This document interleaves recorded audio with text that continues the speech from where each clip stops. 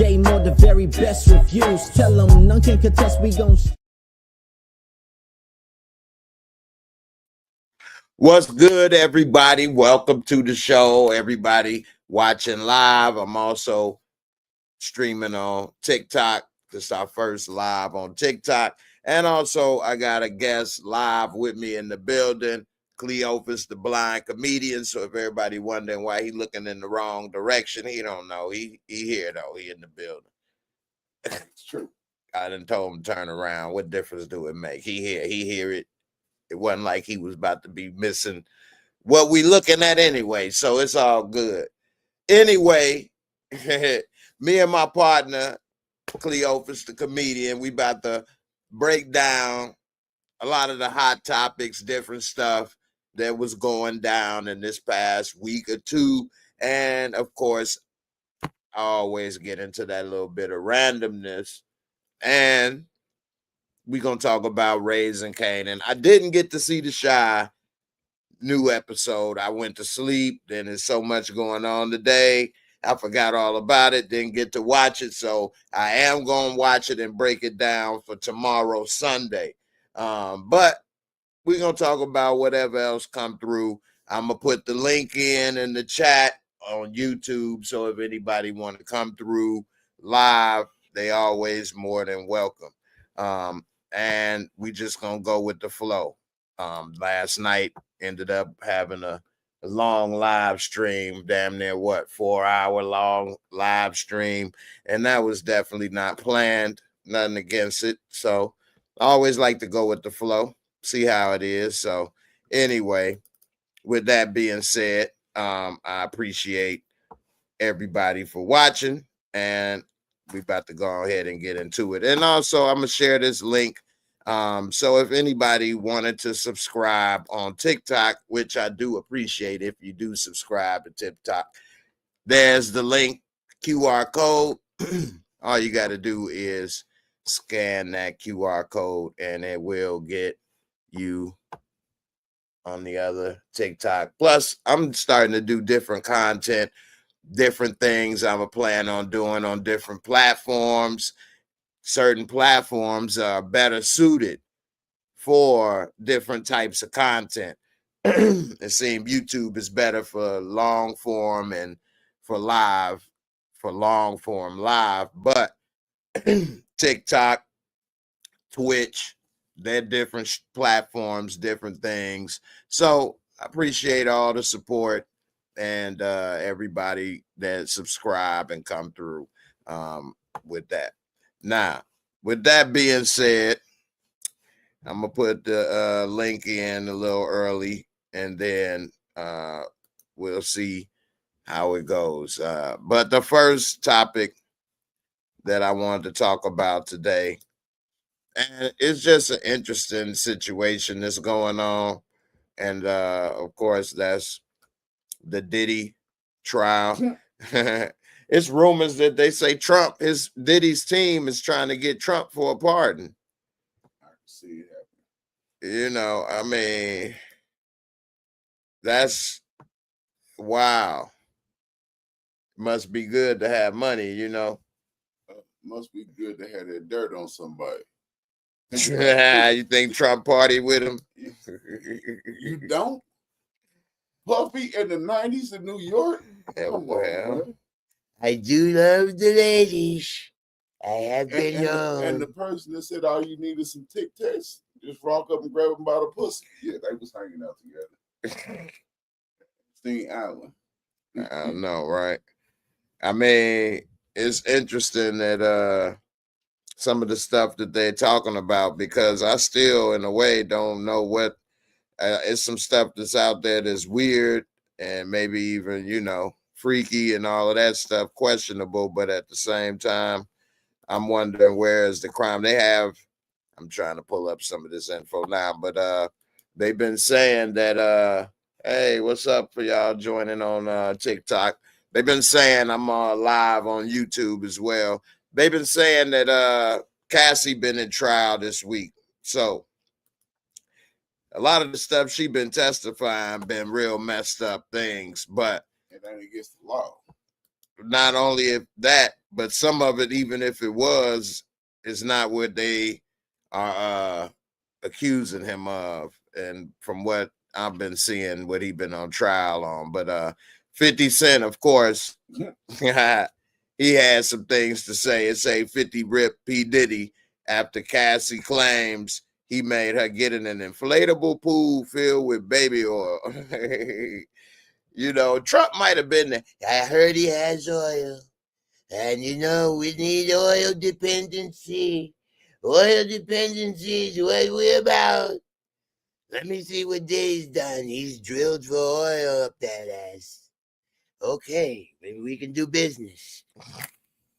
It was Puppy in the 90s. Hey, for real.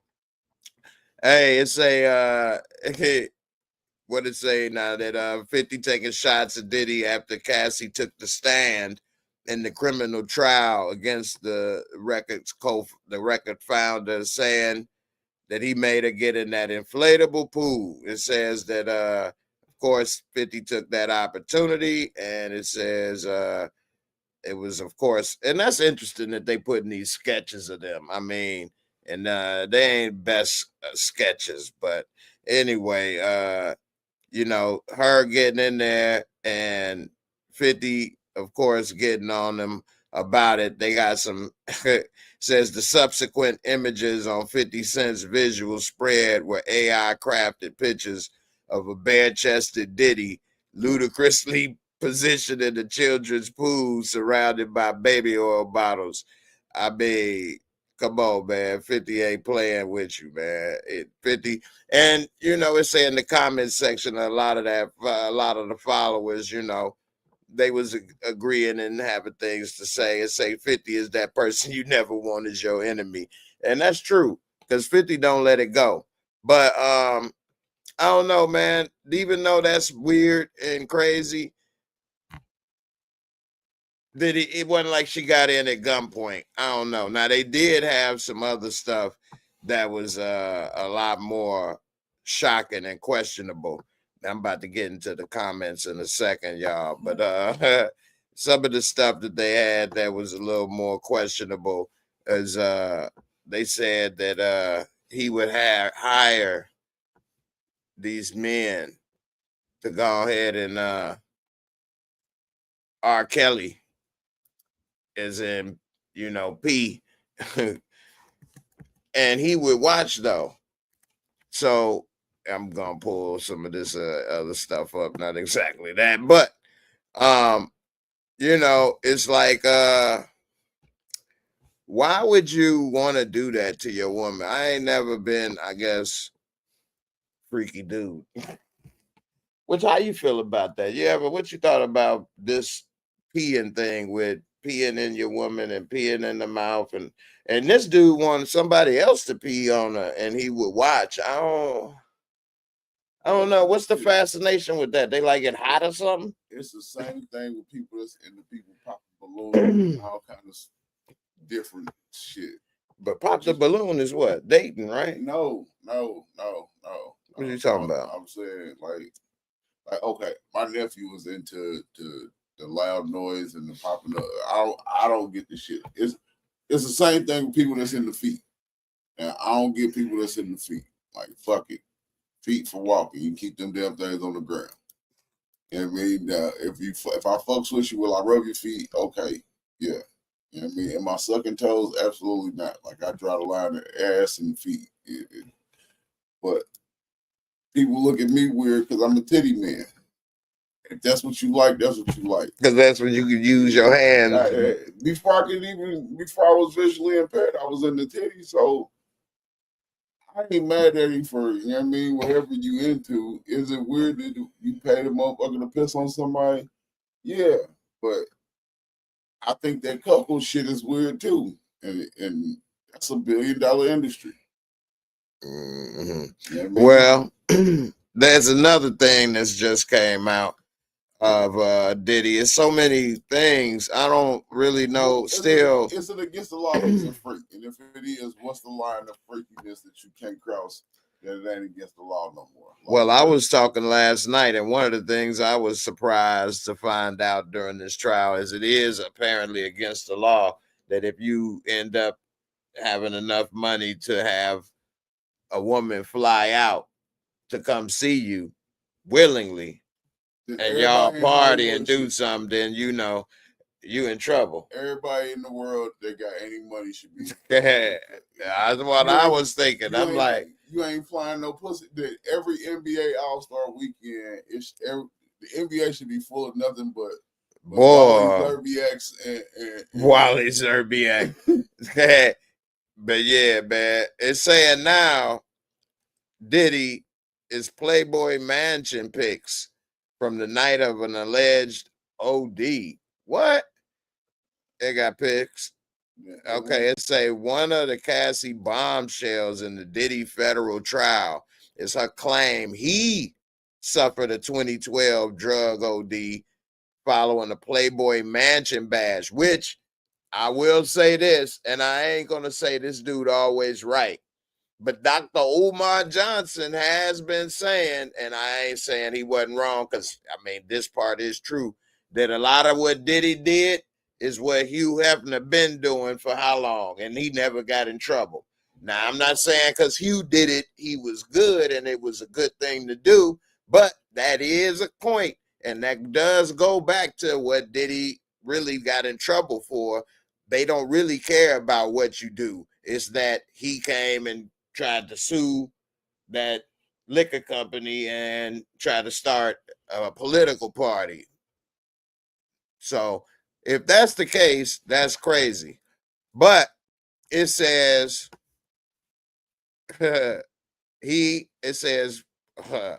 man, they got some pictures to show. So let's see. It says Cassie told the jury Thursday about the couple's on and off use of opiates over the course of their tumultuous years-long relationship. And she specifically referenced a wild night in February 2012. She said on that day, the couple had a freak off, then went to a sex club in San Bernardino, about 2 hours east of LA. And later, Diddy went to the Playboy Mansion without Cassie. I'm going to say this, damn. I ain't never had that type of sexual energy, I don't think. Even in my younger years, if I would have went to these alleged freak off, but he did a lot of watching too. But if it would have been hard for me to watch though, because all these people was kind of fine. Cassie was fine too. So I would have been involved. I ain't gonna lie. If that was my whooping, I would have been with my whooping. I wouldn't have just been watching or whatever the case. But to go from there to a sex club, then to the Playboy Mansion, how much sex can you have in one date, in one night? I mean, damn. That is not a question that you ever asked yourself. Well, I know my record was about 5 times in a day. I thought that was a lot. I was tired and I was in my early 20s. That was a good 5 times. And I ain't talking about 5 2-minute times. I'm talking about 5 1 hours, lady. Nah, I'm joking. That was 5 hours of loving. Nah. But of actual you being with somebody 5 different times as a man, that's a lot to me. I don't know. Y'all let me know in the comments. Maybe I ain't. Hey, now I ain't. Well, I wasn't in the Playboy Mansion. Maybe I would have got an extra double dose. I might have got a little extra energy. I'm going to the Playboy Mansion. I'd get it up. We about to find our way back in the game, baby. Pass me the ball, coach. Straight up. I ain't gonna be like Playboy Mansion. Nah, I'm good. I already had my 5 times for the day. That's my record. I'm good. Nah, we breaking the record tonight. Again, that's when I was young and dumb, and hopefully I would have been full of it. Anyway, she said on that day, after all of that, what he say?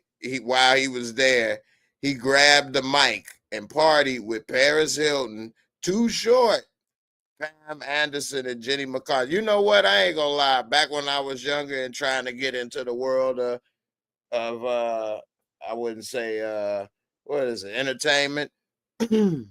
One of the things I did want to do was go to the grotto, go to the Playboy Mansion. If you were from the 90s and grew up in the 90s and you say you didn't want to go to the Playboy Mansion, did you ever want to go to the Playboy Mansion and party? Did I want to go? Yeah, in your life. Not in party. Like, it always seemed like it was going to be a whole lot of the mansion. That's the point. That's the point. No. See, so you was in your 20s, you wasn't debaucherous? No, I mean, yeah, to a certain level, but I wasn't public debauchery like that. That's private. That is not private. Ain't nobody else seen it. Shit. It's at the Playboy Mansion. You could have went to the grotto up under that waterfall, have them chasing waterfalls up in this mud. It's private if you want to. If it was private, Puppy would be in this situation. Shannon Sharp would be in this situation. Shannon Sharp. We talking about today though, and I'm saying in the 90s, in my early 20s and 18s, and I'm saying that I would have fell for it. I didn't know about the cameras and thinking all of that. Oh, you said like back in the day when the Playboy Mansion, and who didn't want to go to the Playboy Mansion? Like, hey, like I'm being honest. That's like Studio 54 or whatever it was called. That I did. Just because there's so much drugs, but I'm sure it was a lot of drugs at the Playboy Mansion too. Right. If you don't believe there's drugs going on. Right. At these big parties. Also, Studio 54, although now I'm sure that was going on at the Playboy Mansion too. The Apollo, you know what I mean? It's a lot of shit that I wish I could have, been old enough to been able to function. Yeah, the Apollo, yeah. But would I say that I would go to that shit? Absolutely not. I definitely wanted to go to the Apollo when that was going. I still want to go to the new Apollo, and it ain't nothing close to what the fuck. It's probably not even in the same building, nowhere close to the same tradition, none of this shit. But to say that you performed at the Apollo would be. Yeah, that's legendary. It's a few legendary spots. I'm gonna get to some of these comments right quick, and I'm gonna put this link in if anybody want to come up and chat, talk about some of these topics. We just gonna freestyle and talk about whatever come to mind tonight. I got my man Cleophas, the comedian, here with me. If y'all wondering why he got something covering up his face or looking to the side, he blind. So as long as he hearing it, it don't matter. And I'm gonna tell you a couple stories. That boy can hear straight up. Not only that, he got some old hearing and taste combination. I'm gonna let him explain it, boy. It's amazing, man. And it make me think, because sometimes people say stuff I do, although I don't have them type of abilities, but it just lets you know, man, it's all about the will of the man, not the skill of the man or the size of the man. It's the size of the heart, in that dog, not the size of the dog, Anyway, this right here, if y'all are watching on YouTube, is my link to TikTok. I'm now streaming live on TikTok. If you ain't already subscribed on TikTok, go ahead, holler at your boy. I'm gonna be producing different type of content on TikTok, as well as once this is over, it'll be a little bit of behind the scenes action rolling and different things. So I appreciate all the love and support. I'm trying to mix it up and branch out, do a couple different things. So what's up, Rashonda, my girl, first in the building? I appreciate you with the comments. Damian Kenny, my man, my dog, I appreciate you, bro. You said if Trump has never been to Epstein Island, why would he go to the Diddy party? Well, how you know he never been to Epstein Island? Is that what they say? I mean, I know that's probably what he say. Epstein, I've never been there, never heard of it. Don't want to go. That's how he did Tony Hinchcliffe, but he was performing at his rally, right?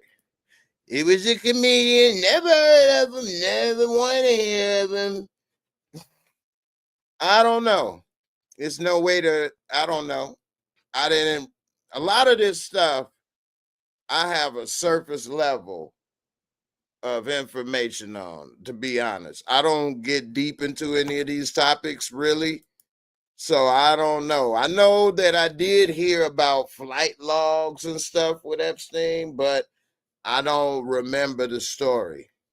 So I don't know if they do have logs of who's been there or not. If they do, then we would know for a fact who been there or not. That would show one of the problems with that whole Epstein thing is where are the victims? Like I want a lot of them to like say so like so the victims that are the victims of the crimes that Epstein allegedly, you know, choked. You ain't gonna get them. Them Like ain't American citizens. Like you gotta think about it. Half of this shit was going on in a place that with dual citizenship. Allegedly, some people were American citizen, but I'm saying I want to hear from them who were their clients. Like they made it seem like Epstein was the only client. Well, what he was doing this all by himself, not just him and his girl. Like it just seemed like they were covering up who was purchasing this punana. You know what I'm saying? I want to hear was that the Betty White story. Betty White. Come on, for her to be 100 years old in the game for 70 just years, her life story documentary period. Okay. Okay. Think about all she used to be fine. Think about all the bullshit that we're talking about. Oh, think about all the nonsense that went on that people been saying been going on in Hollywood for the last however long. Right. Betty White made you got a good point. You know what I mean? Like she probably like whenever we did an application, a blowjob was expected. You see what I'm saying? Like Harvey Weinstein was a saint. Tell me the Clint Eastwood story from the beginning. The Clint Eastwood. Don't give me the sugar-coated version after slavery. Give me that pre-slavery. Give me that pre-1960s using the hard ER Clint Eastwood. Man, Betty White's your documentary of Betty White isn't crazy. Where you get? But like, let's be realistic about this situation. You want me to believe that a woman made it in Hollywood and don't have no story? I'm sure she don't have no dirt on nobody. I'm sure every woman in Hollywood got something. It seemed even the dudes. Hey, Terry Crews, he grabbed my junk.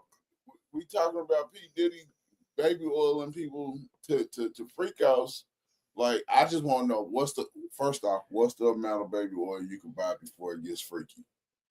Like, it's somewhere between 1 and 1,000. I mean, but have you ever tried to fill up a kiddie pool with baby oil? You need more than 10 bottles. That never crossed my mind. That's why I say I ain't that freaky, I guess. I have thought of ever since the movie Stripes. Remember they used to have women do mud wrestling. So if it was instead of mud, because mud could be sloppy, I could see why we would get baby oil. It's the same effect. You get slippery, sloppily, and touching and rubbing in. And I would see a baby oil wrestling contest. You would need more than 10 bottles, of course, to fill that. Maybe 100 bottles to fill that. And I would do a baby oil wrestling contest. Why not? What's wrong with that? As long as they willing. I would do that. I don't see nothing wrong with that. It's freaky. I mean, too freaky, is it? I would do that now. We could put that on Patreon. Damian Kenny, you said Don Richard, a former bad boy artist. I'm behind in the comments, so I know a lot of these comments ain't applying to what I say. I'm about to catch up in the comments right quick. You say Dawn Richard, a former bad boy artist, testified she witnessed Diddy assault Cassie with a frying pan, drag her by her hair upstairs. Damn. And what year? For you to just now remember all this information and ain't getting no charges pushed against you for not reporting this shit years ago. Yeah, and also this ain't part of the trial though. Like this stuff, as far as I've seen, is none of this is part of the trial. I don't believe. I don't blame Vic. I gotta relook at this. Don't come out and start trying to get your 2 cents on the famous shit. After the fact, yeah, you was right there partying with me, pissing on her. What's up, B? How you doing, sis? Let's see. Pepper, what's up? I'm glad you came through. What's good with you? Miguel J, yo, got to go see the Thunderbolts. It was pretty good. I started to go and see the Thunderbolts and Sinners also. I didn't go see either one yet. But I do want to see both of them. I guess I'll get around to it eventually. Pepper, you said, when did she testify about that? He said, when did she testify about that? You know? Testify about what? What were you just saying? Damian Kenny say Dawn Richard said she Was that the witnessed the last assault part? in He said he had to- 2009. Okay. I don't get this. If it was, and like I said, 2009, man, I was still walking. I was still seeing. Right. I was injured in 2011. That was 2 years before I was injured. Damn, man. That was literally a whole lifetime ago. But you know, I'm not saying like it should be a statute. Well, it's got to be, I guess, to a certain extent. But I don't know. Again, I don't get what they even some of this because it's not going what's going the trial. But going back to the article, it say right here. So he was there partying with Paris Hilton. Too short. Like, yeah, Diddy can't hang. Ah. I like to get Too Short's version of this party of this night. We need to get him on Vlad TV. Anyway, yeah, why Vlad ain't ask him about Diddy parties and with Hugh Hefner Playboy parties. Let me get in there and ask. You say, looks like a great time was had, but Cassie testified later she helped take Diddy to a hospital after he took a very strong painkiller and she was told that he had OD'd. Wow. He had to go to the hospital. Here it go right here. Dawn Richard. Okay. I didn't even know who did. Okay, it say Dawn Richard testifies she saw Diddy get violent with Cassie. Here's Dawn Richard. And it says that she witnessed more violence by him. I think all of this is to paint a picture though of him, and I think the public already know how they feel about him. I'm wondering what it is. Okay, Dawn Richard was in Danity Kane, and she took the stand. I remember Danity Kane, so that could be some sour grapes, possibly. But it says that she observed in 2009 incident between Diddy and Cassidy. It says told the jury that was the time Diddy attacked Cassie in his LA home, kicking her and trying to hit her over the head with a skillet full of eggs, as if the eggs made it hurt more. But it says she testified Cassie dropped to the ground into the fetal position we seen her do that when he attacked her on video. And so it says she fell into the fetal position as Diddy kicked her in the head and the body before dragging her. Dawn said she heard glass breaking and some yelling, and she felt scared for herself and for Cassie.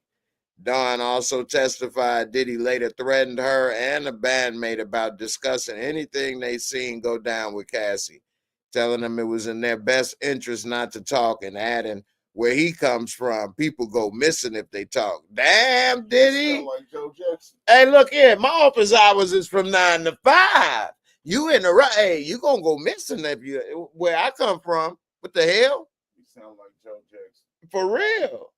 Damn, Diddy. Take that. Them shiny suits wasn't nothing to play with. You know what kind of nigga you gotta be to walk around in some of this stuff? Hey, where he come from? You go miss and talk about this. You get your shine on my suit now. Yeah, it's amazing that you hang around gangsters all day long, and you ain't supposed to be gangster. They the weakest ones. He probably was the biggest gangster out of all of them, the way he been acting and talking. Well, I ain't gonna say you gangster beating up on women, but the way that you have this controlling and violent attitude and allegedly had something to do possibly with Pac and Big, allegedly. And who else? Who knows? I mean, man, Diddy, damn, man. That dude something else, I guess, if he said, where I come from, people go missing. You know what I'm saying? Like, oh, now here's the thing I want to ask people, and y'all, you as well, is So of course, people gonna say, and this is the first thing that come to mind when I was reading it is, why did she stay with him? Why did she leave? Now, some people may say people stay because they want a record deal or money or fame. But if your life is in danger, now what? If he try to leave, was she afraid he gonna hurt her or the family? Could you not go to authorities? I mean, I don't understand. What's your thoughts, man? I don't never ask the question of why people do stupid stuff to me. And that's all it is to me that you can't understand. You can't be mad at somebody for being in a situation that they don't see as a bad situation at the time that it's a bad situation until it ain't a bad situation. Now, me personally, I don't like the fact that you can be accepted into some stuff at a time, and then when it's no longer acceptable, then all of a sudden it's a crime afterwards. That's why I tell people, if you think you got some dirt on me now, then go ahead and put it out there. Don't wait till a nigga make no money and you think you're gonna pull up some stuff that I'm already talking about. Like everything I do in my life, I ain't afraid to tell what happened, how it happened. Now, can I tell everybody by their name and government issue situation? Absolutely not. Because that ain't for me to tell your business, even though it was shit we did together. You dig what I'm saying? But I'm not going to be mad at you if you don't want to tell that story, just like I ain't going to be mad if you want to tell your version of the story. I mean, you can't. It ain't that. I'm just. I can't say that. Because then you get on the slippery slope when you start telling people what they can and can't do and how long they're supposed to be able to. I just don't like the fact that things that people did willingly at a time. I mean, now all of a sudden it's a crime. Like, don't get mad at me that when, you know what I mean? Because how can I put this to you? At that time when Puffy was still, running around letting the wind blow through his linen suits. You know what I mean? Like he was like if we gonna be 100, Bad Boy Entertainment, Bad Boy Records, whatever you wanted to call it, when he was Shine P. Diddy Combs and all that, he was one of the biggest things going. And I know as a starving comedian right now, some of the things that I've been offered as a comedian, you ain't see it coming. Come on now, like, you know what I mean? You would think that people wouldn't, but if they think it's a possibility, if you about your business and you confident, the stuff that's offered to you for the stuff that they think they can get from you, you about to freak it off. Come on, it would be a different thing. Hey, you could say, hey, I ain't know. But that don't work. No, like that don't work until. But for so long, then before you know it, you, like I said, you Puffy. You Puffy. Like, think about how many freakouts he really had that ain't nobody talking about. Well, speaking of that, here's a perfect segue. I just found while you was talking on TMZ another thing, and it says Cassie said that Diddy threatened to release a freak off video if she didn't do more freak offs. So he was gonna publicly shame her. Even if you gotta already be freaky to be in a freak out situation, like you just it's glory holes in Indianapolis, right? No, I didn't, but I'm not surprised that exists. Exactly. Where at a truck stop or something? Man, listen. I ain't never been to one my personal self. But I know people. What you mean? I don't do rental booty. You could just say you thought it was a urinal though and get away with it. No. I don't even play like that. You know what I mean? Because that's how. I thought it was a urinal. Goddamn it! What the fuck? Leave me alone. Thought it was a modern urinal, self-serve. I do know people that I trust that have told me that they're around the city, but that it just ain't my cup of tea. Like, I'm not in the randomness as it is. When I could see, I wasn't in the randomness. So why would I start doing dumb stuff afterwards? Again, I ain't gonna start snorting lines now at 42, and I ain't never snorted a line. So why would I start doing stuff otherwise that I've never done before? Like that just don't make sense. Right. No. But to be in a freak off, you already got to be like you got to be in that freaky crowd to be Right. involved in something group activity. Hey, that is true. If they catch you young, you know, she started young, and if you get started young, next thing you know, you wake up and you 40. You've been doing it for 20 years. That's the thing, where they didn't call them when they're young. It don't make it wrong because now at 40, you realize, okay, you know what, I've been doing dumb stuff my whole life. It don't make it illegal now. It make it like, okay, you had a learning experience. Yeah, Damian Kenny, I remember that. I remember my first friend telling me about 2 Chainz, and he was like, man, you got to know about this rapper, man. His name Titty Boy. I'm like, Titty Boy? I'm like, I'm straight. Damian Kenny in the comments said 2 Chainz' first rapper name was Titty Boy. He was raised on his mother's breast. After becoming popular, changed his name for marketability. Hey, because I ain't listened to Titty Boy. I wasn't even about to bump no Titty Boy. What the hell? 2 Chainz. I was like, all right, I'll give him a chance. Miguel, you say there's also a porn star, TT Boy. Also probably didn't want a lawsuit. 2 Chainz. TT Boy.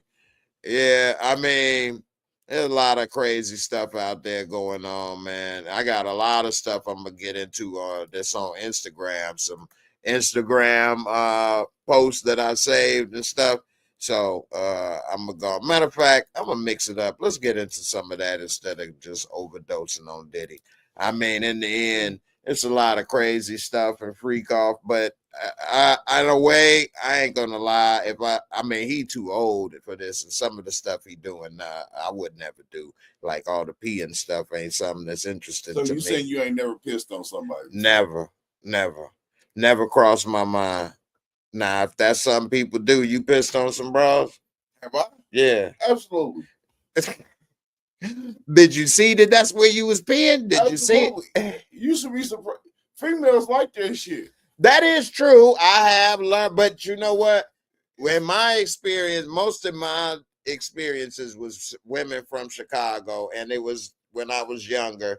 I mean, by the time I was in my 30s, I wasn't. But anyway, that I was a younger person, and younger women in that area wasn't vibing with that. Now, maybe in other areas, and this is also 90s, early 2000s, up to what, 2010s. So it was a different, I guess, for me in my experience. Now, maybe women in Chicago like it now. Everybody been exposed to porn so much. Maybe it's, you know, people are more freakier, you know, but older women, maybe after they may have had more experience, but that was my experience. Even women in my experience in Chicago from the 90s to 2010s didn't even want you going down on them all the time like that, or didn't ask or expect or demand. And I've even had some refuse. So women, these are mostly black women too. Black women, because I ain't really, all my women in my life for the majority been black women. But black women are very conservative, or at least they were very conservative in Chicago as far as in the bedroom. Not to say they wouldn't do things, but it wasn't no porn show in my experience. Maybe it's barely wanting to be there to begin with.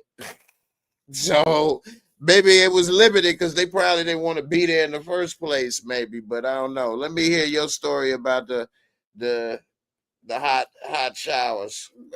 You don't mess on that. You know what I mean? Listen, to each his own. Most relationships don't make it nowhere because you can't be honest about your freaky, True, financial, and how you would raise a family. You did what I'm saying? And I grew up. I got a lot of sisters, and I've been around females my whole life, so I understand all you really gotta do is have a decent conversation with a woman and you'll find out all kind of stuff. And if you make them feel comfortable, they'll do anything you want them to do anyway. So it really ain't about nothing but what you into and what they into. Now, So you was into it. no, she was. Like the first time I ever pissed on a chick, she asked me to do it. Like, was it something that I was even thinking about? Absolutely not. So here's one of the problems with that for me.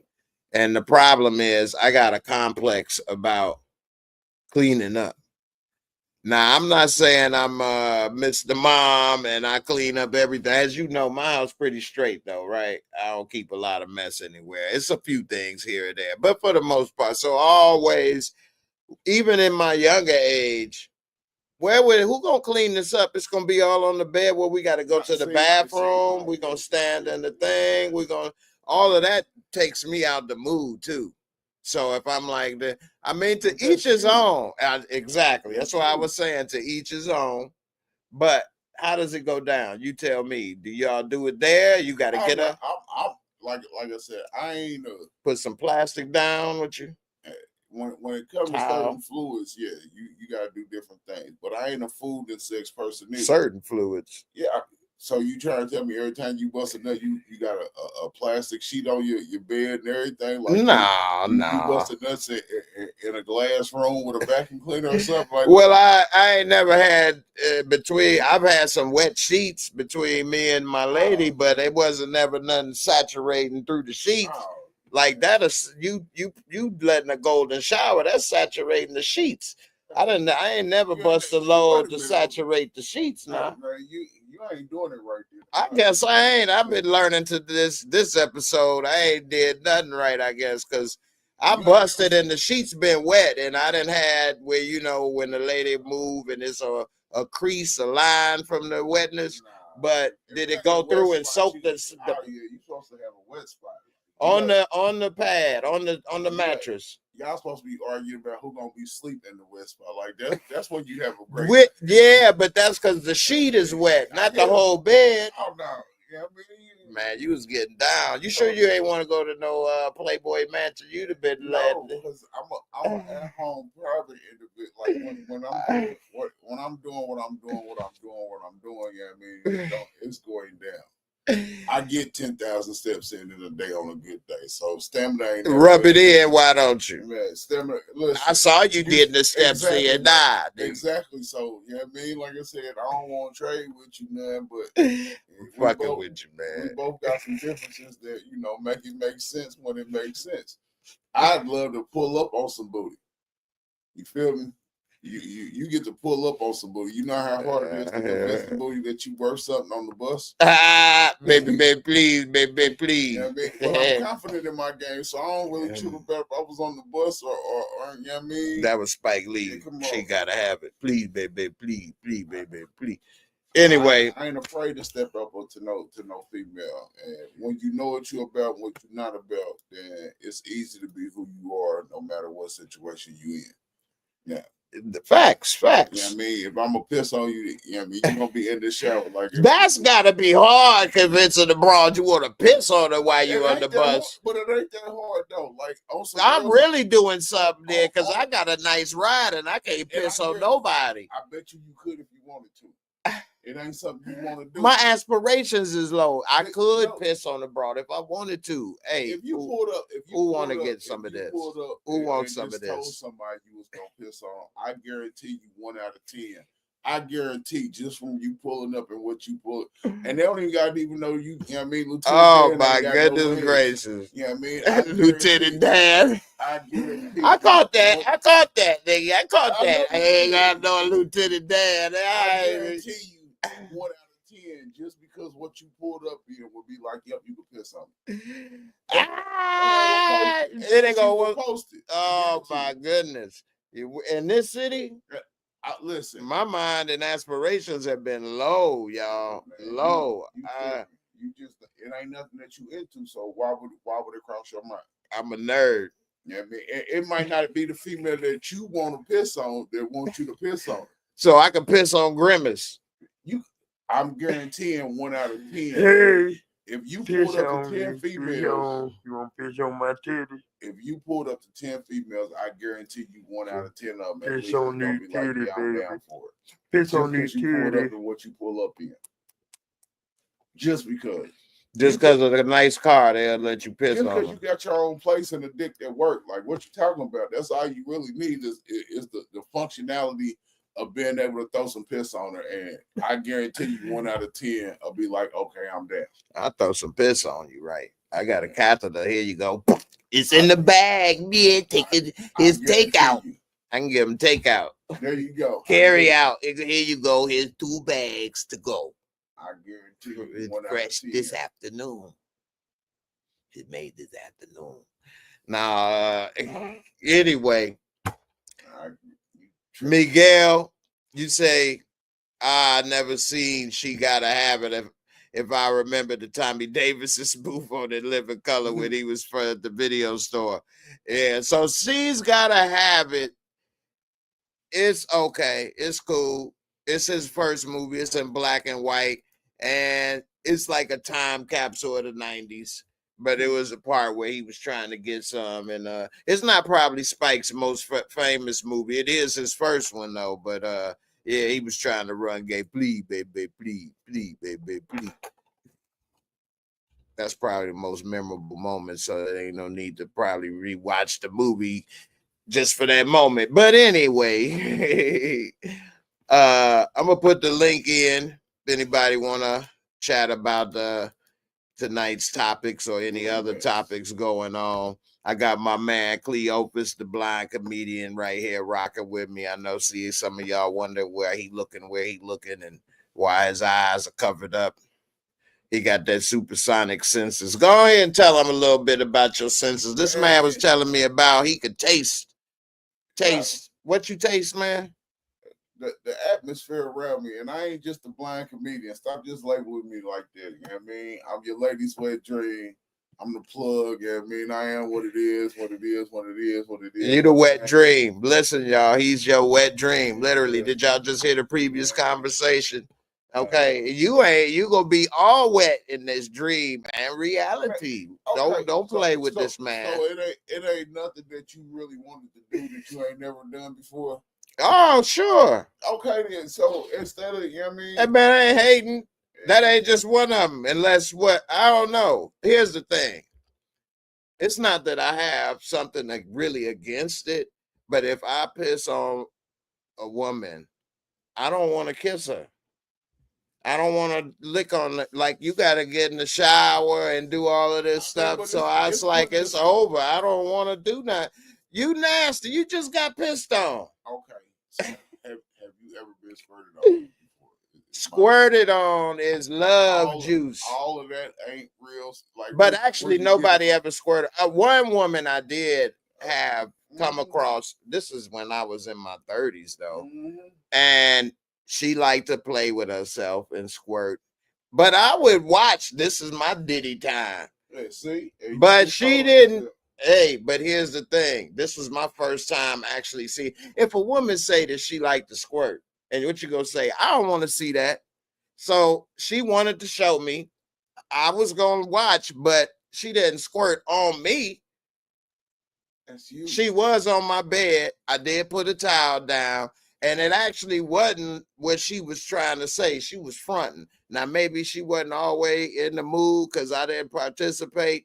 Truthfully, the main reason I didn't participate is because I really wasn't feeling her completely like that. And I could see that she was starting to really like me, and I didn't want her to.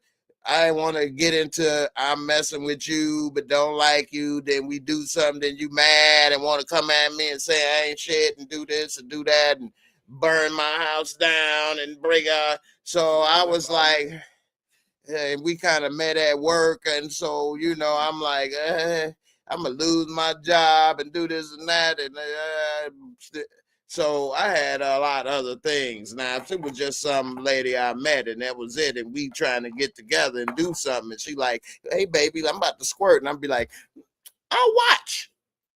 That I might have, but I would have participated. Whereas with this lady, I liked her. She was cool, But it was too many other things. I didn't like her enough to. Plus, she had kids and stuff, and I didn't want to start to be with another woman with 2-3 kids and baby daddy, and it was a lot. And so that's why I kind of took the watch moment instead of the participate moment. So that was with that. I learned, don't take every piece of coochie that comes your way because it can be a problem. So, but I did look at it. Ain't no you can. I will look at every piece. I just won't touch it, and I won't look long. Okay, I was single. Hey man, it's hard not to at least look at some coochie. Hey man, what man can be going down to the road and you see some coochie and you be like, "What the hell?" And they go, "Well, I know your ass."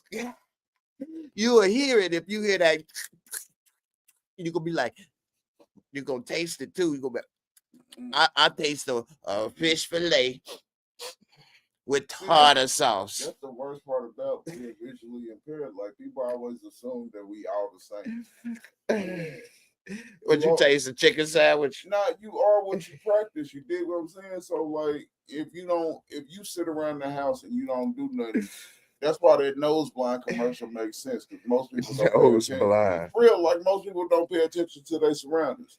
So you don't smell when somebody upset around. You don't, you know what I mean? You don't get that.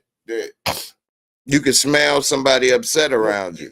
If you hang out with somebody enough, you know when they tone change up because what they smell like. They get funky. It ain't even so much a funk. Like a happy person, they cologne, your perfume smells different. Female, I tell females all the time, don't put on perfume when you're in a bad mood, because it's not gonna smell the same as when you happy. Y'all hear that? You know what I mean, and it's a true fact. Dealing with somebody that I can't see you, so I can only go by what you smell like. And what you smell like, you know what I mean, depends on your mood. And angry people stink like cabbage water in Jumanji. Cabbage water in Jumanji. Come on, man. Oh, like, wow. A female can put on some cheap perfume and smell better than some fancy stuff on an unhappy female to me. And I'd have been around it. Like, I'd have bumped into females, and there'd been 2 or 3 of them in a group or in separate groups, and they all done had on the same perfume, and it smelled different on each one of them. But when you start talking to females, or when you start talking to people in general, if you pay attention to them, yeah, you can sense what kind of mood in. Like, I can't do it when I first meet you because I don't know nothing about you. But the more I hang out with you, or the more emotions that you show around me that are true emotions, I can pick up on a whole lot of stuff. Okay, very interesting. I ain't never thought of that. You told. You gotta look at them. You get to look at the booty. I got to come up with different ways to figure out if you lying to me or not. Right, like Ray Charles, he would feel their wrists. Yeah. Keep your funky wrist. You won't feel that wrist if she got a thick wrist. What that mean? I don't know what it means. I'm ass, lips, and tits, man. You want me to play with something? Let me play with something. You say this how your Ray Charles? Give me them titties, baby. Oh yeah, you all right now? Let me see. I'm gonna make it do what it do now, baby. It's conversation with me now. Like, it's always been when I could see you. That's what it was. Ass, lips, tits. Right. You know what I mean? Now that I'm an old man and I can't see you, yeah, I definitely need to know what you're about, conversationally wise. I need to know what your mind frame is about. Because if all you got is a handout and some open legs, I'm cool. Like, yeah, I mean, I can't see the booty.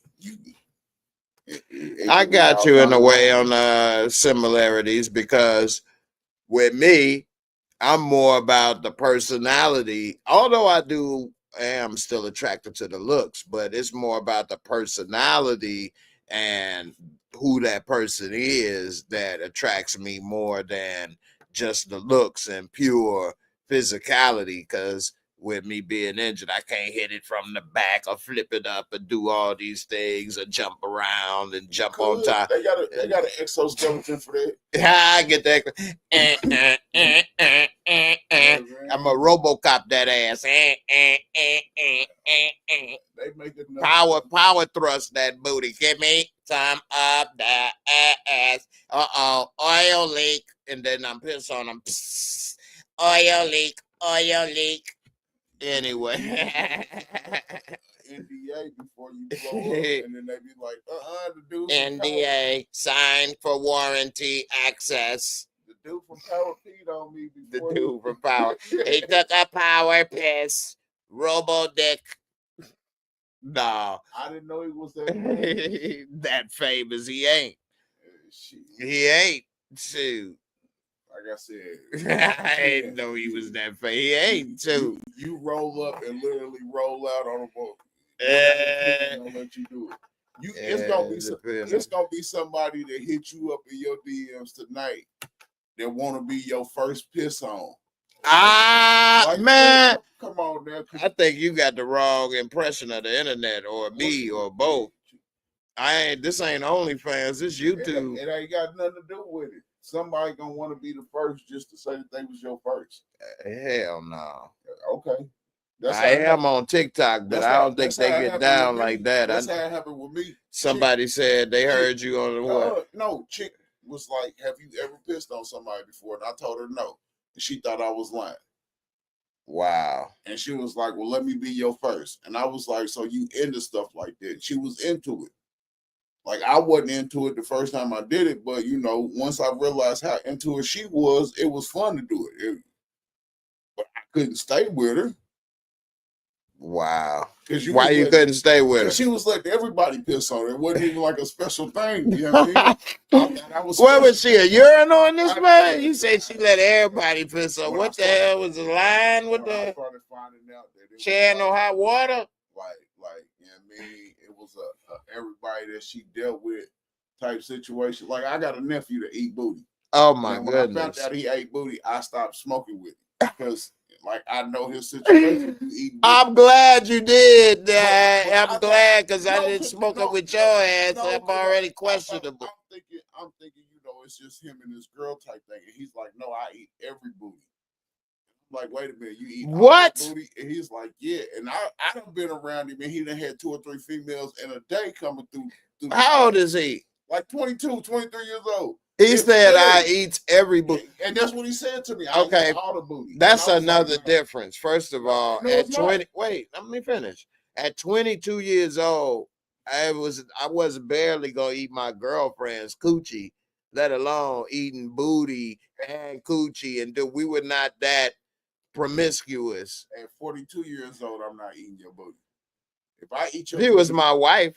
That's the only way, and it's got to be like a gift anniversary. Yeah, you marinate that booty in my hot tub up in here. It might get a tongue lashing if you my wife. Wife, yes.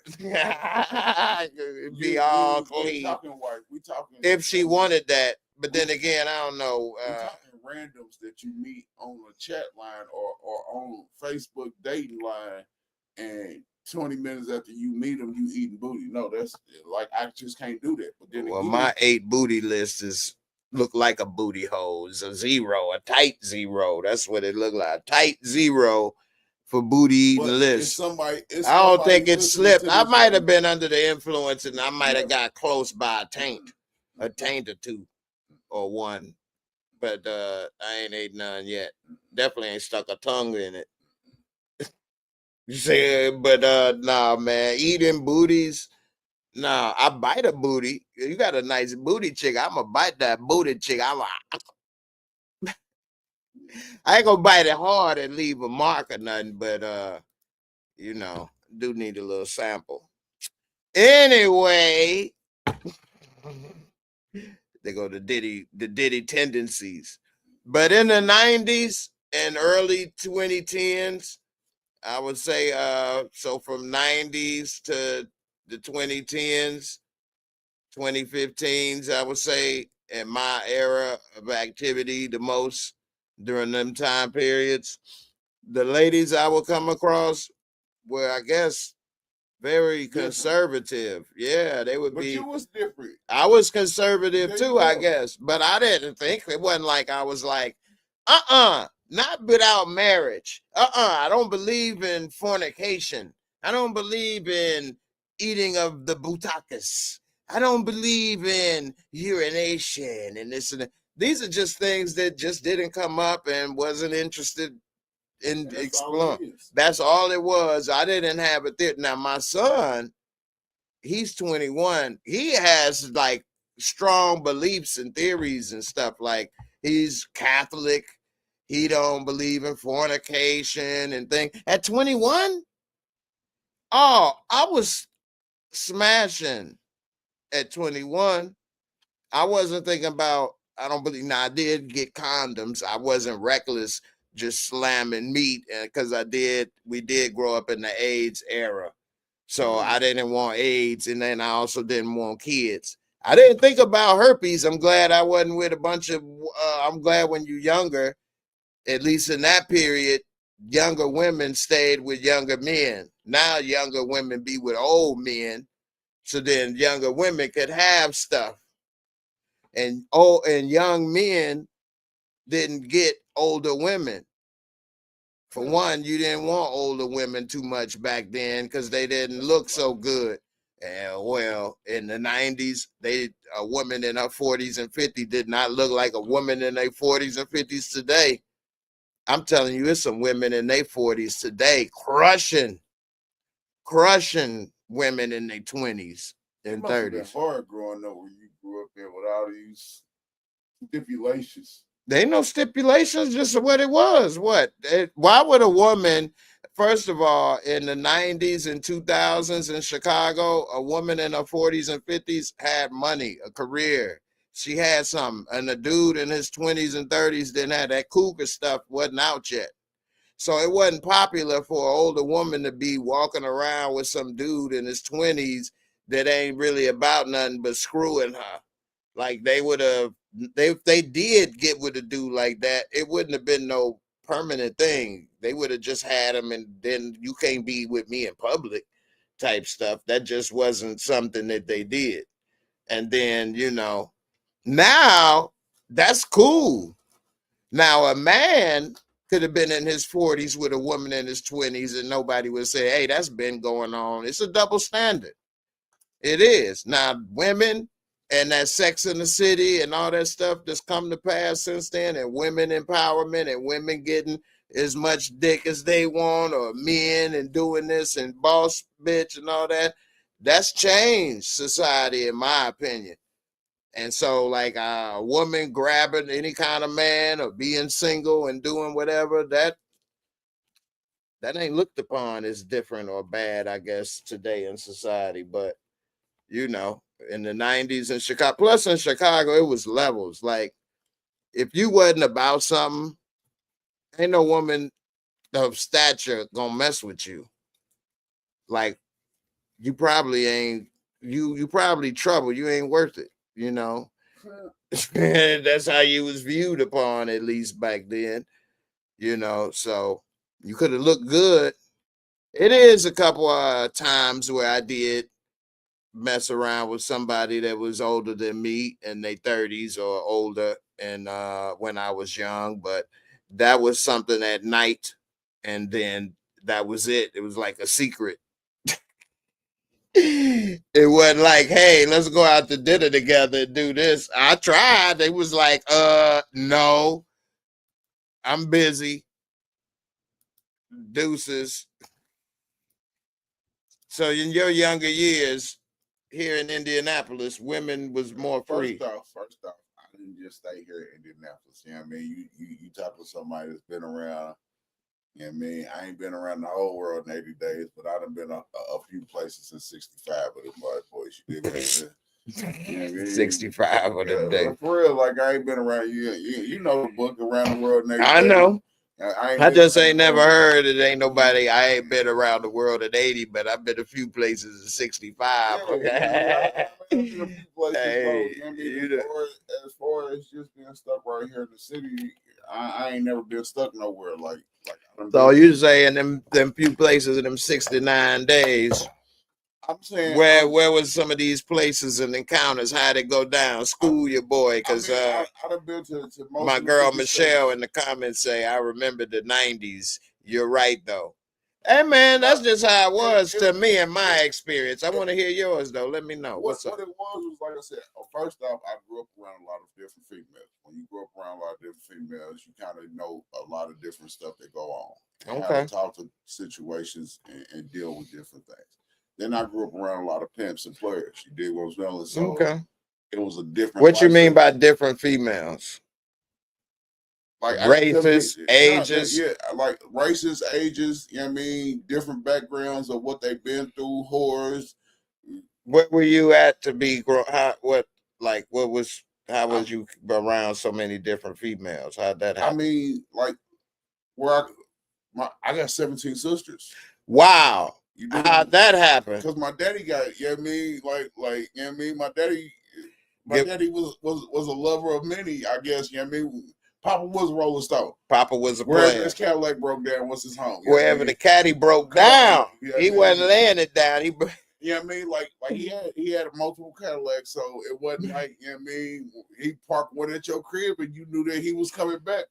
So all 17 of these sisters are related by blood, Mothers. by mother, but by father, the same father. I mean, that's the only way I know them as sisters. You did what I'm saying? Okay. Like, Wow. I'm not saying I was in the room to know if it Oh was, no, we ain't trying but to you get know, that deep. but you know, So back in them days, if a man messed with you, if a man messed with your he mama, took credit for it. for all the kids. Right. So I mean, you see what I'm saying? So where do you fall in the age of these 17? Jesus. Towards the top, towards the middle, or the end? I would say middle. Like I'm hearing that I got 4 or 5 year old brothers and sisters now.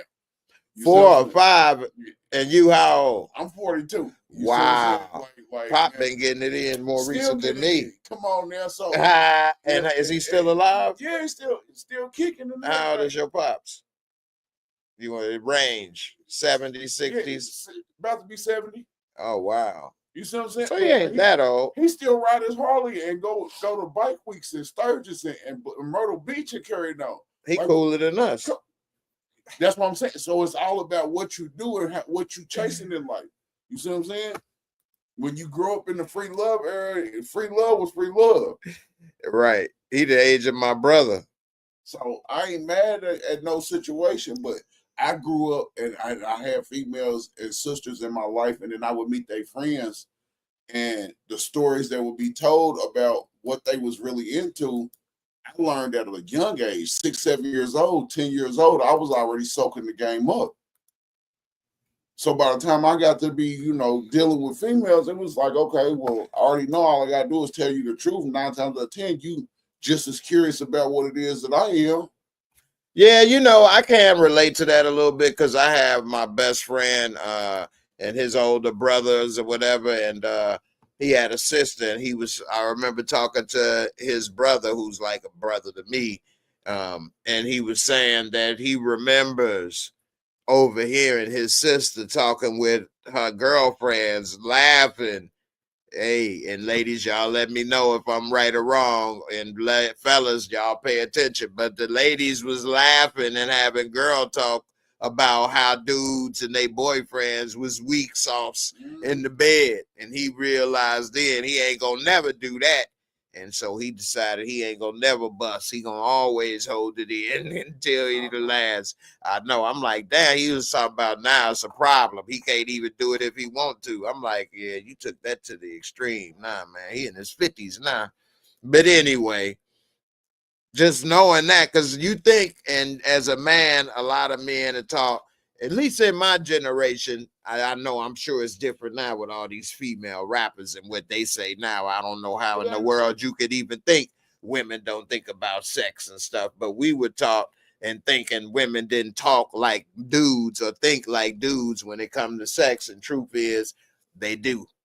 And now I don't know who, just like it's a show on HBO called The Rehearsal, and it's showing this season about pilots and communication, and they focusing on this one pilot. And dude is like so, and he from Indianapolis. Once I found that out, I understood, because a lot of people, the way the city is shaped and set up, don't communicate outside their little bubbles and stuff. But dude was like so scared to talk. It's like the 40-year-old virgin, like how he was scared to talk, like it was a she was a pussaliah or something like, yeah, okay, sounds good. She like, I tried to give him the look, and I don't know if this is true, but she was saying women, they give a look at your eyes, then look at your lips, then look back at your eyes. That mean they want to kiss you or something. And she was like, I kept giving him the look, but he didn't want to kiss me. I'm like, what? I never realized the look. I never asked, could I kiss you or something? It's just always kind of, I guess, happened naturally based off of how the day or the situation is going. You know, if you see somebody is feeling you, you can kind of see throughout the time, I guess, different moments.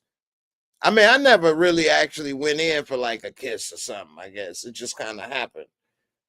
You know, what's up? You shaking your head. How I go with the kiss with you? What's up? What you talking about? Listen, Pivot. Okay, look, I might not look like too much to y'all nowadays, you know what I mean? But I'm still who I am when I am what I am. You dig what I'm smelling? So as far as kissing go back and kissing y'all, I got something for you to hear. Hey man, don't have you to ain't kissing, you pissing. Open wide. See that what? But that's what I'm saying. Like okay, like if we really gonna be 100 about everything that go down. I grew up at a time where I mean I wasn't even trying to mess with nothing past your neckline. Like I mean, if I couldn't rub on no tits and stick nothing down your throat, then I wasn't dealing with you for a long time in my life. You did what I'm saying? Like I didn't even know women existed from the waist down. What? And I grew up with my dick sucked. So you feel me? The first few years of my life, like I wasn't interested in nothing but you dropping down, getting your eagle on. And that was enough. Play with some tits and you drop down, get like. What about porn? Did you watch porn? I didn't need porn. I had real life. I'm talking about before you had that. No. Did you ever see porn before you? Okay. When the first time you ever saw porn? After I was already getting my dick sucked. That's what I'm saying. So you was how old when this was happening? When I first started getting my dick sucked? Getting the head. How old was 10 years old. 10 years old? Oh, come on, man. You pooty tanging in my grown man. Booty. You had grown with booty. Side eye tape, baby. Side eye tape, baby. Side eye tape. But that's why I'm listening to what Had your little fur. There you go. I'm listening to what you saying about stuff, and you was a victim of a crime, Negro. When people say the grass is greener on the other side, they don't really realize what all work go into it, all the stuff that make that grass greener on the other side. Yeah, it looked good from a distance, but when you realize all the hard work that get put into it, most of the time you don't even want that green of grass. What grass? What green? What? Wait. How the grass green or brown compared to getting head at 10 years old? No, that's what I'm saying. So in the what had happened with that? Explain, please, if possible. Like how was that another person your age, a grown person? What, I mean, teenager? She was older than me, you know, but she wasn't grown. How? And so you don't want to talk about it? If you don't want to talk about it, it's cool. I don't want to keep asking. It was a situation where when I was growing up, when the parents hung out, all the kids hung out. Right. And she was one of the older kids that hung out with. So she was what, 13, 15? Like 16. You know 16, I mean? Okay. 16, 17, you know what I mean? She was supposed to be driving, but you know. Supposed to be driving, okay. But she was ready to ride. There you go. You know what I mean? And so she found your big ass. You was what, 10 years old? You was big? I was this size of 10. I was 5'8", 5'9", or 10. You feel me? I've been a grown man my whole life. Like I weigh less now than I did in 3rd and 4th grade. So she thought you was your daddy. There you like I was okay. Let's keep it 100. I had a mustache, had the side. I used to have. You remember the Pulp Fiction sideburns of Samuel L's? Yeah, you look like Samuel Jackson. I used to have the Pulp Fiction Samuel L's before Samuel had them in Pulp Fiction. You see what I'm saying? The path of the righteous one bald head is giving me head. And my grandfather, my daddy's daddy wasn't up but like 5'5". 5'6". I was taller than him and bigger than him at 10, 11 years old. So I was driving him around. You hit that big kahuna burger in them. Yeah, you see what I'm saying? So I looked like a grown man as a young man. You was driving him around. Yeah, my dad and my granddaddy used to sit in the back seat with some granddad, 100-pound granddad, and a joint, and they would ride around. And I would just drive them around. 11 years old. Which way did they go? You know what I mean? But that's when you could do it. Back in 94. 94. 94, you could do stuff like that. That's back. True. That's back when they had paper food stamps. And you was born in what? 84? I was born in 83. 83. Okay. You know what I mean? That's when you could send your kid into the liquor store with a note. True. You see what I'm saying? So when you my size, you seen the picture of this for me. This my pack of squares. You seen the pictures of me when I was, you know what I mean, a lot bigger than I am now. Like it wasn't nothing. And then it's all in how you carry yourself too.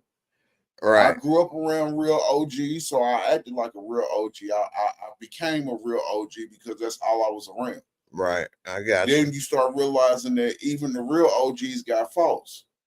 True.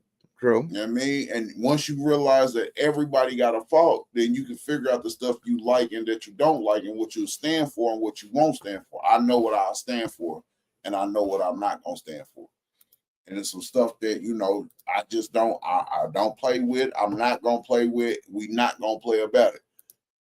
Then there's some stuff that, you know, I'm cool with. And it's like this conversation.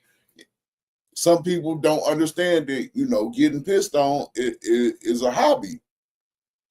I didn't know that was a hobby, but I've learned as I've gotten older that it's a long little drop down list on porn sites of fetishes and stuff. The people that scare me is the people that like get shit on. Oh my goodness! Now them is the people that scare me. Like, you know what I mean? Now I will admit, since the internet, especially since I've been on doing this and YouTube, people have sent me stuff. And I've seen stuff. I've seen one of the worst, nastiest. This woman had so much boo-boo all over the place and then had it all on a dildo and shoved it up a thingy thing and licked it and did it. I was like, and she had a mask on, of course, but she looked like either a Hispanic or a white woman.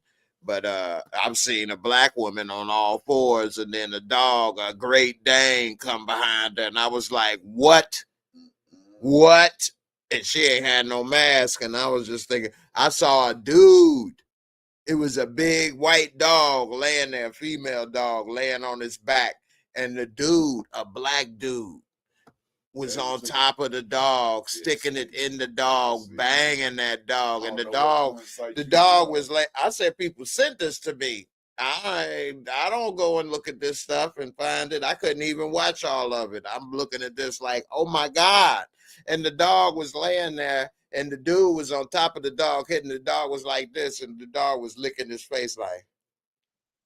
I'm glad I can't. Like it was like a person like licking him like, yeah, baby, hit that. I'm glad I can't see this. What I'm sure, and that's a blessing. But what really made me upset is this dude is probably banging some woman right now, unprotected, and he's been sleeping with dog bestiality, and he's sitting there, and she probably love him and stuff, and he been doing this, and she over here, and this dude, oh my goodness, wow! I'm so glad I ain't never did these. I don't have these type of skeletons in my closet, but you know. I ain't even peed on nobody yet. Put it that way, and that's the problem with skeletons being in your closet. They not that type of way until they that type of way. Man, okay. We had this discussion a lot off air all the time. Do you believe that Michael Jackson was touching kids? I don't know. I don't know. I don't say yes. I don't say no. He put himself in bad position. Do you believe that Magic Johnson had AIDS and got rid of AIDS on his own? No. Do you believe that the New England Patriots was cheating? And they're the only team that's ever cheated in the NFL? Well, no. That's a two-part question. That's a yes and a no. Okay. So if we know that these things that are okay, but are okay because they happen. You feel me? They happen. They have to be okay. We can't change them. It's already happened. Well, I would say it like this. These things may happen. It's not okay, but this is where conspiracy come in, because if things like this happen and are not punished, then it gives a bad look, as in maybe it's okay because they didn't get punished and it happened and nobody did nothing about it. Okay, so and it keeps these type of things keep happening in the how do you world. say the home of the brave and the free, and then tell me what I can and cannot do? Like, I get it when you go to other countries. Well, it's always laws because you can't infringe on certain things. No, what I'm saying, and that's part of a song. Also, that's not part of the Constitution. What I'm saying to you, no. What I'm saying to home you of the is, brave. What I'm saying to you is if you're supposed to be able to be free to do what you want to do, who makes up the rules of what is and what's not okay? If it's something that you want to do, like, I haven't had a drink since 2017, right? Mm-hmm. Haven't had a drink. Don't want to drink. But just because I don't drink, don't mean that I don't like being around people that can have a drink and control their alcohol. Right. You see what I'm saying? The problem is because if you don't want to drink, then you part of Congress. So now you're going to make laws where everybody else can't drink. That's the problem. Because what you want to do, you can't make laws on me. Right. But that's what happens on certain things. Like, for example, porn in Texas. Now they want to ban it. Porn here. You here too, right. 18. Yeah. You gotta put your ID in to exactly. I didn't, but I knew it was Texas. I didn't know it was here. Like, I don't watch porn again. I'm saying I listen to it. Nothing against it. You listen to it. I can't see it. Oh my God! I can't see it. Wait a minute. Why do I listen to porn? How? Why? Who? What? When? Where? Why? What kind of porn do you listen to? How does this work? What are you thinking? Okay. Does everybody look the same when you imagine it? Because we all, when we read a book, hear something, we're going to automatically imagine something. I always flash back to old booty. I used to like to flash back to old experience. I can't see no new booty. So these girls don't know you done smashed them 2,000 times right now. Mentally, if y'all ever slept with Cleophas, he done smashed that ass at least 2,000-3,000 times on that memory. If you somebody in the memory decks, then you know what I mean, like I be avatar that, you feel me, different people pieces on, you know, because what else I got? So you say, but when you listen to porn, are you thinking they look like people you already know? What else am I gonna think they look like? It's all imagination to me. I can't see you. So what kind? So everybody you listen to is black or white? What do you listen? Hispanic? What do you see? Race don't even matter to me no more. Like, so it could be white woman, and you'll be imagining a black woman that you've been with. It's more of the sound. Role play. It's more of the sound of the voice that gets me now than the actual skin color. Because I've met some white women that sounded more ethnic than they are. I've met some ethnic women that sounded more Caucasian than they should. Like, I bumped into a chick the other day, and it was so messed up that her voice had me going. Why you took her? And then she told me, she said, well, my voice don't fit my body. And then when I asked her, you know, well, I'm only 16 years old. Well, baby girl, that's what you're supposed to start with. Like, hey, daddy, watch it. Oh, what's up, baby? I'm 16. There you go.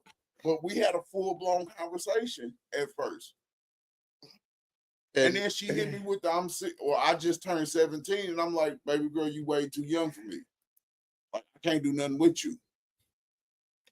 And the fact that you didn't come off top when I asked you how you was from the beginning, that should have been the first thing that you said is, hey, look, then our conversation would have been completely different. But because she had a decent conversation, she might be down to get liquidated in the year. You might want to keep contact. No, that's not how you do it as a grown man. I'm just joking. I ain't putting no booty on layaway. I'm gonna put this booty on layaway. Give me 12 months. I'll be back to piss you out, okay? Instead of cash you out, I'm gonna piss you out, and we good. You know what I mean? I'm good. So wait, so back to this porn, listening to porn. What? It's not even fun no more. Like, first off, I'm tired of y'all putting y'all mixtapes on all the porn. Mixtapes? Yeah, the mixtapes. You know what I mean? I don't want to hear your. What do you mean?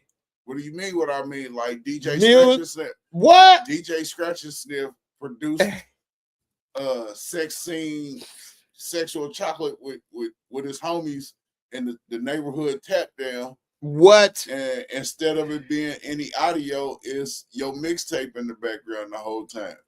So you saying amateur porn nowadays, they put mixtapes. Mixtapes out or you. Let's go pull up a site right quick. You hollering at your homie the whole time. Like, I'll do some research. I'm mad that more dudes make like. You know, a lot of this porn they coming out with now is AI generated too. That's the next thing that it ain't even real women, but they look so real. Looks only can work if you can see the booty. But yeah, but that's what most people is doing with porn, is looking at it. I absolutely believe right. that because right. When I could see porn was like a comedy movie to me. Yeah, actually, that's how I felt about porn. All porn was comedy. When I grew up, this is what I meant to say. I got distracted when you were saying you listened to porn. But when I wasn't about to say the comedy aspect, but when we grew up from 70s, 80s porn, all that stuff was comedic, even 90s. Even some I saw were like, it looked like the Cosby Show, except, you know, Bill fucking everybody, or it looked like Good Times, except JJ and Pops is screwing everybody. So those type of things I would see, and it's comedic, or other things, like it was one where I saw where it was like people was Klansmen, and then they had the black women, and then they all doing, and they was like turning them not into. No, I ain't, because I didn't make this. This is what when you got to see these things, this is what you was passing around VHS tapes. It was actually my friend's daddy's. You know what I'm saying? Oh, VHS. They was called Black Chicks. Anyway, they was turning them. Hey, it was funny, man. And they was turning them around from Klansmen to regular dudes with that coochie. Like I say, it was comedic. I know, right? Looking back on it now, it's very racist. But see, and that's the problem. Very racist. That's the issue with most stuff now. Stuff that was acceptable, like you remember the movie Tropic Thunder. What do you mean, you people? Yeah, but I still don't think Tropic Thunder is racist. But I know what you're saying, and I get that people say it was. But what I'm saying to you is that they could never make Tropic Thunder now just because he played blackface. I don't. Just because he played blackface. I think he wouldn't do it because he got into Marvel and Disney, and I think Robert Downey would. But I think you could get another actor to do it. As far as the way that the political correctness is at this very moment, the theory of a white dude being able to play blackface right now would not happen. Now, maybe 20, 30 more. Y'all let me in the comments if y'all agree or not. Put a thumbs up if you agree with them. Put a thumbs up if you ain't sure. Maybe 20 years, 30 years down the line, you could maybe get a black woman, a white woman to play a black. You see what I'm saying? But it's not going to be a white dude being able to do it no more. Wait, you think a white woman to be able to be in blackface? Before another white dude would. I don't see a white woman being able to do it. What about that white woman that's been running around faking that she been black this whole time anyway? Yeah, but she ain't on making movies. But that's what I'm saying. I believe that if anybody could get away with it, I think it could be done again today. I just don't think a big name actor will do it because they got more to lose. But you get an up and coming actor, they'll do it. No, you need a big name like a Robert Downey to want to do it. That's the only way because as a small person, it's no risk. I could do an amateur film. Kanye West, didn't you just tell me Kanye West put out a Nazi song the other day? Man, I forgot to put that in the title. We need to get into that. Yeah, he's not a Nazi song like no other. It's talking about how, and all I see is niggas singing how Hitler singing. I'm like, what? If that's what you believe, how am I can't be mad at you for this for your belief. Now, If he was an amateur, you'd have never heard the song. Because he wouldn't have made a dent. Because who is he, right? I guess maybe you got a good point there. But Kanye West is able to do that because he really has nothing to lose, and he's gone so far that people accept or brush off what he says. Similar to like Trump. Trump has lied, went back and forth, said so much that people. And what's the difference between him and don't Trump? hold him account? It's not a lot. When you do a lot, I mean, I guess you got a good point about the Tropic Thunder thing because you would need a big name actor if you was to get what up and coming white dude actor wouldn't do it. He ain't got nothing to lose. He wasn't famous. And so if he don't make it, well, you still wasn't there. And if you do make it, then you took a swing and you had a home run. You know what's messed up about this whole situation? You know, or do you follow sports? Oh yeah, not as much as I used to, but I know they just released the NFL season schedule, right? Right. Okay. Now, did you hear that the coach racist asses? Right. Let's keep Monday it 100. night. Let's just keep it 100. Anytime that you have a team of people that edit videos and put stuff out, you're supposed to know the climate of the political or the severity of being politically correct? Right. So why would the coach then have on their scheduled release a mockery of Minecraft of Tyreek Hill getting arrested? What? Why would they talk about Tyreek Hill? My point exactly. If you see what I'm saying, if we're not going out to get Tyreek Hill, he's not part of the coach team. Why would he be anything in y'all press release? And then why would y'all use what actually happened to him last year as a mockery with Minecraft?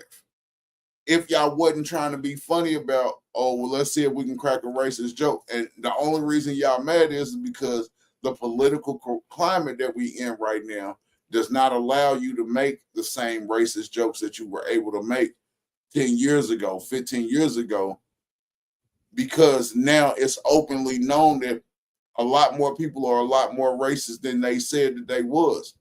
Yeah, on that. Yeah, they are very racist.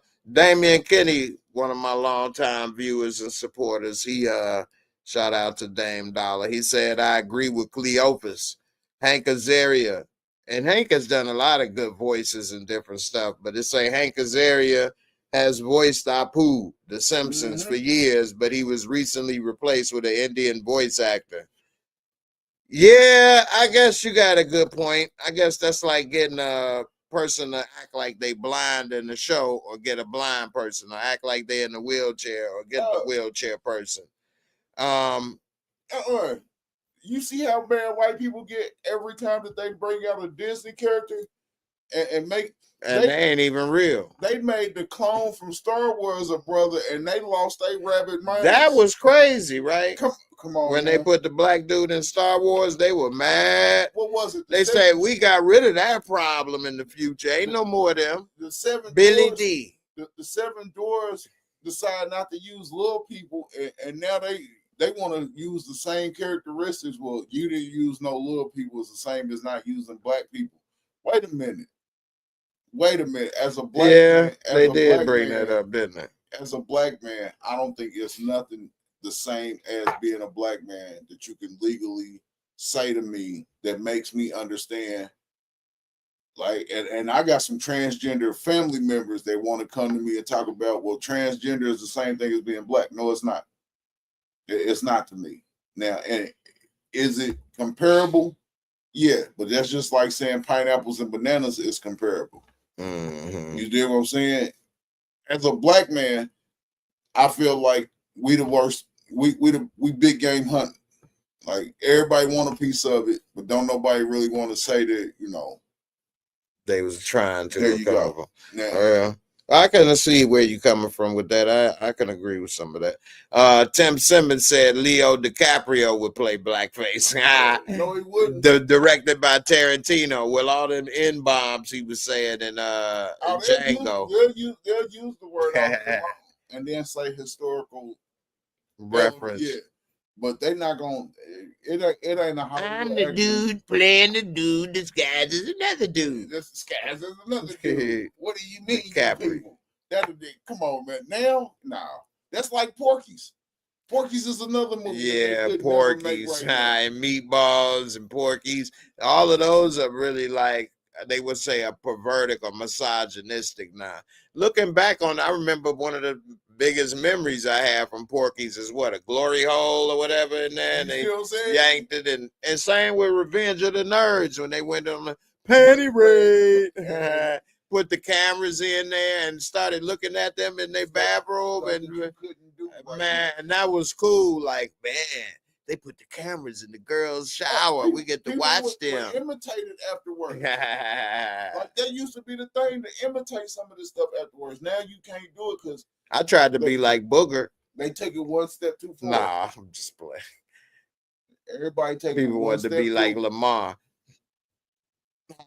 You couldn't even make that joke now. I just did. Not no real movie. You couldn't. Nah, I'm just playing. Hey, a lot of stuff is crazy. Let's go to a couple of these Instagram clips. Listen to this right here. So, Trump, listen to what Trump said. $5 billion, Qatar, all of... Hold on. Listen to this. Saudi Arabia giving $25 billion, Qatar, all of these countries. These are people that kill women and treat women horribly, and yet you take their money. Not a gift to me, it's a gift to the Department of Defense. And you should know better. Why don't you give back the money that you've taken from certain countries that treat certain groups of people so horribly? You should be embarrassed asking that question. They're giving us a free jet. I could say, no, don't give us. I want to pay you $1 billion or 400 million or whatever it is.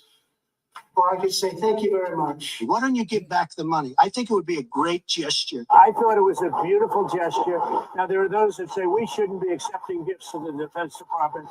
And I would say only a stupid person would say that. It should have never happened. And I think you owe an explanation to the American people. We're giving to everybody else. Why wouldn't I accept the gift? If I ever said that, that's quid pro quo. Saudi Arabia giving $25 million. That's quid pro Qatar, quo. all of these countries. These are people that kill. And this is my thing. Trump is the puppet in this. You think Trump is the puppet? Hell yeah. Okay. Think about everybody, his two vice presidents, first off. Both of them come from long money. Both of them is weird as I'll get up. His vice presidents? Yeah. They don't come from long money. Who don't? J.D. Vance? Boy, you better do your research. I could have swore he was Hillbilly Elegy. He wrote the book about how they was poor and living in the... no, just...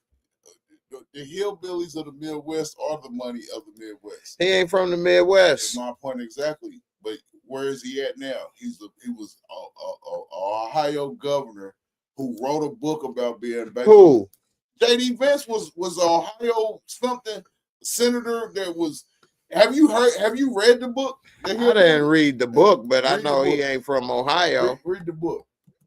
What book you read where he was in Ohio? No, I'm talking about this childhood book where he talk about his family and everything. And what did it say? Tell me what is missing. That white boy had some seriousness in his family. You talk like what? He might if he was a black man, he'd have been hood. He'd have been Deuce. OG Killer Bobby Johnson. Well, where you say they came from long money, now he OG Killer Bobby Johnson. Because his family is long money. Like his representation where he's coming from is long money. That's the only reason he's vice president. You think that Trump actually has any money? First off, let me just figure out where you coming from. That Trump has money? Yes, that Trump actually has any money. Yeah. Hell no. So you saying Trump is broke? I'm saying that liquidly, his name reputation is something that used to be a lot more credited than what it is now. That he used to be able to say on his own accord, "I'm Donald Trump. Do business with me." Now, all right, now he has to have people like J.D. Vance and Mike Pence who come from money to back him up. And I'm not saying actual liquid money, but the power to say, okay, this is because we had this discussion. Let me say this right quick. I want to stand and correct and apologize. It says right here on Wikipedia J.D. Vance, born and raised in Middletown, Ohio, served in the U.S. Marines. I didn't know he was from Ohio. I thought it was Virginia or something. Served in the U.S. Marine Corps, deployed to Iraq. He was born in 1984, same age as you. Deployed into the Iraq War, military journalist, earned a bachelor's degree from Ohio State University and a law degree from Yale Law School. After briefly working as a corporate lawyer and a Senate aide, Vance became a venture capitalist at Peter Thiel's Mithril Capital. Oh my goodness. Long money. There, Peter Thiel is a multi-billionaire. He worked with Elon Musk to start PayPal, and he's also from South Africa, and I believe he's from South Africa. I've already been proven wrong once already, but I believe that. I'll check and see where he is. It's saying in 2016, he published Hillbilly Elegy, best-selling memoir that brought him national attention. After initially opposing Donald Trump's candidacy in 2016 election, Vance became a strong Trump supporter during his first presidency. Won the 22 United States Senate election in Ohio, beating Democratic nominee Tim Ryan. Vance has served as Ohio's senator from January 23 to 25, only 2 years. And then he's the vice president. Wow. He's been in politics for less than 10 years. I already done moved up to vice president. That's long money. You can't do that with you know what I mean? This ain't. I have to get into politics, y'all. I'm telling you, when I always wanted to get into politics, though. My son is one. I didn't plan on that. When I grow up, I either want to be a politician. When I grow up, I'm an illegal alien. Or an illegal alien. I want to be able to come to America and live the American dream, because as a black man, I have not realized the American dream. See, what threw me off was this Appalachian American culture. And they say he grew up in Appalachia. I didn't know the Appalachian mountain culture was in Ohio. Yeah, it stretches from Virginia, West Virginia, all the way down to... he says his childhood was marked by poverty and abuse, and that his mother struggled with drug addiction. He and his elder sister, Lindsay, were raised by their grandparents. Okay, well, that's the beauty of the internet. We don't have to wait, and we don't have to assume, and we don't have to guess. We can find out that information right away. That's one of the problems I have with some other podcasts and other things, and I'm talking about podcasts like Rogan or something, is that they look up what they want to look up and guess what they want to guess, and that's their prerogative and things. But when you have such a large audience of people that actually listen and maybe do what you say, I've even seen like Kill Tony episodes where people talk about they moved down there, and he'd be like, why? And he'd be like, well, Rogan's down here, and you guys. I'm like, you made a move? You moved? I can get certain things for opportunity, but they're not. These people wasn't about to become famous or nothing. But how do you know? You know how many people move to New York and California every year? But that's the whole state, not because of one person. It is, but it's because of the opportunities the whole our place present, not because of one guy. Anyway, I know somebody, and this is a funny story, right? I know somebody that just moved to California to be homeless because California players you on your first homeless trip to California. And I tried to explain to him it ain't that easy just to go out there and get this check that everybody, just because the news tell you that they giving away money in California don't mean. And so they decided to go and live there. So they decided to leave their house, leave their job, get out of here, go to California, get out of here to be homeless. What? How much are these checks? Not enough to take that chance.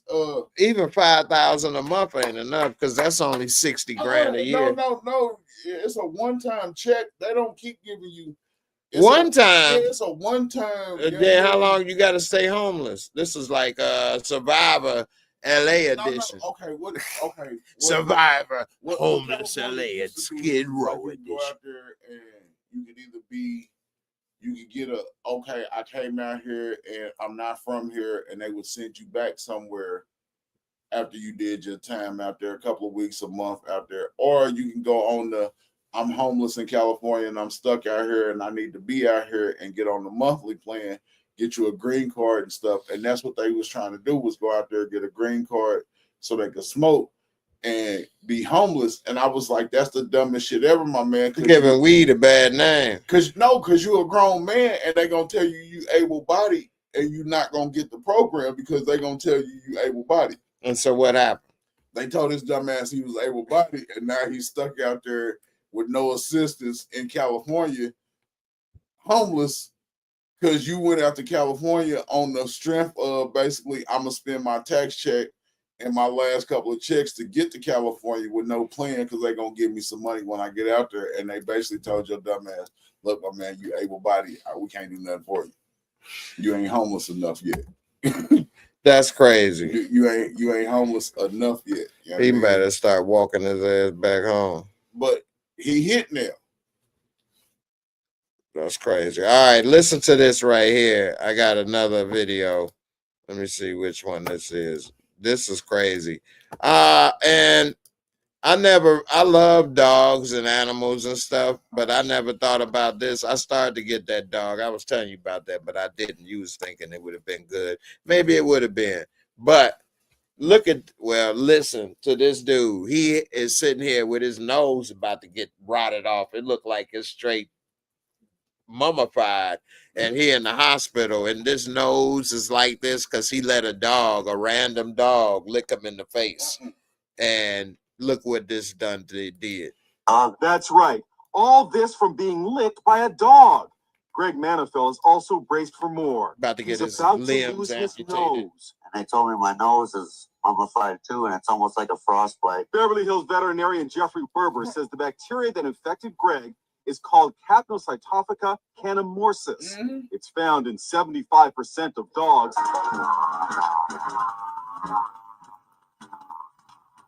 I got licked. Man, ain't no way in the world I would have no damn dog licking me in the face, and I'm about to lose my nose and everything and damn near die. What? I mean, that's crazy, man. You know what kind of people love to let that happen. So that's just crazy. I just want to know where the shock and awe is supposed to be at. If you know that an animal licks their own self clean all day, every day. I never understood why random people would just let random dogs. Like, I don't even let my stepmama's dogs lick on me. You see what I'm saying? Hell no. Like, and these are my stepmama's animals. You can't lick me. Can't no random dog lick me in my face. Me and you got a problem if your dog assumes that it could. You gonna let him lick that peanut butter off your thing? Me and you got a problem if you believe that your dog is capable of licking me in my face. I know, right? Yeah, if you get mad if I tell him no. Because some people be like, it's okay, he won't do nothing. That's fine. He sure ain't gonna do nothing because he ain't gonna be all in my goddamn face. All right, I'm gonna show y'all this video. Listen to this right here. So this woman, I love women, of course, but women have been painted to a certain degree as having more heart and not being so superficial, and that men are more superficial than women. And yeah, men are more, visual and superficial to a certain extent, but women got it too. This video is showing this woman, she's showing her video she posting of her nice hotel. She on a nice vacation, having a great time where who she with. But when it comes to where the person she with, she flashed the camera real fast so you don't see him. Now, one could be that maybe she embarrassed of that person she with, or two could be you maybe didn't want to let all that fat and blubber hang out and be seen because he did have a lot, or two, maybe you call yourself trying to look out. But the person that you skipped got upset. I'm going to let the video play. Y'all tell me what you think. She walking around the hotel room. She's showing outside. They at the top somewhere. Nice hotel room. Look that shit off, man. Show me who you fucking to. Fuck out of here. He said, don't do that all fast. Show him who you fucking to. Because she turned the camera real fast. Now, this dude is laying here on the bed with his shirt off, and this dude probably titties bigger than hers. So maybe she didn't want to, expose his titties. Look that shit off, man. Show me who you fucking to. And when he say that, she turned back and showed him. And, yeah, dude. Put your titties up. What? I guess not. I put my titties up. First of all, I ain't had titties long, so I don't like my titties, and I want to get rid of them. So I wouldn't have my titties hanging. My little titties is gonna stay up, okay? You ain't gonna be touching my titties. You let your titties hang? I don't have titties. I don't know what the fuck you talking about. Okay then. That you don't understand. See, before I was injured and I got some titties, I ain't had no problem with my shirt off either. But now I do way too much exercising on just moving around as a blind person, getting from bus stop to bus stop. You ain't touching my titties. Now, see, the thing with you is that's a good thing, being able to do the exercising and walk and things like that. One of the problems with what I have is that when you only using your arms, if I do a bunch of arm exercises and things, now I got to roll out of there. Now I got to put myself in the bed. Now I got the same use them. I don't get to do arm day, leg day, rest day. And so I overuse my shoulder and arm and stuff. My damn shoulder's hurting talking about this. I ain't never had titties. I thank the Lord that I ain't never been one of them fat type of people. You ain't got to be fat to have them. You do have to. You know what? You don't, because when the first time I ever saw a dude with titties was Big Tony on the block. And we was, at that time, he was probably 13. So I was probably like 9 or something like that. He was probably the most athletic, the tallest, one of the strongest. He could take a football thrower from one street light to the other at 13. That's an arm right there. That's still probably hard for most adults to do. But we was playing basketball, shirts and skins, and he took it off. He had little pointy titties, and everybody busts out laughing at him like, what the hell? Because he wasn't, I guess, working. I never worked out my chest at a young age, but I didn't have no titties. I think part of what happened with me also is I want to think it's some of this damn medication, because some of these side effects, they can do some shit to you, but the side effects be worse than the medicine. Man, for real. I told you what they told me about. We got some medicine to help you see. And then what was the side effects? You can't breathe? No.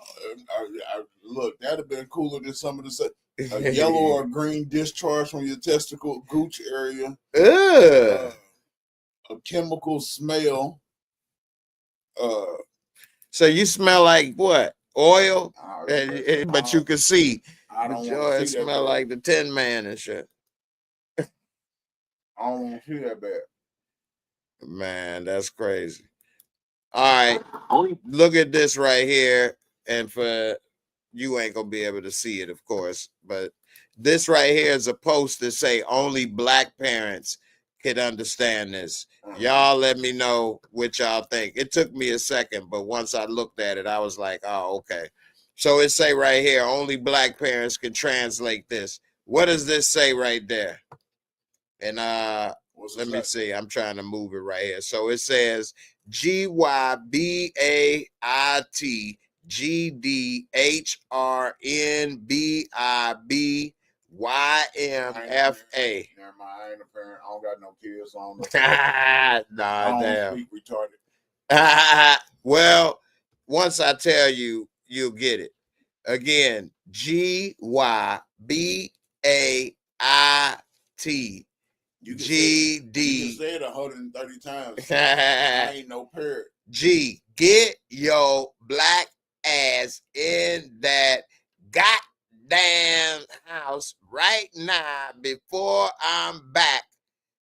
Before I beat your mother working ass. That's what that means. Get your black ass in there right now before I come. Right now before I beat your motherfucker. That ain't even black people talk. You know what that is? What's that? That's other people talking like they think how black people are. Nah, that's not black people talking Chicago. You knew better. When your mama left the house, she didn't have to tell you that because she knew you knew what time you had to be at the house. Yeah, but I've seen some that didn't know and they didn't got cussed out. My nephew didn't have that. Parents can translate this. Now let me see if you can translate it. It's an acronym. You hold it. This is an Indian girl. Of course, she don't know.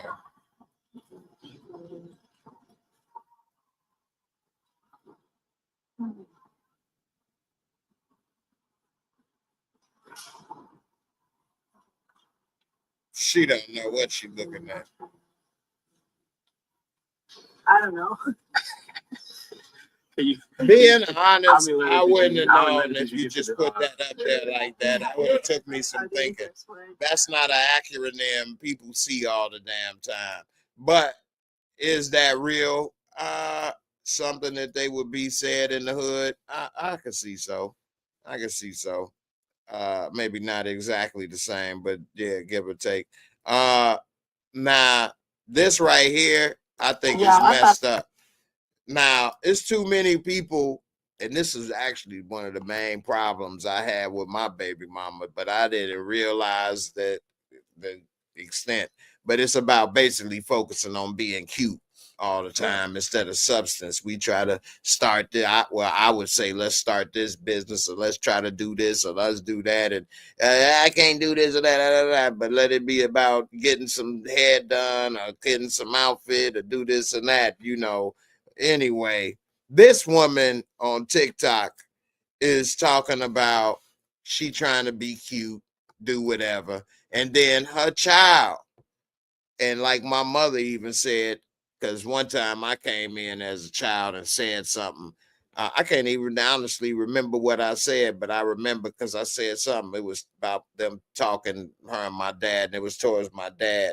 And she said, "From the mouths of babes," from the mouths of babes, that old ass saying. But it's kind of tripped out because a kid will just tell the truth in their observation. They ain't thinking exactly. They ain't thinking levels of lying and too much. And the child's lie is so simple. So when they come and say something, it's the truth. Anyway, she got mad when her daughter came in and checked her while she in this video. Let's play.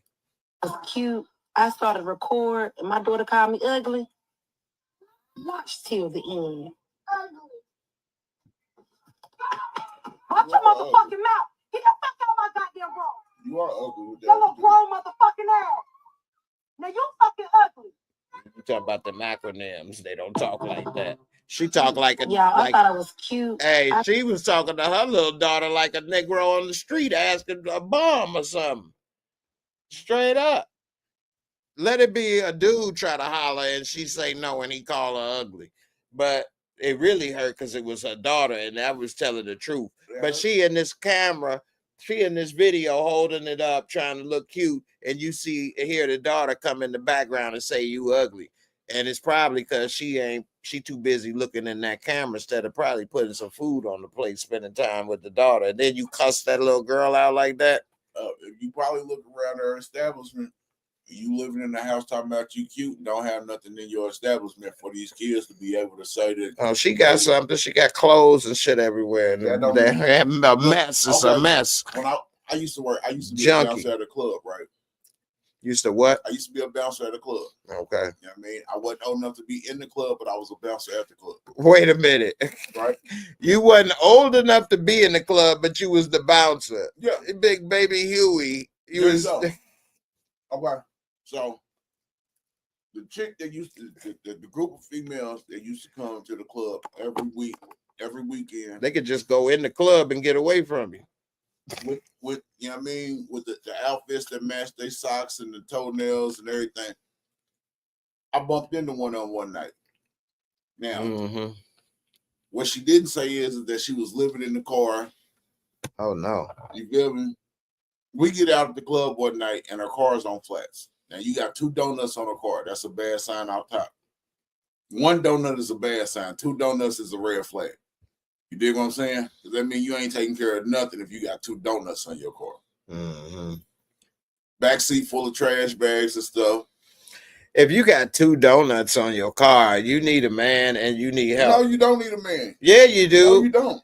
Because a man, you got the right man in your life, he ain't going to have his woman riding around on no damn 2 donuts. If you depending on me to fix your 2 donuts from the very beginning, baby girl, then you already in bad shape from the jump. Yeah. Women ain't supposed to be out here struggling like that. I can't say that because, like I said, I got 17 sisters, and my goodness, for every female that, you know what I mean, like if that's not what you about, that's not what you about. Because I know some dudes that can't change tires. That's true, but that's probably they was raised by single women. It don't matter who you raised by. Not that my dad taught me how to change tires, but I got a sister that'll put you to shame on guns and. Well, that's why I just say not like my dad taught me how to change tires and stuff. He ain't changed the damn tire. I ain't seen him change no tire. But I don't know. Maybe I don't know where I get this from. Again, if y'all watching and y'all been watching me for years or whatever, you know I love to think about the psychology of a thing. Why is a person feel or think or do the way they do more so than what they actually did? This is where you're more. That's faith. That's the definition of faith. Why do you do what you do and believe the way that you believe? And if you can believe it, no matter what somebody else tell you about it, is my definition of faith. Well, faith to me is believing in something you don't have no proof of, but you believe regardless. I know what my experiences in life, what I've done. So if I'm saying like whether my father taught me to change a tire or not, that don't require faith. That actually happened because it either happened or it didn't happen. There's no faith involved. Either he did show me or he didn't. Period. I don't need to imagine or believe in it. You know what I'm saying? If he showed me, then I learned and it actually happened. It was something that happened. And if he never showed me, it never showed me. It's no faith. Where's the faith? What am I believing in? There's no belief. The only thing where I was going in is I was going to say probably my independence and wanting to know or do stuff. I don't know where that exactly comes from. Maybe from my mom, because she didn't teach me how to change a tire either. So I'm not saying like she taught me and he didn't. Neither one of them did. But the wanting to know how to get out of a jam, or if you in a jam, how to keep going and figure it out. That, and they didn't say if you in a jam, do this, that, and the other. But just overcoming adversity, period. Like when shit go your way and it's hard, don't give up or blame other people or say it's too hard or this or that. You figure out a way. Where that came from, I would probably say kind of my mom in a sense. But at the same time, if she taught you how to get out the jam, then when you in a jam and you need to change your tire, then she did teach you how to change your tire because she taught you how to get out the jam. That's all I'm saying. Right. It's all in the technicality of how technical you want to be on what you can say or not. But that don't require faith. It do. Where's it in faith? It's because either she taught me or not. Because you have to believe first off that I can do it. That what you've been taught that's what I'm saying is faith. That what you've been taught, because nobody knows anything other than what they've been taught. I'm a person that believes, okay, you want to hear something truly fucked up, and every time I tell to a certain extent, yes, but to another extent, no. Like if you teach me how to change a tire, that's different than if you teaching me about what the Egyptians did 5,000 years ago. You teach me a tire, I can follow these steps, do it, and I can repeat it. You teaching me about the Egyptians, I just got to take your word for it. I can't do this or nothing about it. I just got to either accept that you teaching me this or not. If I teach you how to change a tire on an old school, on a box Chevy, on an A3 Chevy, you could teach me how to change a tire. Period. No, say it's lugs or this or that. No, it's not. Okay, go ahead. To change the tire on the box Chevy is completely different than to change the tire on your car. What's the difference? The jack points first off. On an old school Chevy, you can do it on the bumper or underneath the frame. On your car, there's a specific spot that you have to jack up on your vehicle without bending your frame. but I still got the just. So there's the thing. No, If I learn how to change a tire, I can pretty much change a tire on any car because I know this. I know it's lugs to hold it on. I know it's a jack to lift it up.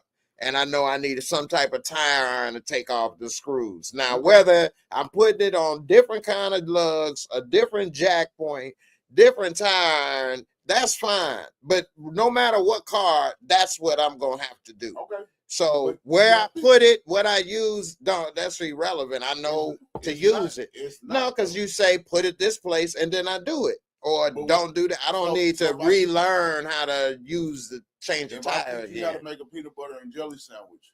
You can give me any kind of bread, any kind of peanut butter, any kind of jelly, and I can make it. Now, where they be different tastes, different things, yeah, but I can put it together. But does that make you a chef?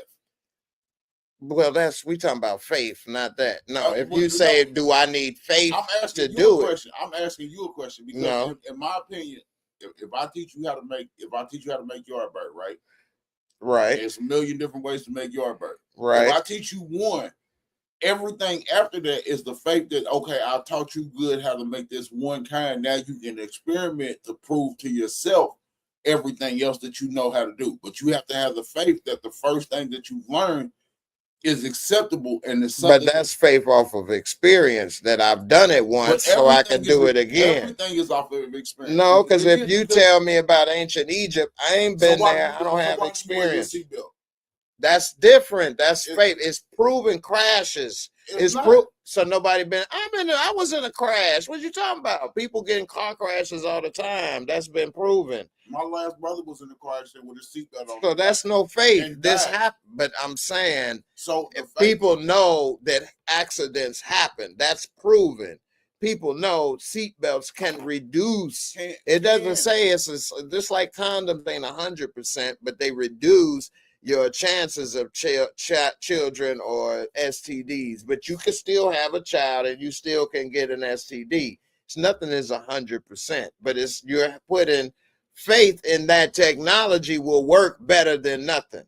So when I put on a seatbelt, I'm putting in faith that this will be better and safer than no seatbelt. My faith is that regardless of what I'm doing, that I'm gonna be okay. Regardless of if I put the seatbelt on or not, that I have the faith that I'm gonna be okay is what my faith is. And that's why I'm saying there's no right or wrong answer.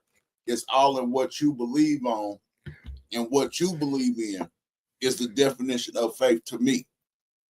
It's not because I can, no matter what argument you bring up, I can. Well, when you say to me that throws everything out the window, though. It's not.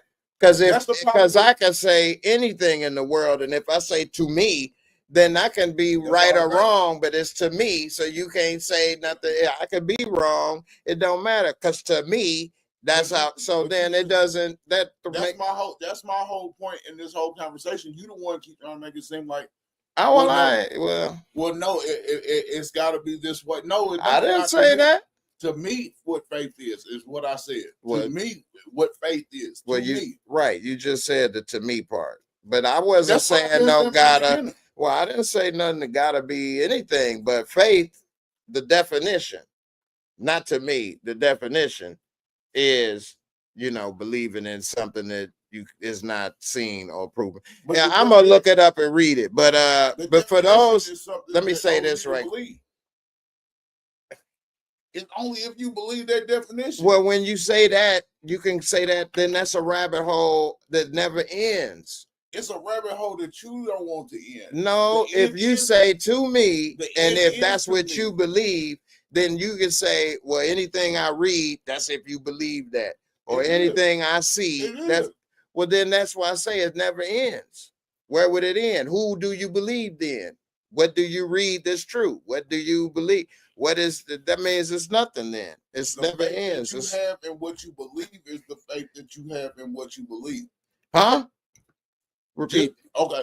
Just because. Hold that thought one second. Go ahead. For those just checking in, I'm here with my guest, Cleophas, the comedian, the blind comedian, although he is the ladies' wet dream. And what else are you? I'm the plug. You know what I mean? He gonna plug it in. You All right. Miss Crafty, my girl, what's good with you? And also, I want to put in this right here is my TikTok. Go ahead, please scan it, sign up. I'm actually streaming live on TikTok right now as we speak. It's at a different angle, but after this, I'm gonna keep it going because we gonna get a little something to eat or whatever. At least I am. I don't know. I mean, I was already saying I got titties. He in good shape. So I mean, I don't know. I'm Titty Boy Junior. Anyway, I plan on doing more content and different things on TikTok, and also post a lot of the shorts and clips from a lot of these lives that I do on TikTok. So, check it out. And also different things that I see on Instagram and stuff. I'm starting to post more on TikTok and different stuff.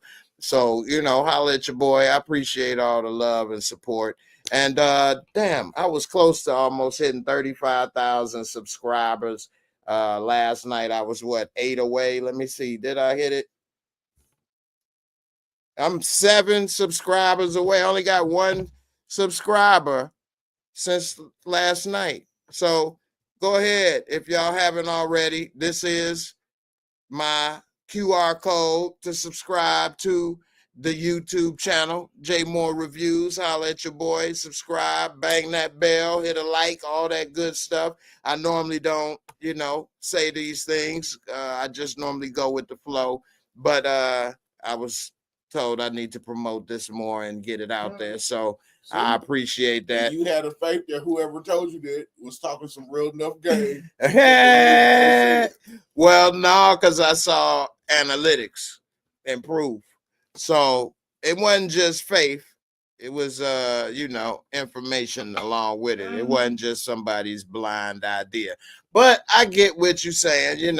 We don't know and see everything. I don't, we'll get back into that convo. But please, if you haven't already, go ahead, subscribe. I'm using the QR codes, make it too easy for everybody. So go ahead and hit me up. Now, let's get back to this conversation about what you were saying about the faith and all of this. Well, go ahead. So you were saying, and while you talking about that, I'm gonna actually pull up faith definition on Wikipedia just so that we both could be clear on what we talking about. Because hey, I'll be the first to admit when I got something wrong, as we said with JD Fans. It says faith is confidence or is it sharing still?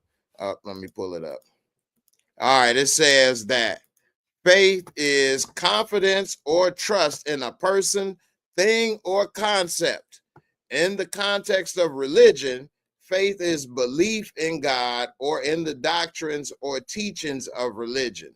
According to the Merriam-Webster's dictionary, faith has multiple definitions, including something that is believed, especially with strong conviction, complete trust, belief and trust in and our loyalty to God, as well as a firm belief in something for which there is no proof. That's what I was saying earlier, that you believe in something, no proof or exact evidence.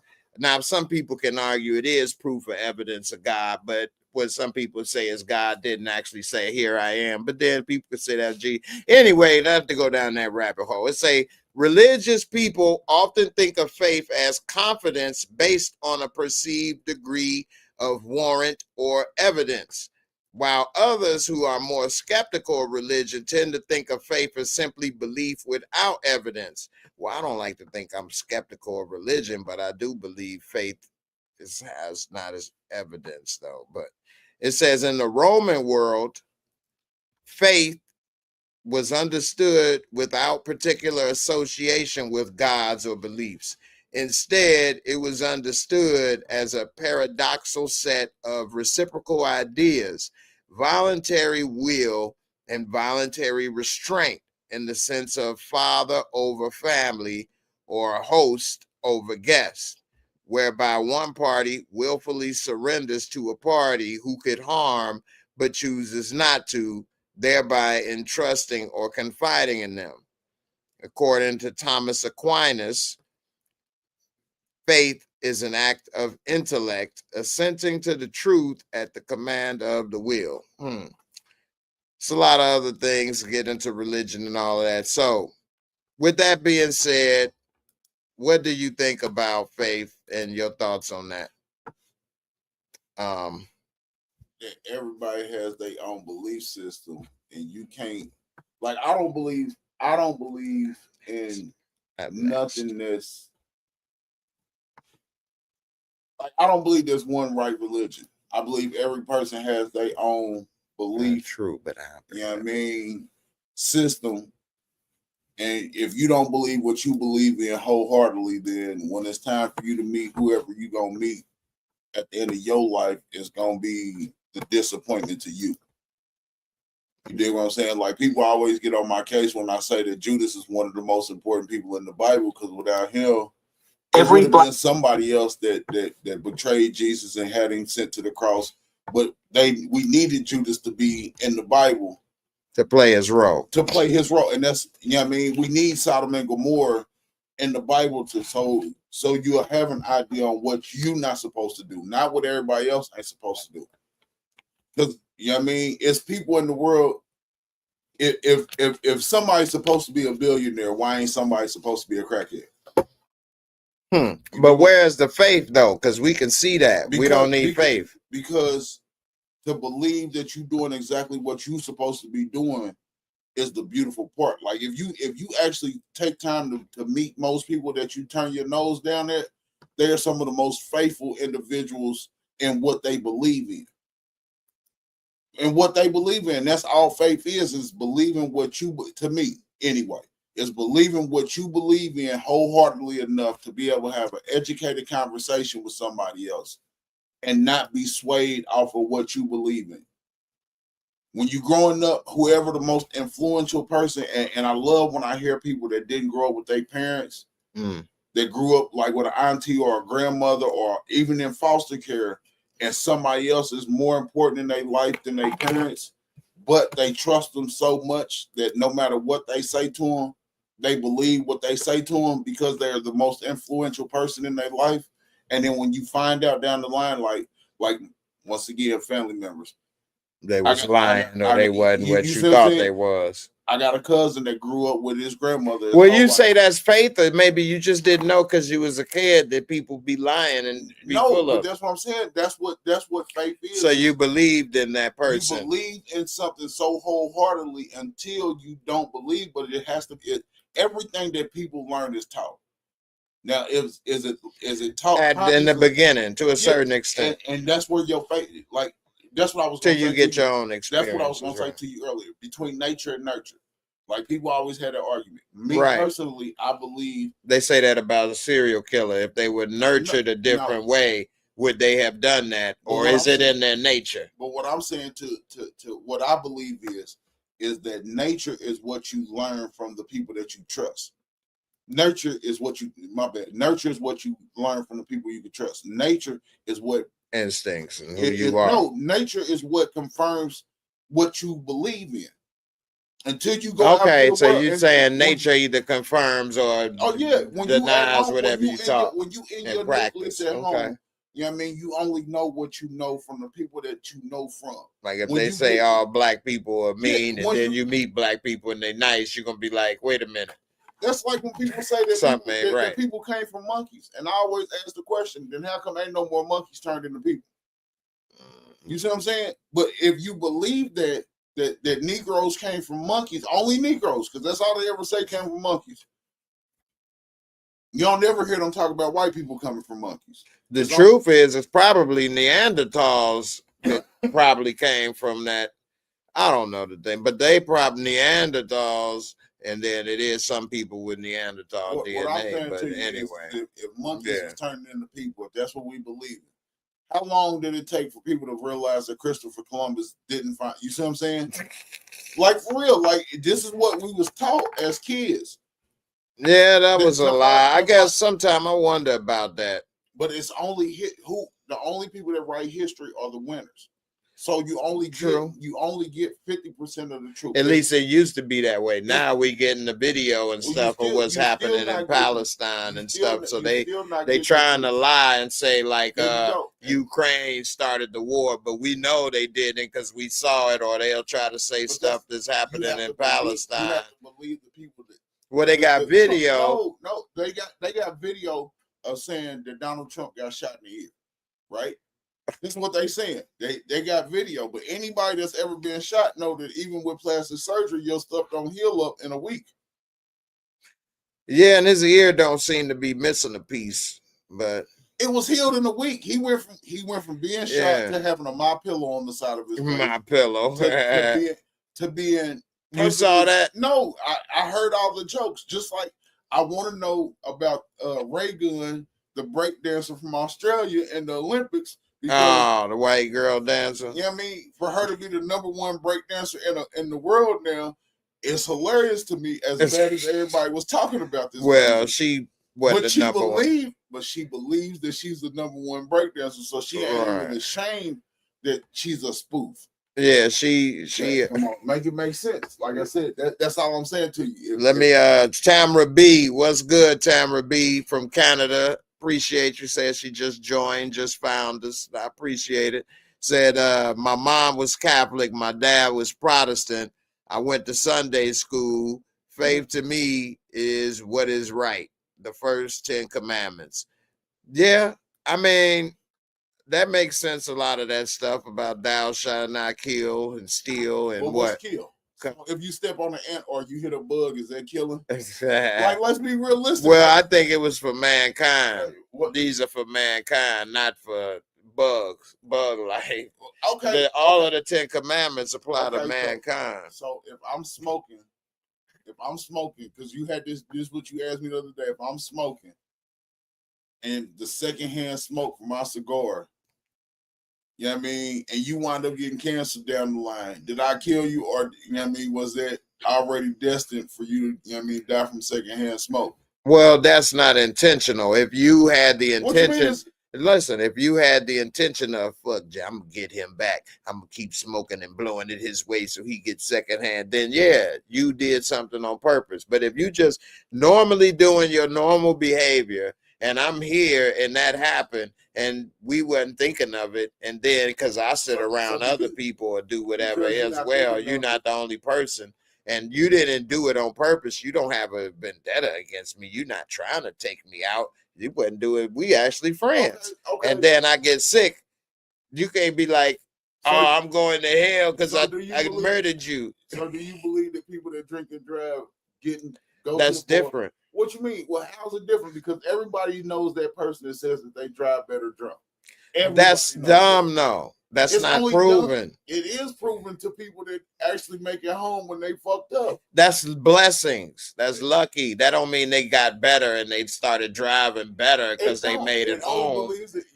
I made it home plenty of times, and I'd look in my driveway and my car was crooked as hell, and I'd be like, whoa. That was lucky, especially in my 20s and teens. I mean, it was times I done drank damn near a 12-pack of beer after work with my friends and smoking and drive home. I remember, I ain't even gonna lie, this is why I don't do this anymore. And this is one of the reasons it hurts me that I'm hurt, not drinking, not driving, not under any influence, not speeding, doing 35. And at this point, I stopped doing that type of stuff. I stopped this in my 20s. I say by the time I was 23, 24, I never went to do this again. But back when I was younger and working at UPS and stuff after work, everybody after work drinking and things, we may each drink 6 to 12 beers and smoking and this and that and driving. And it's at 3, 4 in the morning we get off work. So by the time we finish partying and all these people and everything, it's sometimes 7, 8 in the morning. We go get breakfast, all kind of stuff. It's time driving home and nodding off under the influence, tired, sleep. Wake up, it's a turn. And I wake up right in front of the turn. But it's like 6, 7 in the morning, so no cars there. You swerving. Ain't no you. I was swerving over 3, 4 lanes, waking up, this and that. That's dangerous. That was horrible. you know. So, but when you did it, you wasn't thinking, I ain't gonna make it home. You was like, yes, I was. Okay, then why do it then? I stopped. My point exactly. That's young and dumb, man. It's what you believed in and how you believed for that time period, and then when you realize, believe I could do it, and I was able to handle it. When you realize, okay, it's something greater than me in this situation. I don't understand this situation. My faith, my belief in what I believe in is telling me to change my ways, because I'm not going to be protected the way I've been protected all this time. Yeah, well, I looked at it as I'm putting myself in reckless behavior too. Yeah, afterwards, when you first was doing it, you had to have a bad experience for you to know it was a bad experience. True. Yeah, I mean, it's like you touch the fire, then you know you get burned. Even if somebody tell you that it happens, sometimes people got to do it. Most times, the first time you do something, you don't get that consequence. True. It's like gambling.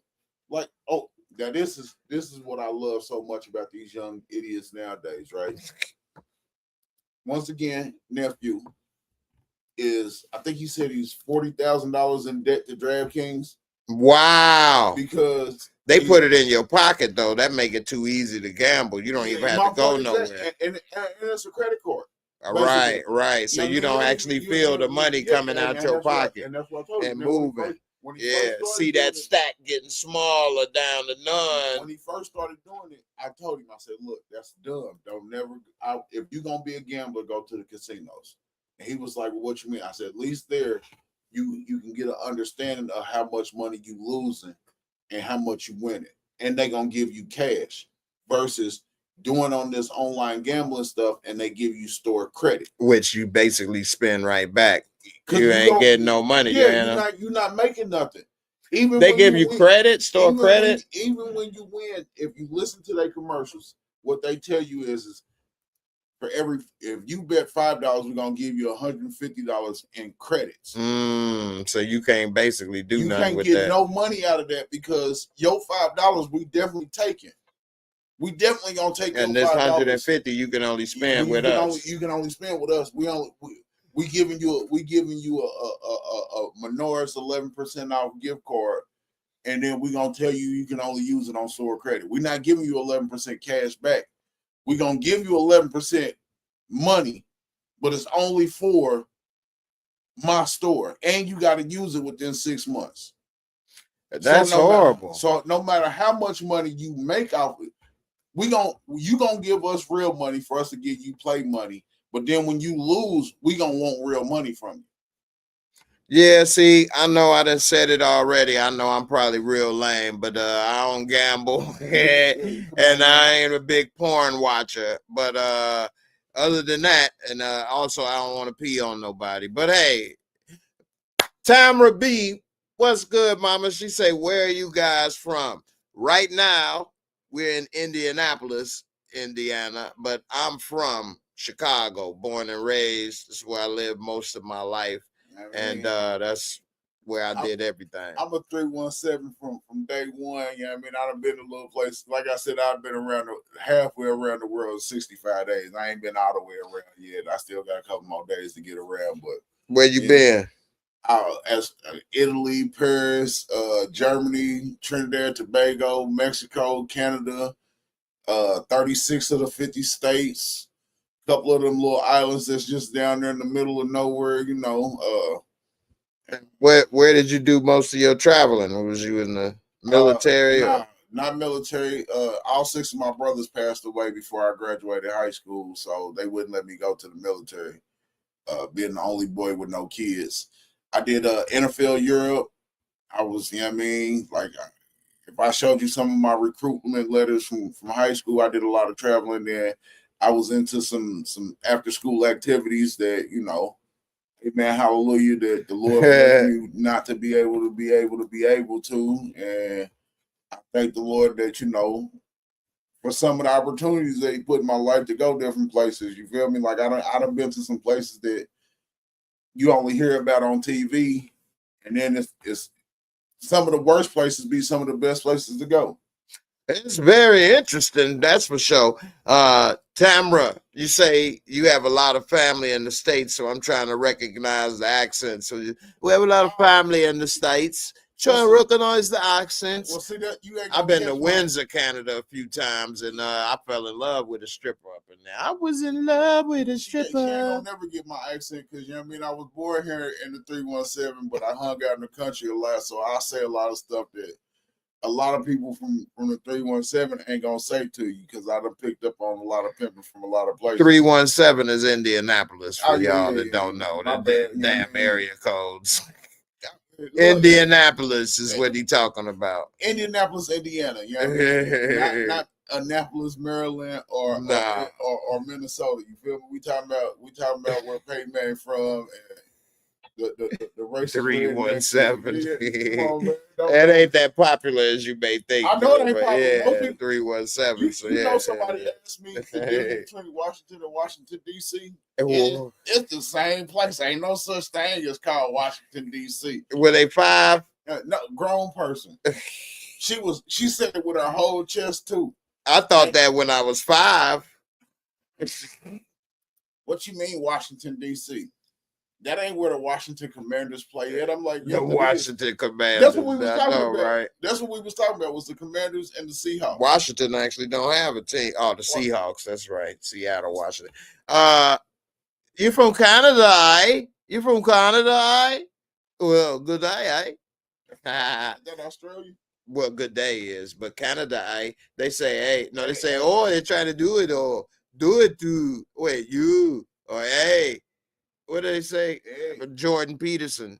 I had to talk like Jordan Peterson. And I said, oh, Joe, you're very smart, Joe. I was wondering, where do you get some of that intellectual intelligence? I was wondering, because, it's very interesting when I put on a 3-piece suit. I put on a 3-piece suit, and I'm very intelligent. It's about marriage and Christ consciousness. That's what it's really about. When you do that, and you do, Joe, I have to ask you, Joe, because you're very smart, Joe.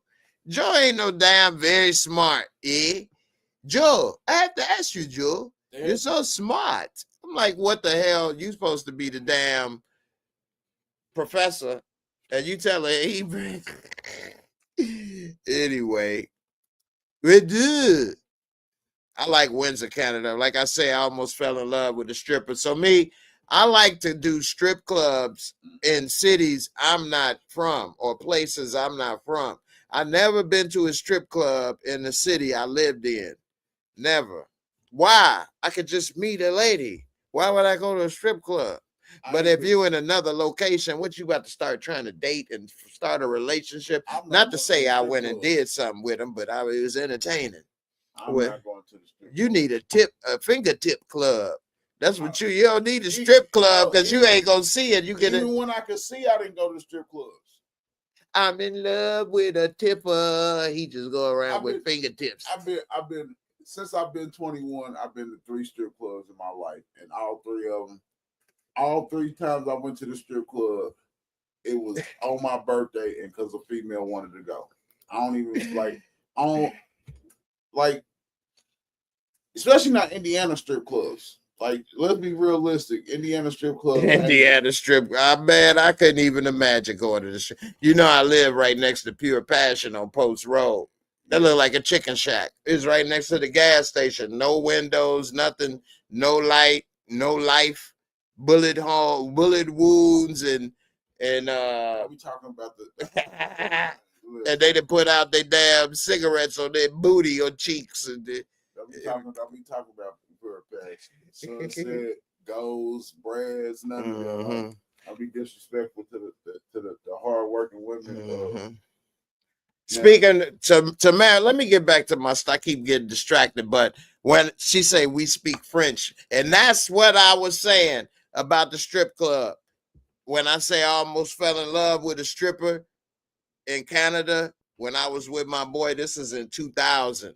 This is when the Patriots won against the Rams, and I was at Windsor Casino. That's right by Detroit. And then we went to the strip club, and there was a black Canadian, French Canadian stripper. She had green eyes, and she was kind of petite with the little tickle bitties, just enough to have a mouthful, not wasteful. You know what I mean? Boy, I was like, hey, girl.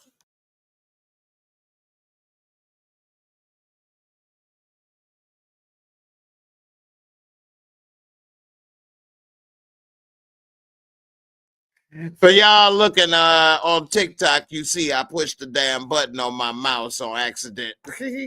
And for those that watch all the time, you know these damn Apple mouse is so damn sensitive. If you accidentally swipe your finger on here, it'll switch pages, which is cool if you working between different pages, but it ain't cool if you're trying to tell your stripper story. You know what I'm saying? I started thinking of my fingers and stuff. I was thinking of tipper. I was but yeah, man. And I was still looking good back then. You know, I was only what, 22? I'm like, hey baby, you wanna come and be with an American hero? Actually, I ain't did now. I wasn't in the military, but hey. No, I never been to Montreal, but I do want to go there because they be having comedy festivals in Montreal and different little actor festivals and things. And they used to have the Laugh Out Loud in Montreal and other things. So have you ever been there? Have you ever been there? But yeah, I definitely want to go to Montreal. One of the things is I don't really know anybody or have any connections and things, and so now, you know, I gotta do a lot more planning and things to go. But yeah, I'm gonna go down there. I would like to go to Montreal this year if possible. Definitely gonna have to get there between now and next year. The way the world is going, the time is running out. Better start making these moves and making something happen as much as possible. Ain't no day like the present. Ain't no time like right now. Khadijah A. Hall Media, what's good, mama? You say hello, my friend. What's good with you, mama? Mods and chat. All right, let me get to this other thing. I'm going to play another Instagram. It's about Diddy a little bit, but it's not necessarily about Diddy. It's about this guy talking about a lot of stuff that's happened in the industry. So let's hear what he say.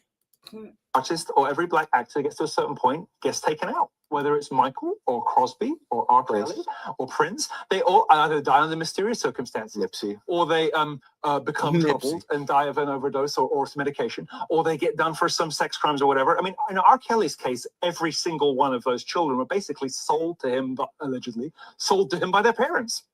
You know, and this is, you know, we'll talk. Yeah, maybe that's a conversation another day. But you know, like. There's hold on, I'm gonna pause it. He say that they were sold by their parents. It's the truth. Kinda and kinda not directly like okay, a price. Kinda my ass. Because they knew what he was about and put him in there. Listen to me.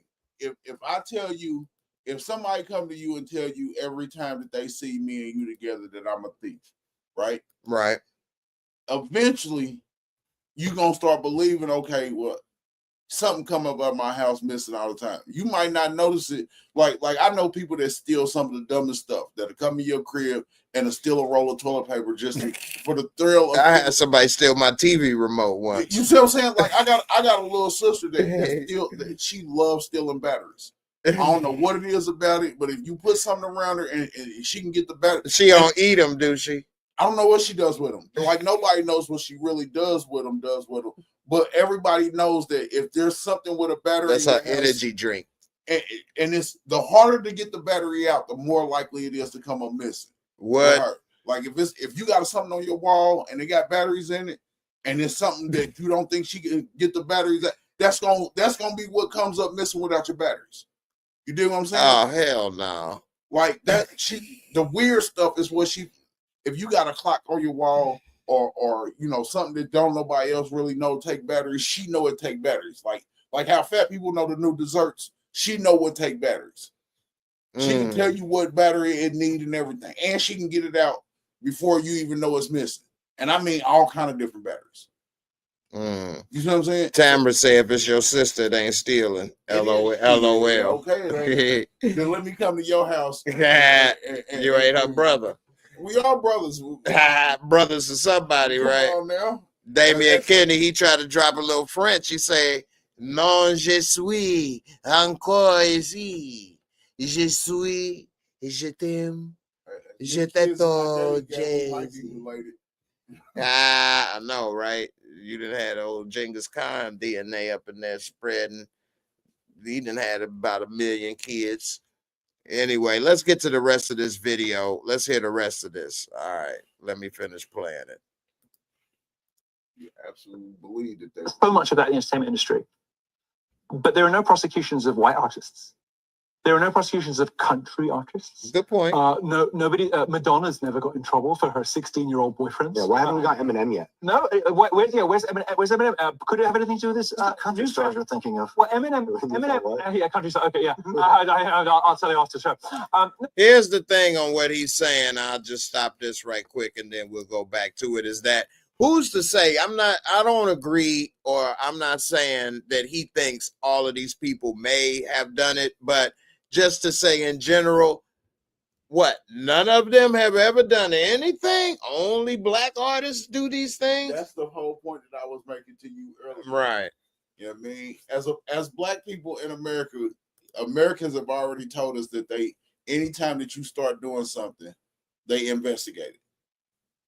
It's always, and also it's a Chat GPT thing I'm gonna show after this too. You want me to believe that as a black man that was making billions of dollars, that wasn't nobody investigating, knowing what he was doing. And the only thing that we learned how to do is from what we taught how to do. So how many freaky parties that Puffy go to and somebody took advantage of him at these freaky parties for him to be okay? Like you don't start off eating 1 million Big Macs every day. 1 million Big Macs. No, I'm just you work saying, your way up one at a time. Come on now. Yeah. You don't start off with like you said, with man titties. What happens is that you eat ice cream today, 3 little days. Well, it was the medicine. You know what I'm saying? Then you get a situation where you don't get to work out as much as you normally do, and then one day you look down, you're like, wait a minute. Some milk came out this motherfucker. You know what I mean? DJ Hall, she say, yeah, my sister has stolen my kids' vitamins, my clothes, CDs, stole towels from my cousin's house. Oh, and it stole my SSI checks after our mother died when I was 13. Your sister is a beast. She done took it to a new level. Tamara say that, oh, wow, I'm impressed with the French. Hey, I got hooked on phonics at a young age, man. You know what I'm saying? I'm bilingual and I can, work that tongue as far as dialects is concerned. You'd heard my story earlier. I'm still learning on some other things. But let's see. Yvonne, you say, Big Bird, you born in Omaha, near the 402. That's the hometown. That's what's up. Damien, you say you from the South. Yep. Tamara, Harvey Weinstein was investigated and is in jail. That's true. They got one white guy. He was the only one. He was the only one in Hollywood. And how long did it take? They didn't even get him. Like, right. Let's keep it 100. They put somebody's name on it and then he erased him. Like, do you believe that these people actually die, or that they just get moved somewhere to where they continue doing what they doing and being cool? What you mean? Like when you hear of somebody just mysteriously coming up missing, like, do you believe Tupac is alive or dead? Tupac dead, man. Do you believe Elvis is alive or dead? Been dead. Okay. What happened to Jimmy Hoffa? Been dead. Okay. So do you believe, even if Elvis wanted to still be alive, I think he'd be dead. Right now. But do you think he may have lived past when they said? Yeah. You know who I do think lived? Hitler. Absolutely. It's proof that he got into Argentina It's a town in Argentina where they speak German. And they all like it's like Germany over there. It's towns and down there that still have swastikas and still represent. You know, the swastika wasn't a negative sign, right? That was Hinduism that used that at first. You know that when the Germans lost the war, fuck when the Germans lost. You know when the South lost the war with the North, the Civil War. Right. Half of those Confederates moved to Mexico and started towns down in Mexico and, like you said, Argentina and Brazil, and actually now still live down there as Confederates. As Confederates. I didn't know that. I do know it's a lot of Mormons that live in Mexico as polygamists and stuff.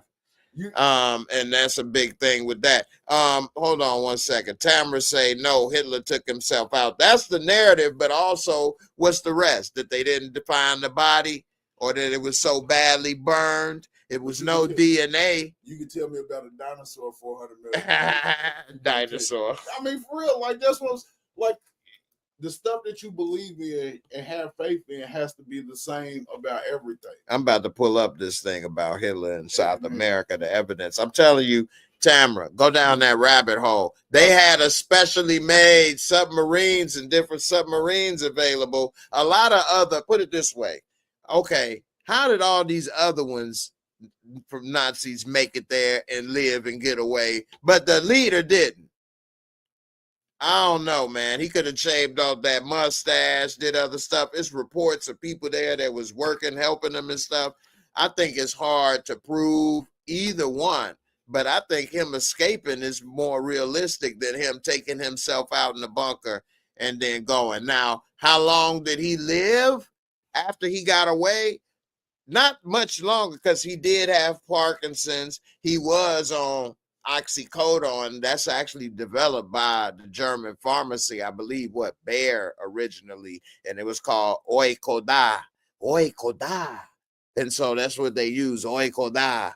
Oxycodone was developed, and Hitler was on Oxycontin, basically, as well as that multivitamin, the multivitamin. So he had so many things going on. Did he live much longer? I think he lived less than 10 years. I think they say something like that. But he did not take himself out and they burned the bodies. Him and Eva Braun, the original story, I don't know about that. Khadijah says they actually found an officer down in Argentina in the 50s and 60s and killed him. Yeah, man, it was a big thing. The CIA had to investigate this and stuff as well. Like, go down that. You mean the same CIA that said that they wasn't pumping in dope into the black community or giving people LSD? And we talking about that same CSI. Right. Yeah, and yeah, I said CSI instead of CIA. CSI. I mean, come on, man. Like I said, if you want to believe what you want to believe, you can believe whatever the hell you want to believe, but you can't be mad at somebody for not believing what you believe in because it ain't what they believe in. All right. And I'm with you. I believe that Hitler and I believe Saddam Hussein, all of them is still kicking it somewhere that's beneficial until they no longer beneficial. That's just like, Trump just brought in Escobar's people from Mexico so that they could be here and go to his the son.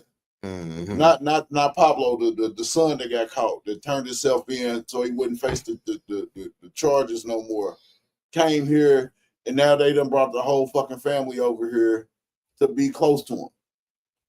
Now, when you're a big time criminal, you can get away with stuff like that, but it's also the same movie line to Colombiana. That was a good movie too. Great movie. Great movie. But half of it had to be true. Mm-hmm. Let me get to this. Tamara, I agree about what's going on with that MAGA and how it's so with these comments with the Niz. You MAGA? No, I said I'm mad that y'all reading these comments and I can't read none of them. That's why I'm reading them for you. You the words ain't no different me reading them than you hearing them. But she's saying the Canadians got the MMO via Trump, the memo, I guess. But Trump Most Americans don't agree with that. I got another video I want to play about that. Matter of fact, since I brought, well, no, let me finish this video I was already playing.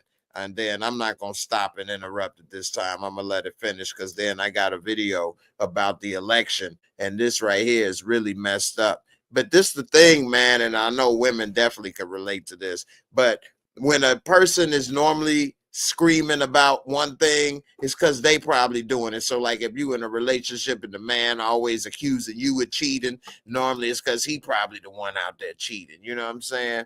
And so all these people been complaining about the election was rigged or he lost the election. And then what happens? What are they going to probably do? Rig. You know what I'm saying? I need you to find me any kind of votes in Georgia. I need you just to find a few. Find a vote. I appreciate it. I know you can do it. I'll have a space for you if you do it. Anyway, let me play this video. I sound like Trump. I try. I mean, Eminem woke up one day an angry lesbian, and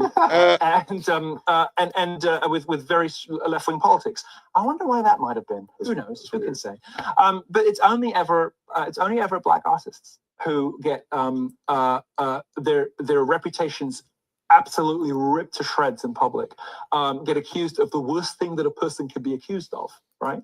And always when they get a little bit too big for their boots, a little bit too outspoken, a little bit too edgy, or a little bit too quote unquote uncontrollable, when they won't take their meds, when they won't do as they're told, when they won't shut up about Israel, when they won't shut up about contracts, when they won't do as the establishment and as the architecture, the machinery of the industry wants them to do, suddenly they're guilty of underage sex with kids, people trafficking, all the rest of it. Well, I mean, maybe the truth is that the whole industry does it. Maybe the truth is that nobody does it, probably closer to the first one. But these selective prosecutions, even, I'm not a big, I'm not a big, like, civil rights, let's defend black people for the sake of it guy. I don't even really care for the music that much. I like Ye as a singular instance because he's an artist in a slightly different league and a different caliber than the rest of them. I don't really listen to the music from the rest of that genre, to be honest with you. But even I cannot deny that the prosecutions are targeted, selective, and gruesomely unfair in the way that they are played out in public, and the manner in which the juries are tainted and poisoned beforehand. But this guy's like on trial, and Netflix decides that. I mean, come on! They murdered Michael Jackson. 100%. They murdered gave Prince fentanyl. They murdered Michael Jackson after he started talking about Jews. And I'm not going to say that what he said about them was right or wrong or whatever, but it is a fact of history that, first of all, they released the recordings of a phone call where he was complaining about Jews in some not very pleasant language. And I think he had a similar problem with Jewish people, that sort of universalized to Jewish people in general, which every black artist well, that cut off right there. But I don't know about that. I remember hearing him talking about Tommy Mottola and Sony. I don't know what Tommy Mottola, what that is or whatever. But Michael Jackson was basically trying to buck the system. He owned all them recordings and things. He did these. I have to admit, though, too many of black artists and people in position are putting themselves in a bad position. He shouldn't have been in debt with his spending, and he shouldn't have had, I won't say you shouldn't have been nice to kids, but you damn sure shouldn't have been letting them sleep over in the bed and stuff. Okay, now fuck what you talking about. Let's hold that 1 second. Tamara, thank you. She said my Trump impression was on point. Go ahead, say what you say. Listen, if you know that your kid, like I said, if you know that every time you hear something about somebody, it's a negative connotation, when is it your fault for bringing your kids around somebody that got a reputation of being a child molester? You know what I mean? I know I wouldn't. If you know that somebody a crackhead, you're not going to be like, hey, yeah, why don't you come over my house when you ain't got no money? You know what I mean? Yeah, like, let's be realistic. If you know your girl a cheater, you ain't going to leave her at the crib with your homies. Even if they your homies, you know that, you know what I mean? Hey, look. That's true. She gonna do everything in her power, and then if you still say no, she gonna lie on you and say you did it anyway. You see what I'm saying? Like if you know certain things about certain people, then you can't assume that they not gonna be who they gonna be because you not what you see what I'm saying? Right. Like if somebody told you, yeah, you know Cleophas, he a thief. He gonna come over your house and steal everything out your refrigerator. He ain't gonna steal nothing worth nothing, but he gonna eat everything out your. Don't tell him he can have nothing out your refrigerator because that means everything out your refrigerator. If you know that about people, the first thing you gonna look, Cleophas, you can't go in my refrigerator. You want something to drink? I'll go get it for you. Right. Right. You ain't got nothing out of that, did you? You see what I'm saying? Nah, player. Hey, let me get the company. Hey, Khadijah say she used to love my impersonation of Lorenzo Tejada. Hey, there's no problem with Lorenzo Tejada. Okay, we always gonna come here, Monet. Let's see what else. Tommy Mottola, he was the devil. Yeah, that's what Michael Jackson say. Tamara B, MJ was a special dude. His life was insane. Hey, that is true. I think what messed him up really is that Pepsi commercial burning his head. What messed him up is that really, but no, that really ruined his life because it is exposed him to drugs because of the pain. And that's how a lot of people was getting on those pills originally because of that. Then it gave him a lot of confidence issues because he already had that being teased by his brother. Now the top of his head is burnt up, so he had to wear wigs. He became insecure. He probably started having all kind of anxiety issues and things. I think that really was the biggest if you could pick one point. Because you could say his upbringing and stuff, but he was already a star by that point. That was his big, like, I believe that was. He wasn't on drugs, though, until then. No, but the whole concept of being around so many drugs and everything that was acceptable, I believe that a lot of the stuff that happened to a lot of people, especially in the 80s, the 70s and the 80s, was lack of education because nobody knew any better because it was all new. That's true. Nobody knew about the drugs or like that, but still, I'm just saying, besides all that, he overcame Joe Jackson, his brothers. He may have still had issues, but he would not have. That Pepsi commercial destroyed him. Yeah, because think about it. His brothers used to always say he had a big nose tease, but Michael Jackson, for the most part, still was black, still looked good for the most part. That Pepsi commercial, he had no more hair on his head in the young age in his 20s, and then he's self-conscious already from growing up with people teasing you. I mean, I can feel it a little bit to my day from people, so I don't like to not look presentable or do certain things, or self-consciousness. So imagine you a star, the biggest star in the world, your head is burnt off and you in pain. So you start taking these pills, which then you can't get off of eventually. And then your head, you wearing wigs, you got to get your nose fixed, you getting this surgery. Because he probably didn't have any surgeries, or maybe only one before then. But now once you have one surgery and it went all right, well, I guess I have another and a sister and a brother. And next thing you know, he done had how many surgeries all over his body and stuff. And it just, it put him in a downward spiral, That's my opinion, my thoughts. I mean, of course, everything else, but that right there, he wouldn't have started. Michael Jackson didn't use coke and drink like that. He didn't party like other rock stars. He's seen the effects of it. Yeah, so I don't think he would have ever took pills. I don't think he ever started taking pills. I think they told him he started then. I'm saying I think they came to him and told him like they tried to hit me with. All Cleophas is only a morphine pill. It's only a morphine pill. I'm telling you, I can't take no aspirin, and y'all want to give me morphine pills? Well, there's different things that affect the body different. So, Matt, you could take morphine, but you probably can't take aspirin. It's different drugs. If I take like morphine, when I was in the hospital, aspirin, I'm asleep for a 12-hour, 14, 24 hours. If I take a leave, I'm asleep. My tolerance for artificial drugs is stupid low. Stupid low. Well, that's a total different thing, though. But like, for example, when I was in the hospital, they was giving me the morphine, and then I couldn't eat. I didn't have any appetite. So then they switched me to another pills and stuff, and then I still had pain relief, but then I was able to eat again and have appetite. So because the morphine was making me nauseous when I eat, like I was gonna throw up every time. So they have different effects. Well, yeah, I didn't want it, but it was an accident and kind of put in that situation. But you know, I guess I could say I don't want it, and I could just be writhing in pain and ready to just go crazy. I ain't gonna sit here having no damn conversation. I'm gonna tell you that much. These live streams would be over. That's a fact. Straight up.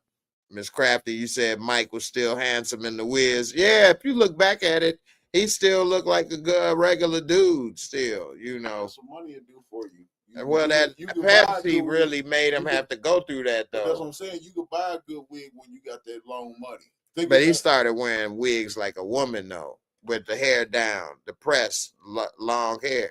He still had like a regular man's hair with the curl and stuff before that. He might have ended up wearing a box or a fade had he not have got injured on his head. Well, unless he started growing his hair out and getting it pressed and permed. I don't know. I think by him having that, it just made him start trying that stuff. But I don't think he would have wore that curly wig or whatever, or the pressed hair, had he had not had that Pepsi thing. That's my thoughts, my opinions. But that Pepsi commercial, if you go back to that injury of that, he changed.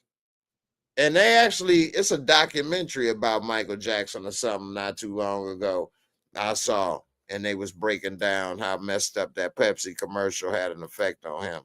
It gave me a little more insight to it. So I'm not saying I made this up all on my own, but I knew it affected him. But when I saw that, it gave me a little more insight on how badly it messed him up. Anyway, we was talking about Trump and the election, and like I said, people say one thing, like a man saying that accusing his girl of always cheating when he the one that's cheating. Well, listen to this. This is a computer programmer, and he's under oath admitting that the computers were able to rig the election last year, this current election. Listen to this. Mr. Curtis, would you please state your full name for the record? My name is Clinton Eugene Curtis. And where do you reside? Tallahassee, Florida. And what is your profession? I'm a computer programmer. Would you please speak into the microphone so the audience can hear your testimony? I'm a computer programmer. Mr. Curtis, are there programs that can be used to secretly fix elections? Yes. How do you know that to be the case? Because in October of 2000, I wrote a prototype for President Congressman Tom Feeney at the company I work for in Oviedo, Florida, that did just that. And when you say did just that, it would rig an election? It would flip the vote 51-49 to whoever you wanted it to go to and whichever race you wanted to win. And would that program that you designed be something that elections officials that might be on county boards of elections could detect? They'd never see it. Said they'd never see it. So the election officials and those running the machines will never see or notice what they did. Now, the one thing that's interesting is that all 7 swing states, Trump won. Because pretty much that's all the election is coming down to nowadays, is whoever is in the swing state decides. I could have voted for whoever. It's so many people voting Republican here. It didn't matter if I voted for Trump or anybody. My vote is outnumbered with the Electoral College. So it didn't matter. So all 7 states, all 7 swing states, Trump won. And that's very interesting, especially since the Harris campaign was projected to win at least one of those, I think more than one. So for all of the elections, he said they can put in the program where it will flip it 51-49. So it would look like they just barely had enough to win in the votes.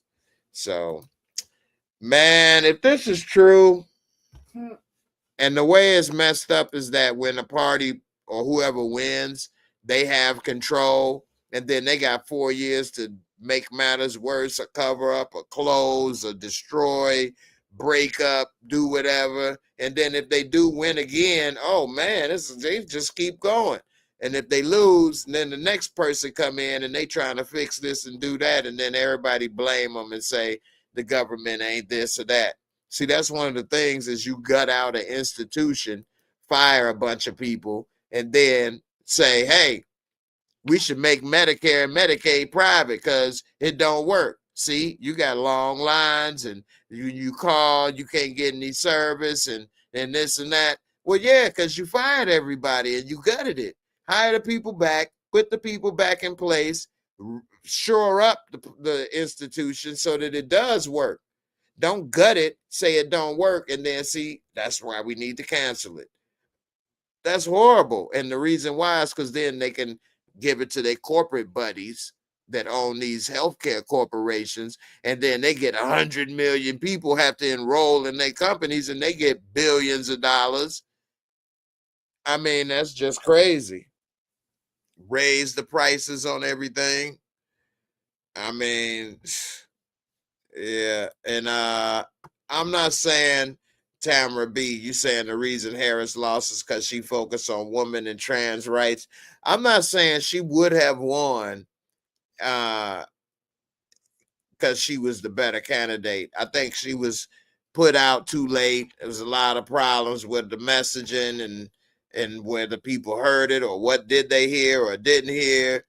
I think it was a lot more complicated than that. And but overall, man, it's a bad situation, I guess, overall. Anyway, let me move on to another video that let me see which video this is. I'm gonna show y'all. Oh, here goes something for you. So I know a lot of ladies that would be talking about McDonald's and their kids, and they'd be like, yeah, but I don't really mess with McDonald's. I only get the chicken nuggets. My kids like the chicken nuggets. I only get the chicken nuggets, the chicken sandwich. Well, let's see them chicken nuggets. Oh man, this shit crazy, right? You know how y'all be going to McDonald's and Menendez and shit, eating chicken nuggets and chicken sandwiches? Well, I'm gonna show you how they make this shit. Right. Carefully separate the chicken. Now watch this. He just This opened is up the chicken. look at it. And chicken sandwiches and shit, man. Chicken mush. You know they make that shit with. Y'all please share this shit, man. This shit is unhealthy as fuck, man. Yeah, man. That's the problem with mass production for food, is that it's hard to feed a lot of people and bulk. And so they end up with this type of stuff. They can't waste a lot of product. They grind up the chicken, they grind up the bones, they throw some seasoning and preservatives, they grind it up into a paste. And then what they do is they put that paste into different forms and let it solidify. Then they bread it, and then they say, go ahead and fry that. And so we end up eating this stuff. We're the first generations of people living. You know, people been around for thousands of years. We the first ones that eat paste of grounded up stuff, mushed, and eat preservatives and stuff. And don't get me wrong. I mean, I was talking about my titties earlier. I ain't the most healthy, but actually, I did eat healthier and try to exercise more. I don't want to blame it on only my injury because I have seen some bodybuilders type stuff in a wheelchair, but everybody in a wheelchair ain't injured the same. And with my back and different things, it's certain things I just simply can't do. But I could do better. Anyway, this here always kind of, I never really like nuggets. You eat them nuggets? I know you go to Wendy's. Listen, sir. I worked in the slaughterhouse. Oh, so you know. If people knew half the stuff that go on with 99.9% of the food that you eat, you wouldn't eat nothing. And I'm talking about the vegetables and everything. Like for every every person out there that believes that, I mean, that's the definition of faith, is believing your food ain't tampered with.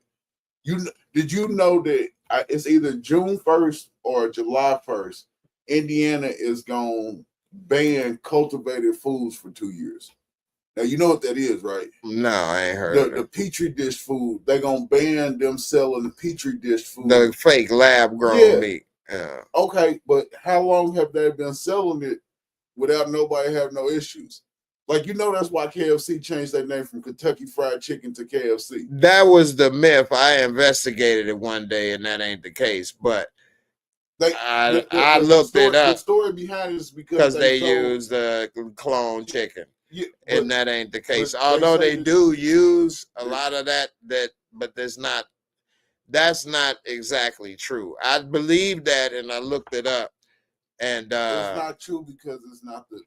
Give it 20 it's years. half true. Give it 20 years. Yeah, because it's still called actually Kentucky Fried Chicken, but they rebranded to KFC, and it wasn't. I get it, but the chicken industry is messed up, and a lot of that is cloned because of certain chickens or animals that were bigger or healthier, and then they do that, but not all. But it's messed up. I don't agree with it. That's not peanut butter. What, oils and water? No, fly and insect fragments. Well, that's in a lot of canned foods. No, but that's what I'm saying. Because of the way as legal tender, there's allowed to be so much byproduct in everything that isn't the actual product.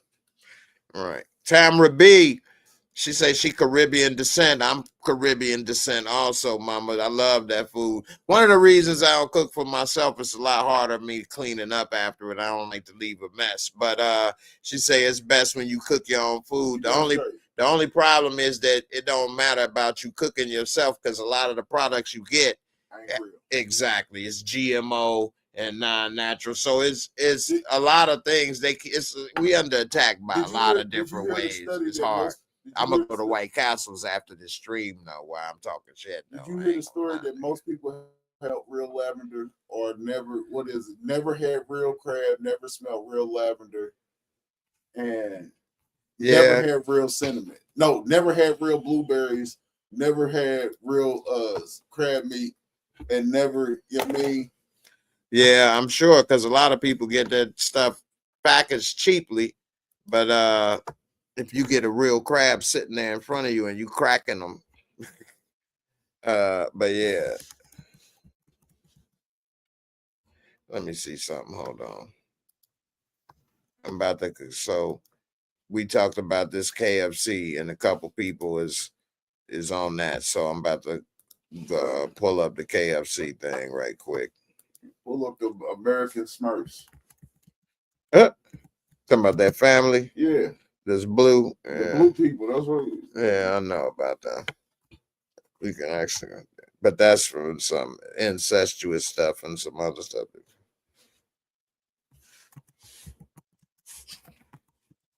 Let's see. Oh, I ain't sharing the screen. Let me share this screen for y'all.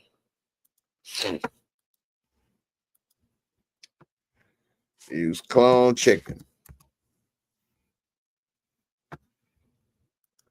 It said the clone chicken recipe. It says no.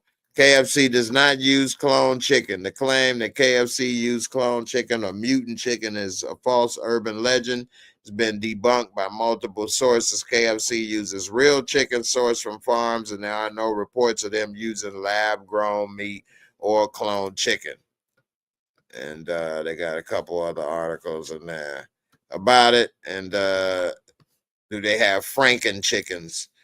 KFC admitted last year that it would not meet the better chicken commitment targets that it signed up in 2019, which requires signatories to swap Franken chickens, which can reach slaughter weight in around 35 days, for healthier and slower growing birds by 2026.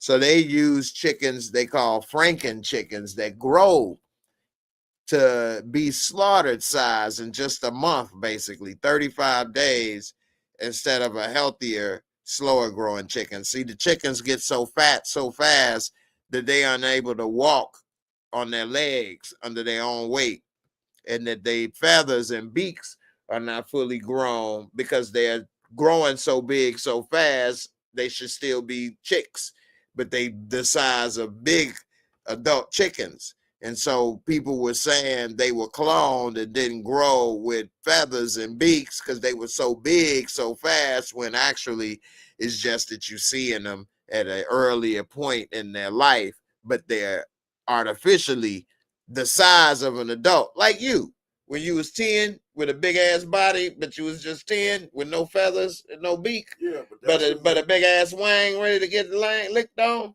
That's because they was pumping me with steroids. I was a premature baby. Then how you get steroids to keep you alive? Yeah, like I was a preemie.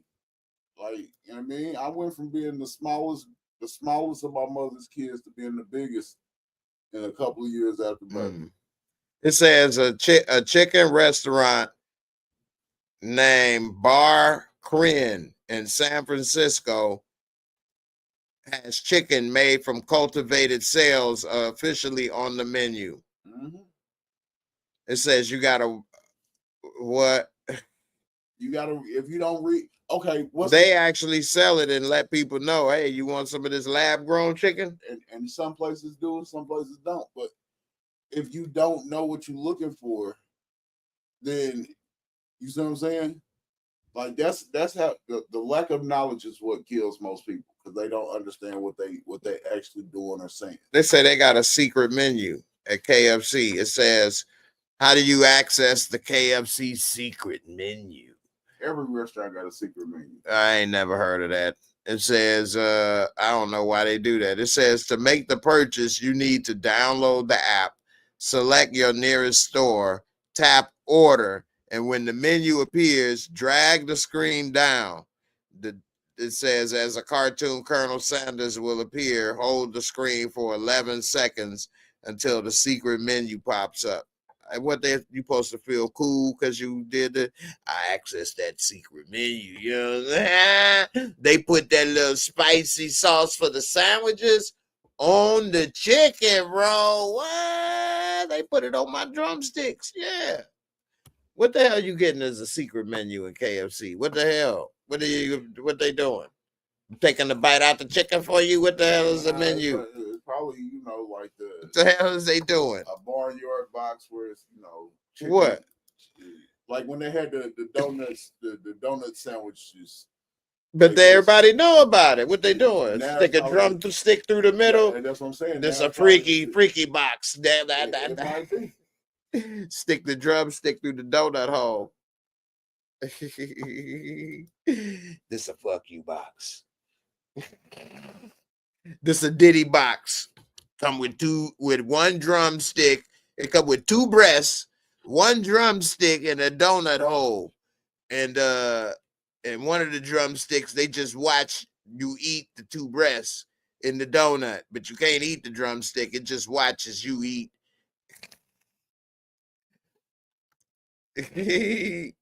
Oh my goodness. Crafty, you say McDonald's secret menu has a birthday cake on it. What? Or the barnyard burger. Most of them have with chicken and beef on it, a burger and a chicken, beef and fish. You know what I mean? That's the grossest thing you could ever eat. A chicken burger, beef burger with a fish patty on it. Ugh. You ate that?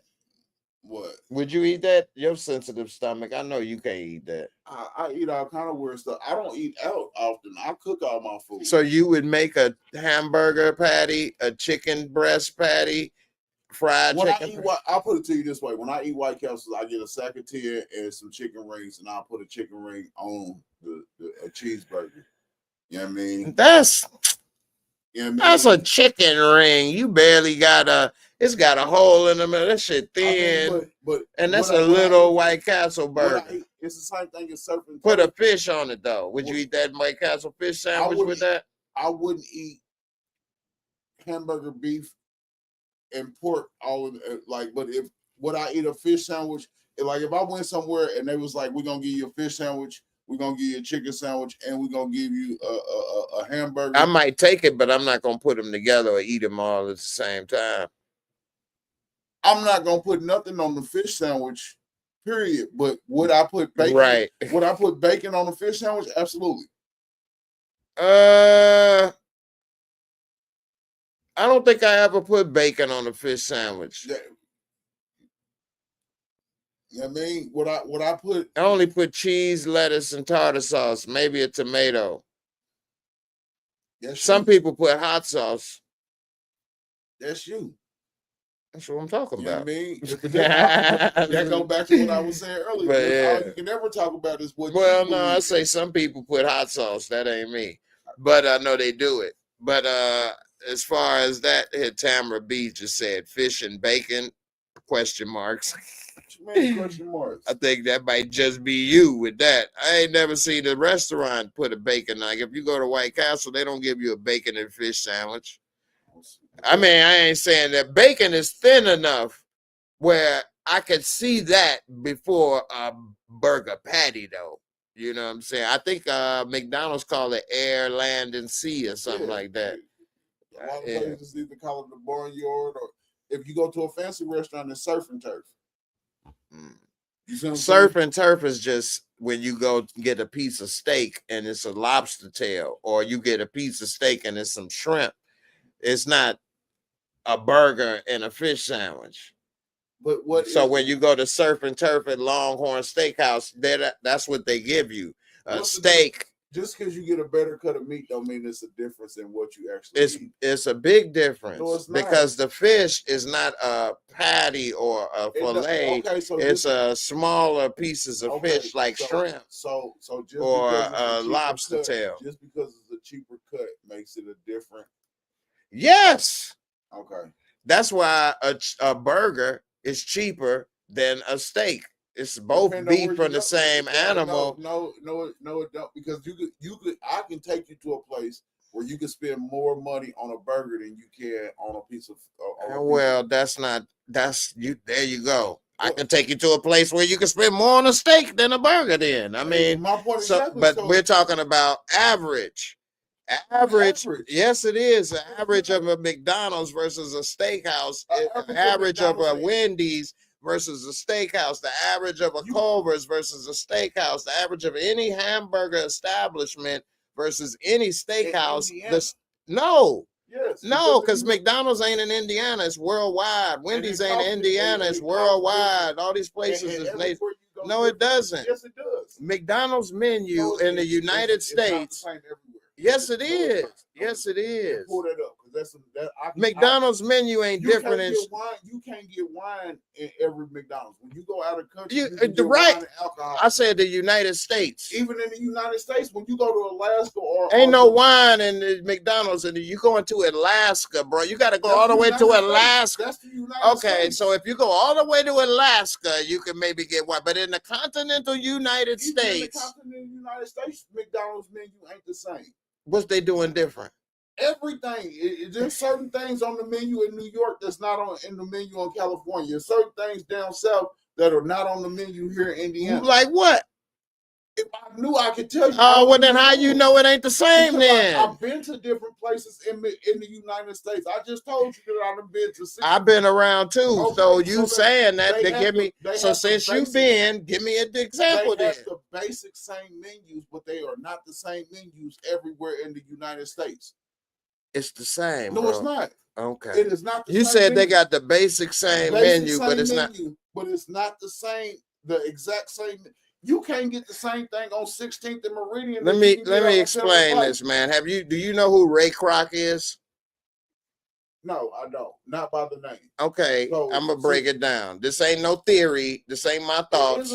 No, it's not. It's not a theory. Ray Kroc existed. I didn't make this up. But you have to believe what he. It ain't no believe. He did. No, it's not. He did it. Okay. Ray Kroc made McDonald's. He invented it. So it ain't no theory. You know where McDonald's is. We talking about it. So it ain't no. So let me finish. The beauty of what he did is that he made it all the same. So whenever you go to a McDonald's, that's why all the buildings look the same. That's why They White don't. Castles look the same. don't. Relatively, they look the same. That's why they have the golden arches. That's why the menu is, yeah, it may be smaller, different things, but when you go to one, you know what a Big Mac is. They don't put mustard and different stuff and different, you know what's on it. You know what I mean? You know what a quarter pounder is. You know, other franchise. the menu's the No, same. it's not. Okay. Because they not even, McDonald's ain't even a corporation like it used to be when it first came out. Now it's a franchise. So when you buy the franchise, yes, there are certain things that you can and cannot change about McDonald's, but there are things that you are able to add to them and change because you own the franchise. That's like when Cardi B had their little Cardi B meal, and some of the McDonald's didn't sell it because they didn't agree with Cardi B. That's called promotion. Exactly. So if you allow, that's not their menu. It is the menu because where was the Cardi B combo at? Was it on their menu or was it not on their menu? Technically, okay, not you technically. can say. I was about to say technically you're right, but no, you're right. No, not technically. Then I was about to say technically you're right, but you're right. No, not technically. So then it ain't on that end. So how did you order it if it wasn't on their menu? How did so you like order? I was saying, technically you're right. It's temporarily on the menu as a promotion. And that's all I said is that every McDonald's you go to. Well, that ain't how you prevent. You didn't say promotions. You said they menus ain't the same. Okay, if you pull up the McDonald's on 16th and Meridian right here in the city, and then pull up one that's owned by a different franchisee, they menus are gonna be basically the same, but there are always gonna be a couple of things differently because of the franchisor being able to say I just don't know on their menu and what they don't want on their menu. They can't do that. As long as they don't. They can't put what they want. Say if you got your own McDonald's franchise and you want to start selling grilled cheese sandwiches, you can't do that. Why can't you? Because that's not part of the McDonald's brand. That's why you can't go and do it, because then they'll have people selling all kind of different stuff they want. You can't do that. That's illegal with their contract. You have to sell McDonald's stuff, just like if you had a deal with your friend and you can have thicker fish patties. You can't do that. You have to buy their filet of fish patties. You can't sell your own fish patties, or say you got a way where you can have thicker burgers at your McDonald's. Your quarter pounders is bigger than the regular quarter pounders. You can't go and buy your own quarter pounder patties and start selling them. Or say you got a deal where you can get cheaper quarter pounder patties instead of buying it from them. You can't start buying your own cheaper quarter pounders and selling it. They will cancel you. Okay. You know what I'm saying? You can't do that. Tell the difference between the real Jordans and the fake Jordans? That's totally different. It's not. That's different because you can buy a pair of shoes from anywhere. Not the Jordan tennis shoes. I'm saying the restaurant. Can you tell the difference between the real Jordan restaurant? Man, those are fake restaurants. No, so Jordan, I know, but anybody can write that name on there. Those are just regular Chicago wannabe frying chicken fish restaurants. Jordan's is not a McDonald's corporate trademarked store. They have their LLC or whatever, but Jordan's, I can't go and put a McDonald's golden arch there. I will get sued. You can. You just can't call it the golden. It ain't gonna be a McDowell's. McDowell's was getting sued. Remember? He said, "Get your ass out of here. I got the Big Mick, goddammit. You got two golden arches. I got the golden arcs. Now we both got two all beef patties, special sauce, lettuce, cheese. But that's where the difference ends. Okay? You seen the mop before, right? Well, you know how to use it, right? Yeah, I've seen it done before.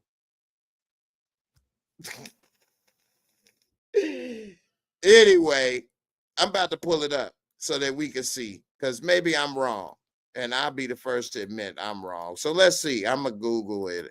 I'm gonna Google it. Let's see. That's an inside joke. All right. Can McDonald's owners change the menu? And then I should see all the menus the same. Change the menu items. It says without permission. Yeah, if you get permission, I'm sure you can do stuff. Without permission is the key. You can't just do what you want when you want. Nobody ever said you could do anything that you wanted to. I said that the menus are not the same at every fucking McDonald's, is what I said. Okay, well, I'm going to go and put that in there. It says no franchise owners cannot change their menu items without permission. All right, let's see. You said, are they all the same? All right. All McDonald's menu the same. It already said that. No, all McDonald's menus are not the same. McDonald's adopts its menu to reflect local tastes and traditions in different countries. I know that. I should have said U.S. because that's what we were talking about. Even in the U.S., like Alaska, Hawaii, New England, Seattle, Minnesota, it's different menu items on their menus just because of well, I know in different countries. No, I'm saying right here in the United States. When you go to different places, they have different menu items just because of the environment that you're in. Now it says no. All McDonald's menus aren't identical in America, although they are similar across the country. While the core menu remains consistent, there can be regional variations in specific items and offerings. Here's a more detailed explanation. Regional variations. While the standard menu items like Big Mac, cheeseburger, fries are available all location, some items might be exclusive to certain states or region. Limited time offer. Well, that's like Arby's.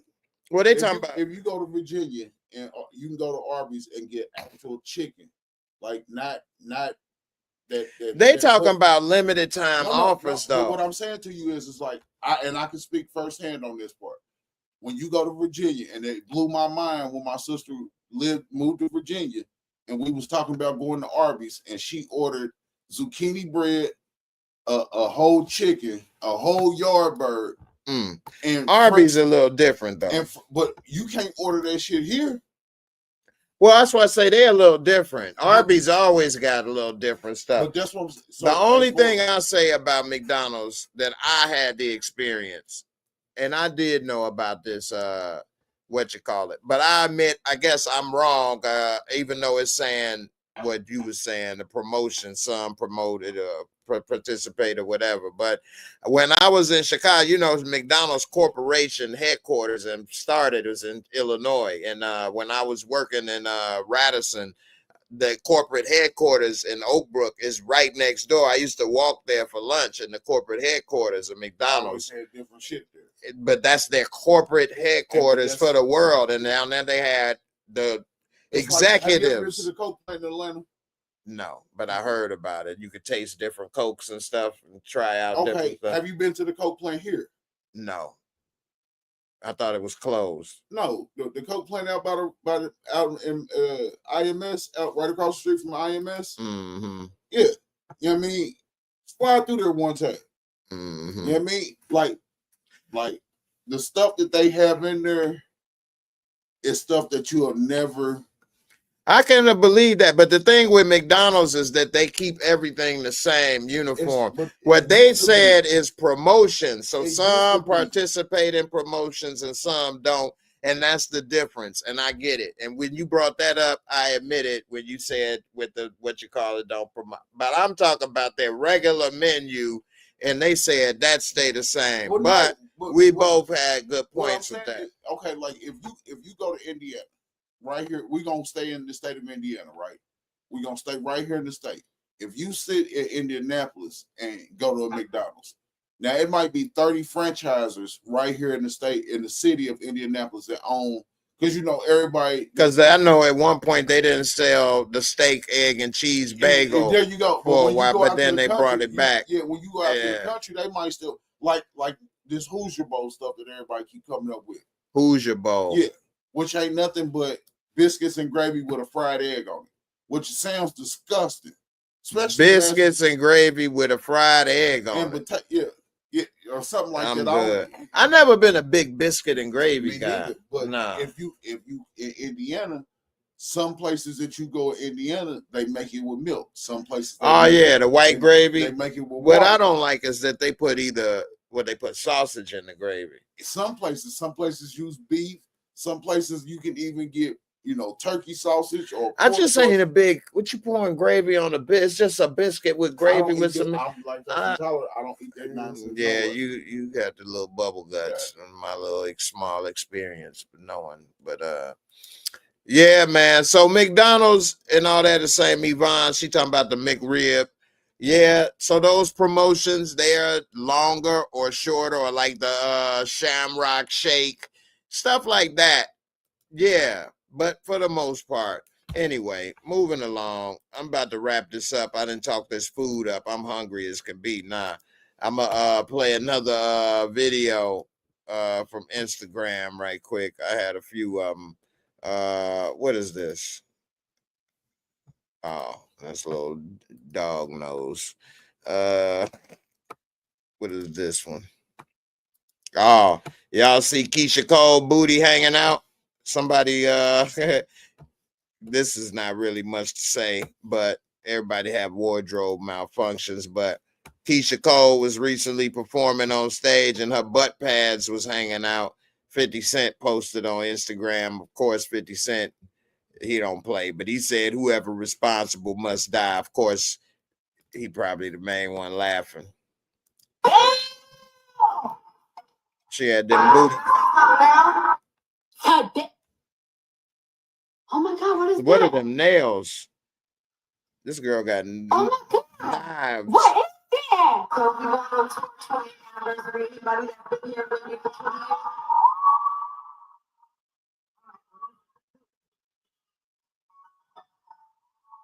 They talking about this right here hanging out. This white pads hanging out the back of her butt.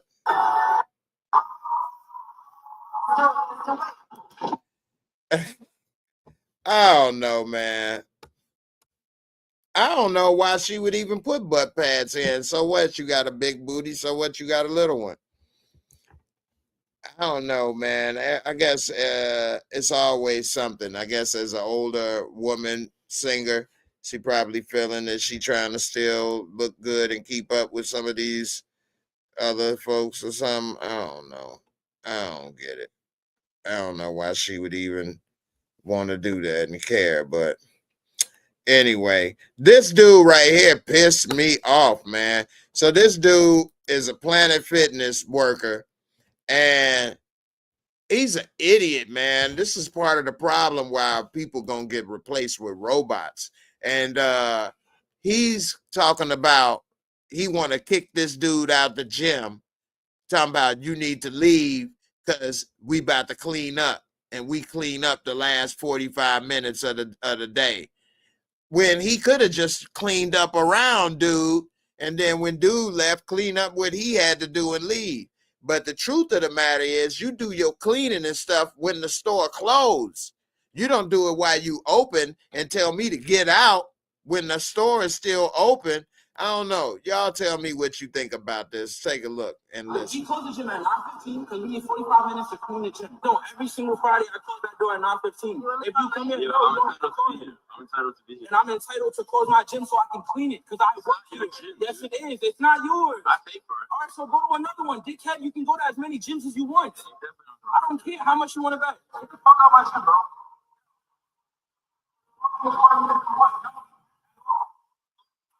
Get the fuck out, bro, before I violate you. I'm not playing with you, bro. At 9:15, I close my gym every day. I'm a closer, a Friday closer. Get the fuck out, bro. Get out. You want to be so tough, put that phone down and do something real tough. Since you want to be a tough guy. Get the fuck out, bro. I know you're not following me out of the gym. I'm escorting you out the gym. Listen, every day we close the gym 45 minutes early so we can. We're not following this. All right. Get back off, please. He closed the gym at 9:15 because we need 45 minutes to clean. OMG. That made me so mad. He talking about put the phone down before I violate you. You closed the gym at 9:15. I need to get out. This is your gym.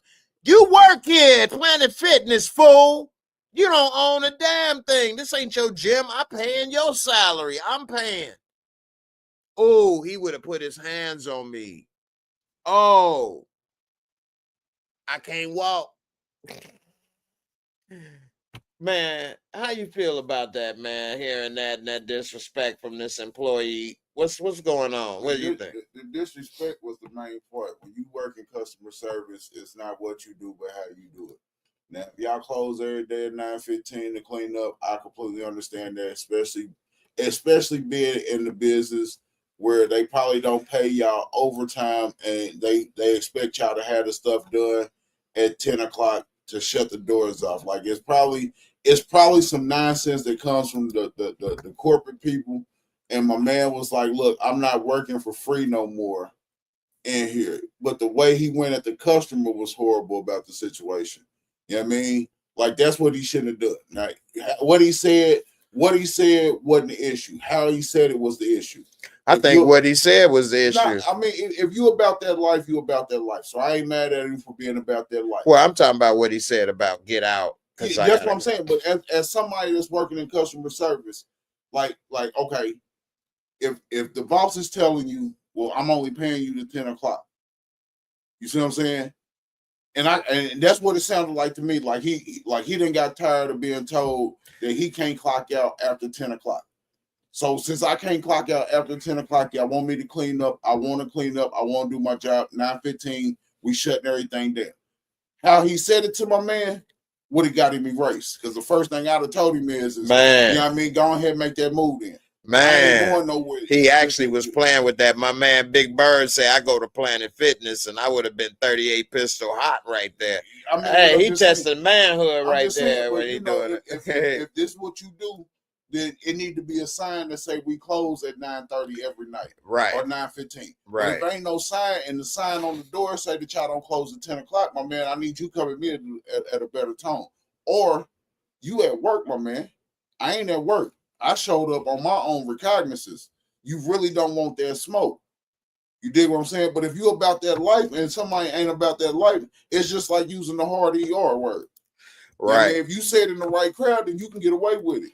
He can get away with it because he was clearly about that life and the other dude wasn't. Because if it would have been me, you'd have had to call at 42 years old, you'd have had to call somebody to get me out of there early. Hey, for real. For real. Now, legally, you know what I mean? We just having a conversation, so it wouldn't have never got past no conversation. But as a paying customer, oh yeah, you're gonna have to make do with what you're gonna have to make do with. And I don't get no F's about you being in here till 10 o'clock, and I'm in here trying to get my workout on, and the door don't say it closed at 9:15. Now, like the Chinese restaurant around the corner, if you in there right before they close at 9 o'clock. At 8:15, they telling you, hey, look, my man, you got 10 more minutes. We can you can take whatever you want to in a to-go box. But we shut down.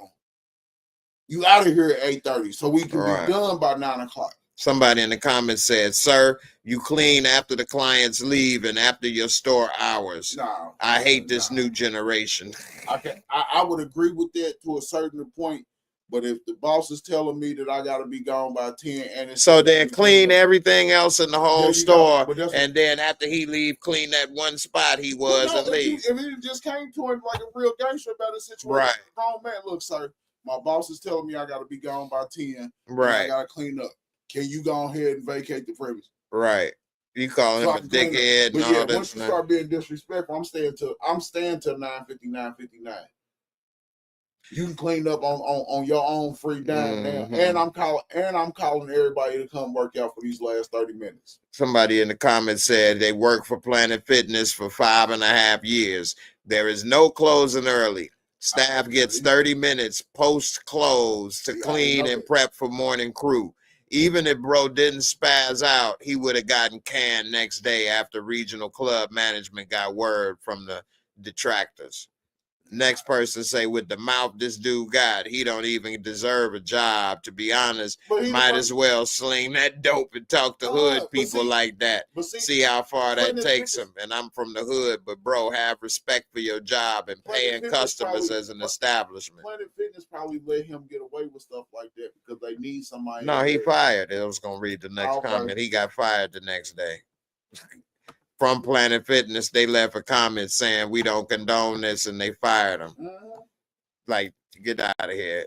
Because that'll make people cancel their membership and stop coming to your store because they don't want to see your ass. And then if you got 10, 20 people cancel $50 a month, you cost me more than I'm paying you. You're not worth it. You're not bringing me money. You don't clean better than the next person, but you wipe down the treadmill so good you irreplaceable. No, you don't do shit that's not replaceable. Nothing. You found out the hard way, too. Found out the hard way. Sometimes people think that's theirs because they there. No, it ain't yours, fool. It's your responsibility. But this ain't yours, and you are replaceable. I've had people come in here helping me, home health aid, and they thinking they so damn. What you doing so irreplaceable? You wash the dishes better than somebody. You take out the garbage better than the next one. You swept the floor. You vacuum. You vacuum so goddamn good. You could talk to me like a fool, right? You could talk to me like I ain't shit, right? Because you could vacuum. Because you could mop. What? Because you made a hamburger for me? What? What? I shouldn't. I would talk to me like a fool. You put a load of clothes in the washing machine. So now you can say whatever and talk to me like a damn fool, right? Like you ain't did a damn thing. You're doing nothing. You're replaceable. I'm doing you the favor of allowing you to do this and paying you for it. Because I can do the shit myself and keep my money, which is what I do now. Why argue with somebody and beg them to do their job? This ain't no jobs program. Nobody have to give you nothing. Nobody had to hire him. What he thought? Because he was cute? Because he got muscles? Go ahead and pay to work out them muscles now. Like everybody else. Sometimes people forget they ain't really bringing much to the table. And sometimes people think they have more than they really do and they need a wake-up call. You know, I've come across people in all walks and things. They think they bringing this type of, audience, or they got this type of whatever finance. And then when they come to find out, they ain't doing nothing. They ain't bringing nothing. It ain't more than what they thought. So I'll be the first to say, I ain't bringing much. I ain't got much. People say you was in this. Shit, I wasn't no star. I ain't got this. I ain't do it. They ain't gonna hear me talking about, I do this. I'm gonna bring it. I'm gonna do. Nope. Because I try to keep it realistic and humble. Straight up. And that'll get you a lot far. I'm more of a balanced. I don't get too high and I don't get too low.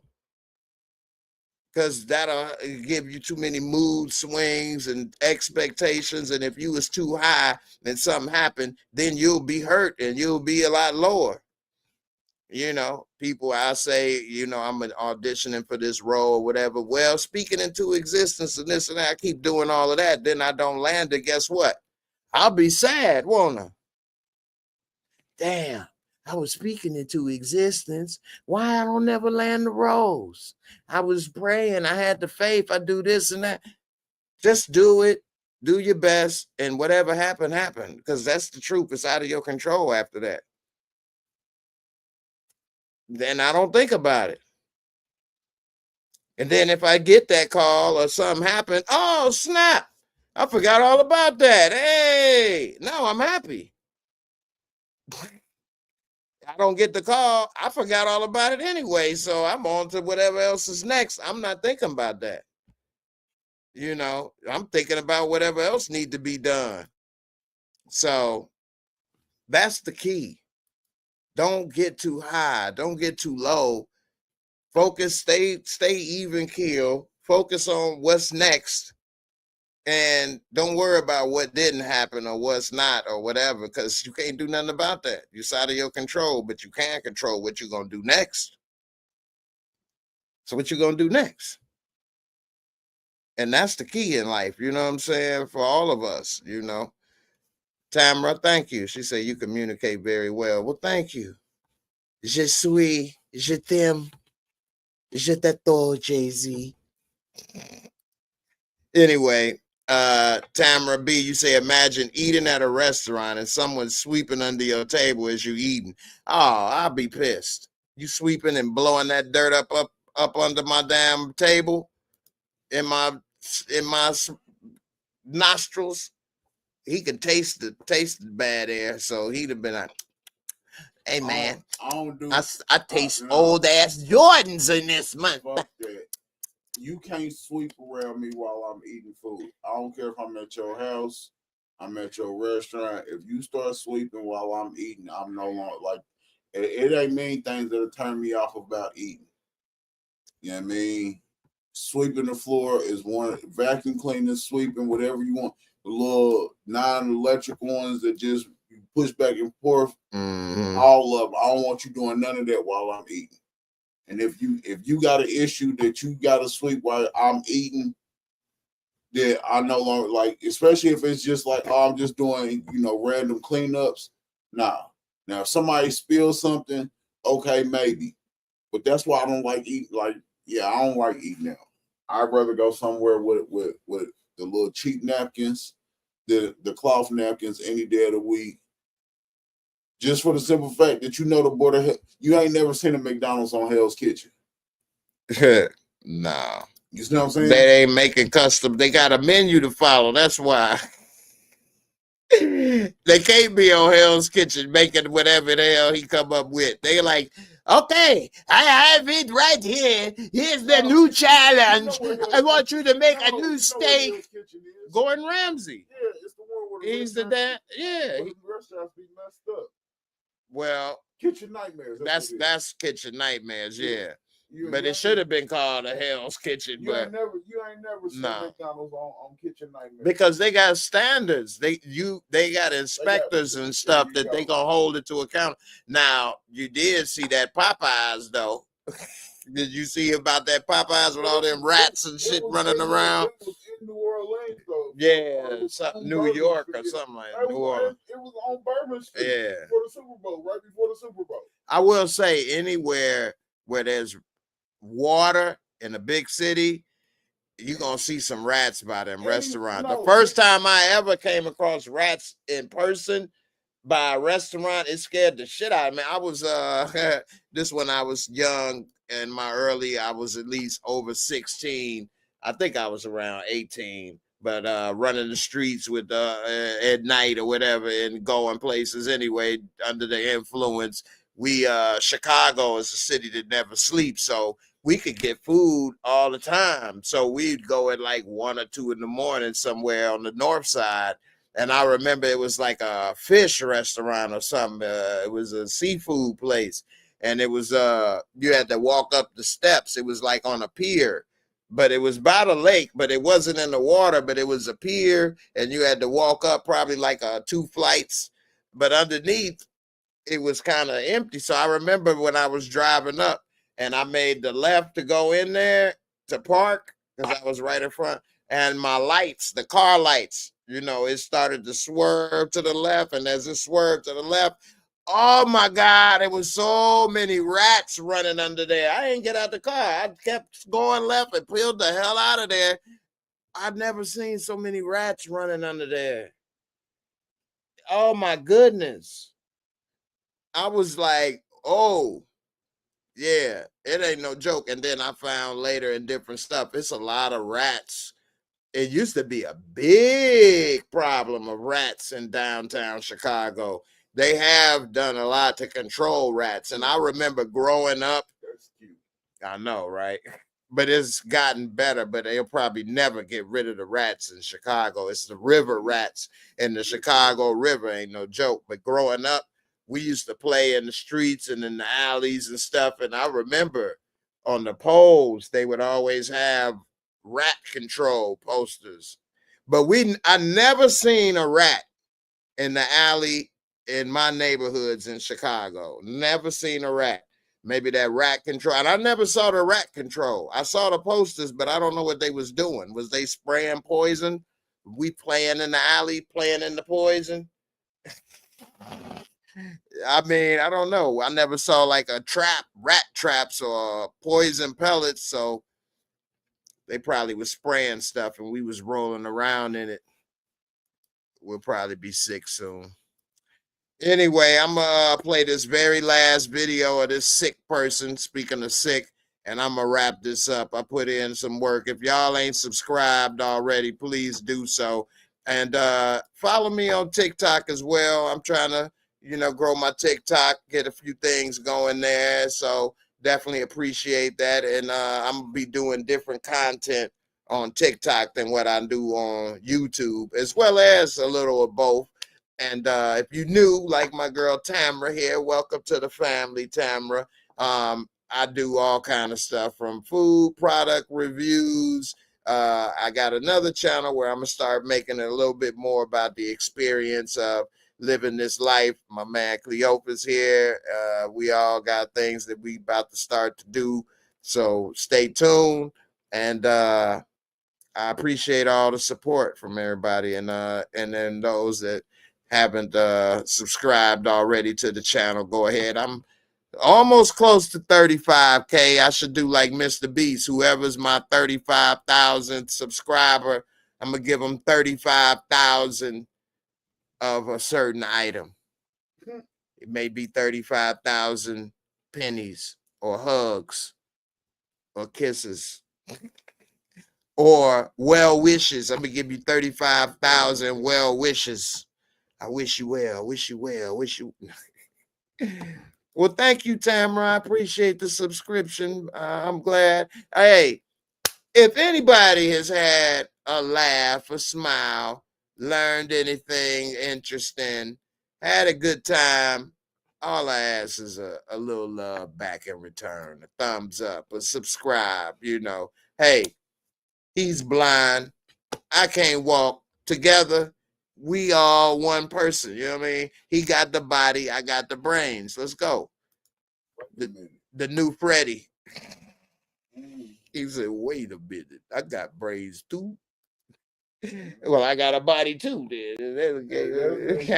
You'll mess up my joke, nigga. Damn. I told you. Messing up my punchlines over here. Eyes on your way. You need somebody ass kick, just tell me which way it is and take care of it. Punch left, right. We gonna be like Hear No Evil, See No Evil with Richard Pryor and Gene Wilder.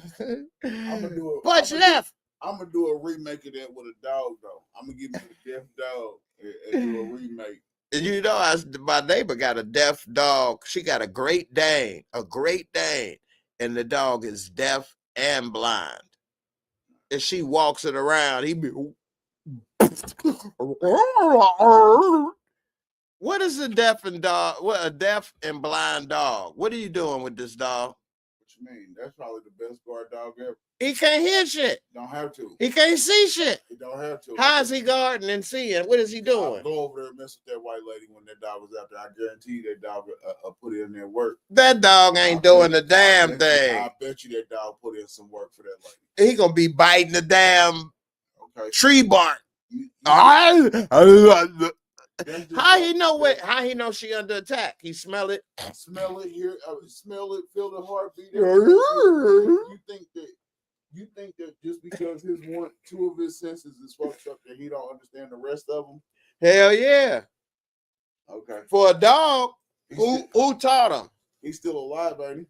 Who taught him? He's still alive. That means he's eating every day. She feed his ass. Probably put his face in the bowl. So he know exactly what time it is by just because you because she put his nose in the food. I mean, I guarantee you, food time. He probably know a routine better than most people. She does. She walk him like it ain't no tomorrow. And that's what I'm saying. So the routine is down pat. So anything that deters from that routine, he probably when he smell peanut butter, you're a mess. He know what time it is. You're a mess. Peanut butter. Okay, mama wants a little lick. You're a mess. and he can't see and he can't tell on her.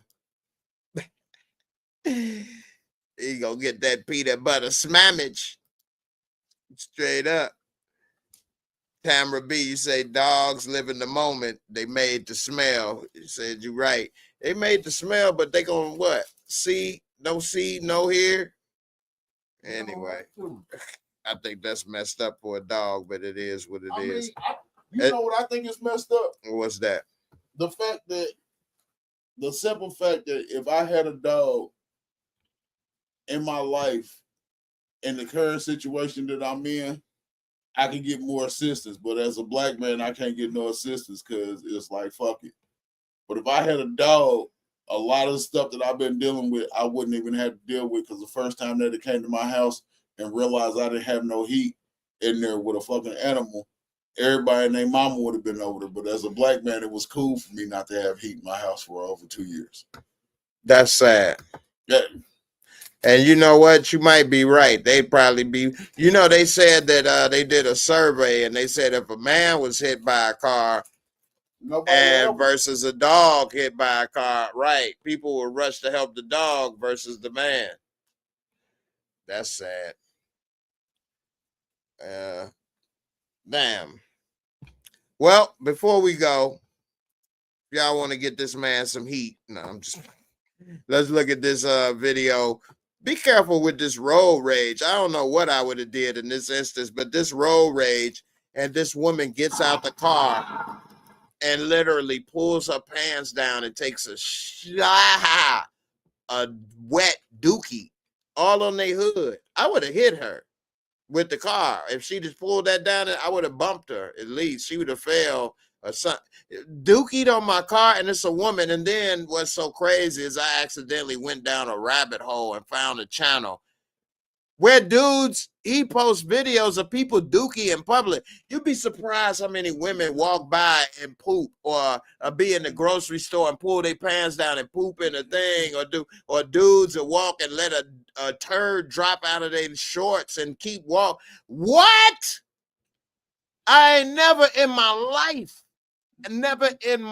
life considered taking a boo-boo in no damn public aisle or mall or something and keep walking. And then they don't wipe it and it's walking, but this I never, ever. This never, how could you do that? How could you do that? How could you let some boo-boo come out your body and you in the Walmart aisle and you just keep shopping? You know what I think about that? You can't go to the bathroom at Walmart? It's a crackhead moment. I'm not even curious enough to find out. It's just like homosexuality. Like my buddy, his girlfriend, I swear, is a dude. Now, I don't got nothing wrong with transgender individuals like this. Right? But the way she talked, the stuff that she says, you know what I mean? And then he made the comment to me that ain't nothing wrong with having a chick with a dick. And I'm like, just say that you know what I mean, you like that stuff. Ain't nothing wrong with it, but you know what I mean, you hiding it and trying to make it seem like that your girl Felicia ain't a dude. Like everybody, I don't have to see her to know that she used to be a Philip or Felicia. There you go. Yeah. All right, let's look at this video right here. This you ain't gonna keep saying look at videos. I'm talking to people, other people too. Look at this.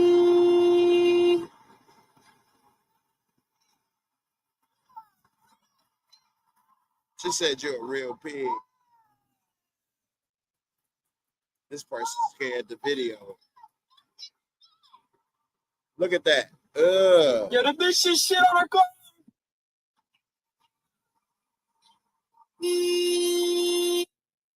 This damn pause play button. This woman is got out of her car, pulled her pants down, bent over on the hood of the woman's car. You can do that when I would have bagged up. Yeah, you see what I'm saying? Man, like how stupid are you to sit there and let somebody? How you do that? And she got back in her car and squished it in her own seats and pants and cootie cat, and she thought she won. And that's the sad part about it. I got a subscription to Crew Car Wash, girl. Is you crazy? I'm just gonna go right through. I ain't about to wipe this off with my hands. She's I'm glad you nasty. did it because now see, as a young person, I'd have just backed up. I'd have never been in a road rage situation in the beginning. Amen. Hallelujah. As an old man, oh yeah, you take a dump on my car, that's assault with a bodily fluid. Oh, hell yeah. You know what I mean? That is assault. Yeah, I ain't even playing with you no more. You can't go and take a doo-doo on somebody's car. And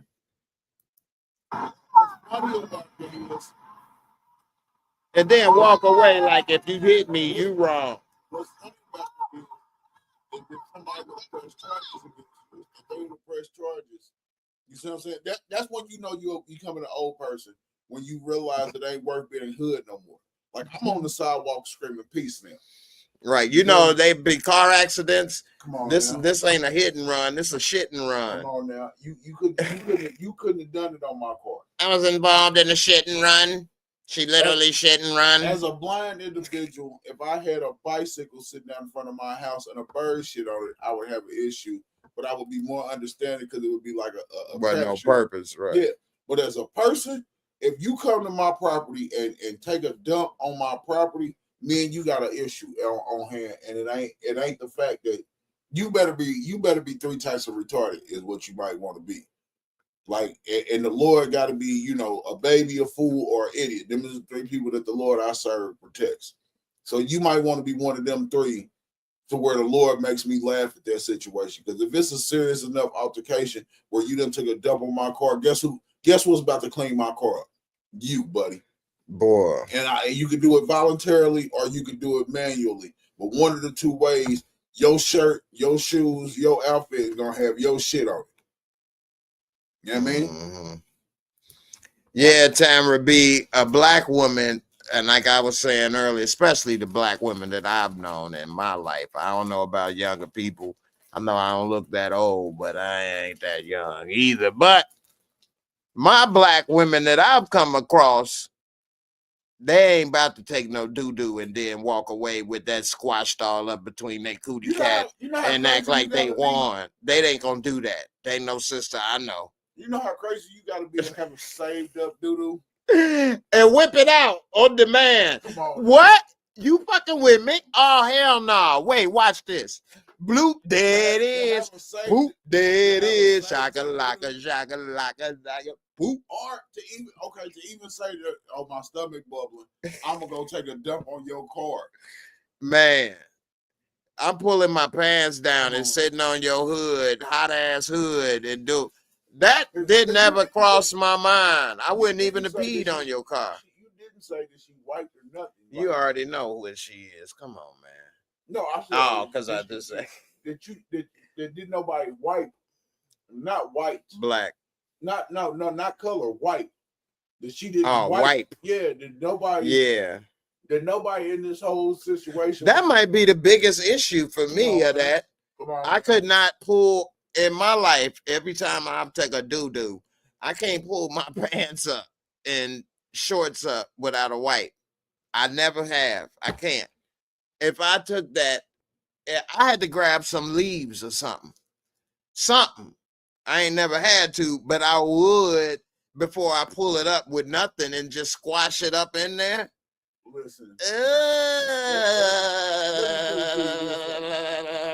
I ride around with my old brother's TP from my bone. He sure do. He got. You know what I mean? He had his old paper with him. Just for the simple fact that you might have one of them farts, one of them times. A wet willy. Come on, man. Or now we both grown men. You know what I mean? When you go somewhere and you sweating good, like you go play basketball and then you get a fart and then that bad boy between the sweat and the fart, you don't know what the moistness is. See, I like my women to play like 2 full court games of basketball, get that musk and sweat and grill. You know what I'm saying? Get that little cootie cat. Water, like, nigga, if I'm at the crib and I take a shit, I'm jumping in the shower. I'm jumping in the rain box. Yeah, no. You know what I mean? I ain't even worried about no toilet paper. I'm jumping right into the rain box with some soap and water. The only time I use TP for the bunghole is outside the house. If I'm at home, it's soap and water time. If you come to my house, it's 2 wash rags that hang up in the bathroom. One of them face, body, one booty. is nuts and one is ass. If I take a shit, You got one for nuts and one for ass. come on, man. Listen. I am a grown man, and when I'm at the crib, if I got to take a number 2, I'm washing up afterwards. I feel you, but you got one for nuts and one for that's 2. You need 2 whole separate duties for them duties. You don't look. I can see one for face and the rest for body. I'm not rubbing my nuts with the same one I rub my asshole with unless it's an emergency situation. Rub the nuts first, then the booty. No, for what? Front to back, like ladies. No, I'm not a lady. You know what I mean? So you go front alone and back alone. Listen, if I gotta wash my nuts after taking a shit, that's a major problem that went on. You ain't lying with that. You might have pulled them up too fast. Then like Shorty. Listen, sir. Hey, we about to wrap this up, y'all. This been a 4-hour session right here. It went by kind of fast, actually. You on that bull crap. I'm not washing my nuts with the same one I wash my ass with. I'm sorry. You do what you want to in your situation. But yeah, it's 2 wash rags at the crib. And I know people like, well, damn, you don't wash your face. Yes, I wash my face. But I use, you know what I mean? You get in there with on your face, you know what I mean? If your nuts is clean and your ass is clean, you can use your hands on your face. You get a loofah for everything else. What you talking about? You know what I mean? You got to scrub and get the dead skin off. Half of you niggas ain't washing your legs or your feet or none of that. Just let the soap run off your forehead. Nasty little bastards. Good. Tamara B, you say, have a good night. You didn't put some French on me. Nah, I don't know this one. I'm going to say, what is that? Bisous. She say, Guten Tag, Peterson? That ain't French. I know it's German. Right. She said, Bisous XOX. That's the kiss and hug. Let's see. Bisous. Bisous. I guess it's not the B. It's what? Susus. I don't know that one. If I knew how to pronounce it, I'd get it right, though. Is it SUIX? No. It's BISOUS. Oh, yeah. Okay. Damian Kenny said, breaking news, Mexican Navy training vessel strikes the Brooklyn Bridge, 20 injured, 2 dead. What? I ain't heard that one when you said breaking news, but let's see if they say something. Mexican Navy Brooklyn Bridge. Stuff that they makes. What's the point of having a healthy gummy? Like, make that make sense. A healthy gummy. What's wrong with that? I take vitamin gummy. No, not. It's supposed to be candy. What's wrong with making it good and it still tastes good? That's what's wrong with you people. What you mean, you people? You people that go to McDonald's. You people. They go to fast food restaurants and want it to be healthy and cheap. I don't think that. If it's cheap, then it ain't supposed to be healthy. But they don't sell gummies at these fast food restaurants. Okay, but I just got some. What are you talking about? I don't know what the hell these things are. Yeah, first, yeah. You know, did a Mexican ship hit the Brooklyn Bridge? What are they all the way in Brooklyn for? Why ain't they in Brooklyn? What, we got our own protection in Brooklyn. We don't need Mexican ships to protect it. Yeah, okay. He said, yeah, okay. It looked like that just happened, though. Mexican Navy sailing ship crashes in the Brooklyn Bridge, killing 2. It says there were 200, and it was a sailing ship. I'm just trying to. So that's why it makes more sense. The day and age with all the technology now, all of a sudden can't nobody drive without hitting the bridge. I know. Damn, everybody got a paywall these days. Helicopters can't fly without crashing into airplanes. The most sophisticated helicopters can't fly without crashing into people there. Well, it's not that. It's because of the FAA and some of the cuts and different things and the air traffic controllers. It's not necessarily the pilots because they got to rely on the, well, some conspiracies are true, though. All of them are. Well, I wouldn't say all of them. Well, to the person that said it, why ain't it? You know what a conspiracy is? Yeah. People that's working together to accomplish a goal. the truth that you ain't in that secret. enough people believe in it yet. That's all a conspiracy is a truth that not enough people believe in. No, it's Why? not what. Because That's not a conspiracy. it is, because the person that believes the conspiracy, the person that thinks it's a conspiracy, believes it wholeheartedly. I see what you're saying, but that's not what it is, though. It don't require if they believe or It not. do. No, it don't. How come So it don't? What's because there's some people don't believe in conspiracies, but that don't mean it's not true. But that's It what don't makes a mean it. conspiracy. No, a conspiracy. Let me look it up. It is normally when two or more people are secretly working together to do something. And who came up with that definition? The motherfucker that wanted to be famous for coming up with that definition for conspiracy. Okay, I got a question for you. Why are you looking it up? Right. Do you believe that everybody on Maury got actual facts, factual reports for arguing? Oh, Maury. No, seriously. Because man, that's a TV no, show. I don't look at that as what being accurately like what I'm saying is that if you don't believe in a paternity test and the process, here's the definition. Okay. A secret plan by a group to do something unlawful or harmful. So that Maury that's not unlawful or harmful. So only conspiracies can be if a group conspires to do something unlawful or harmful. I mean, a group could be two people or I'm more. I'm just asking the definition. You going by that definition, right? Yeah. So if me and you come up with a conspiracy to sell drugs, that's not harmful. Like we gonna sell drugs. Is that harmful? To people that use drugs? No, it's not. Because if it was harmful, then they wouldn't do like. You know what I mean? You see what I'm saying? Drug use is no, it's not. Wait, let me finish. Drug use and alcohol use and that is a slippery slope, because a person, you can say they're harming themselves, but then you can also say in that part of their rights as a free person to choose to do that. Well, that was illegal at one time, and now it isn't. Just like they can make laws. This is weed is legal and it wasn't, and vice versa. So it all depends on what you believe is legal or illegal as the moral compass in yourself. Right. Just like when most drug dealers get busted, it's for conspiracy. You said you done filming, right? I didn't sign off yet, but I see you didn't go. I know you didn't see that part. Go to the other one. Go to the other what? I'm about to go outside and water bed. All right. It's 3 o'clock in the morning. Ain't nobody outside nowhere. It's 2:30, but you can go to the bathroom as well. Just go to the. Oh yeah, go to the bathroom. You would. He closed the door all the way as well.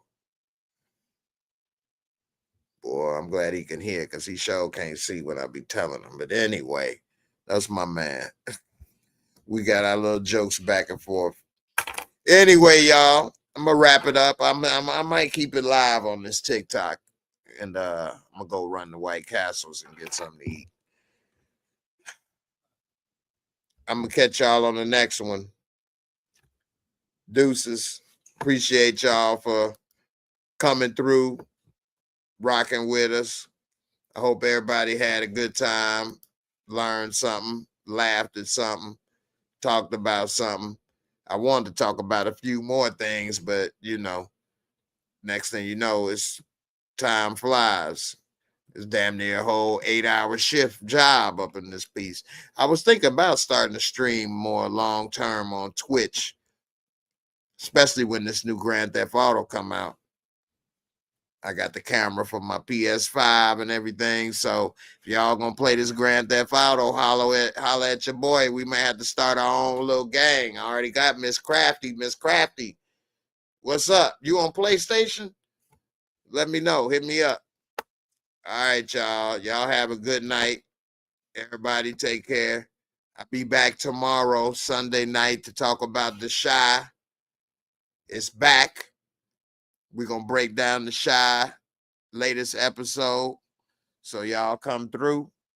I'll see y'all on the next one. Peace.